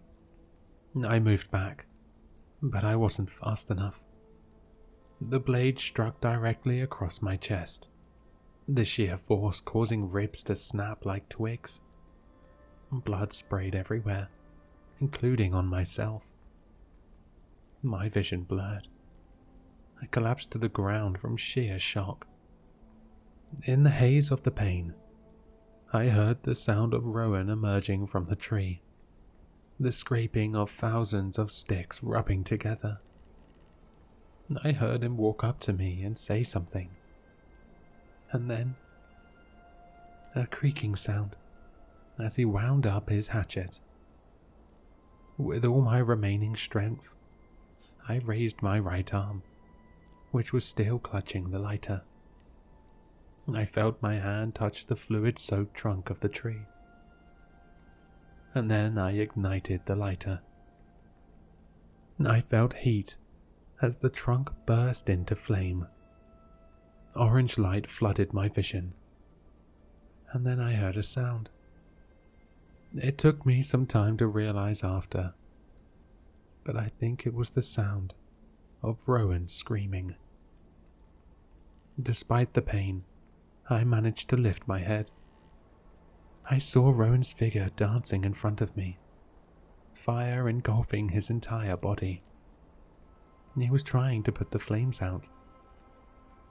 It was futile. Eventually, the flames died down, having consumed all of their fuel, and Rowan fell to the ground as a charred husk. Black soot fell on my body, and then the forest burst into flames. It was the biggest fire show that I, or maybe anyone, has ever seen. One by one, cones of flame exploded up the woven trees, hungrily consuming the grey wood. The fires climbed hundreds of feet like pillars from hell. Sweat collected on my forehead from the heat. The acrid smell of burning was sharp. The sound of roaring flames was deafening, and the sheer amount of light was overwhelming.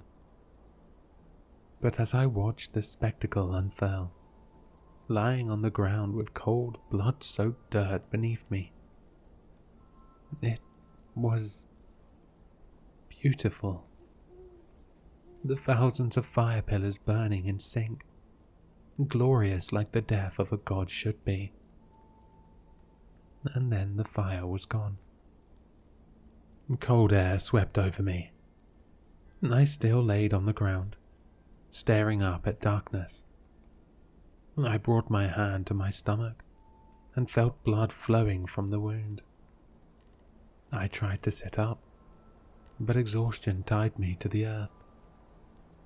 I wondered if I would die like this, having defeated Rowan, yet doomed to be his final victim.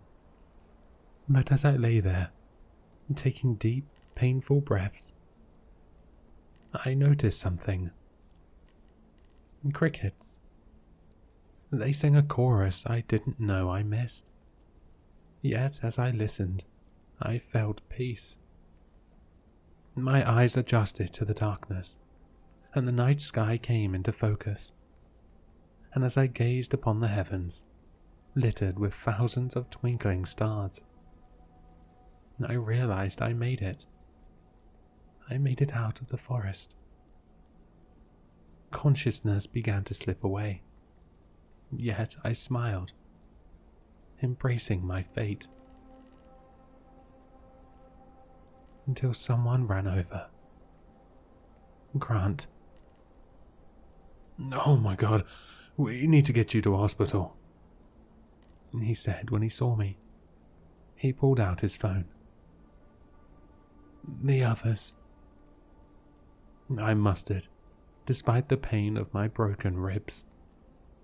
I don't know.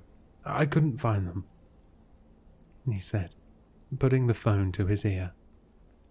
"We can report them missing. Maybe they'll be found." But something told me they were gone. And as I bathed in the starlight, I realized what it was. Maybe the blood loss was playing tricks on my mind. But beyond the night sky, I felt thousands of souls escape to a final slumber. My friends included. And, for the first time in what felt like an eternity, I cried.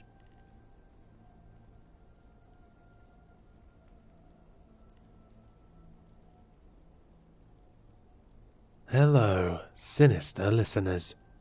If you've enjoyed this story, then you'll find all the author's information in the description below. For more content, be sure to like, comment, and subscribe to succumb to the sinister.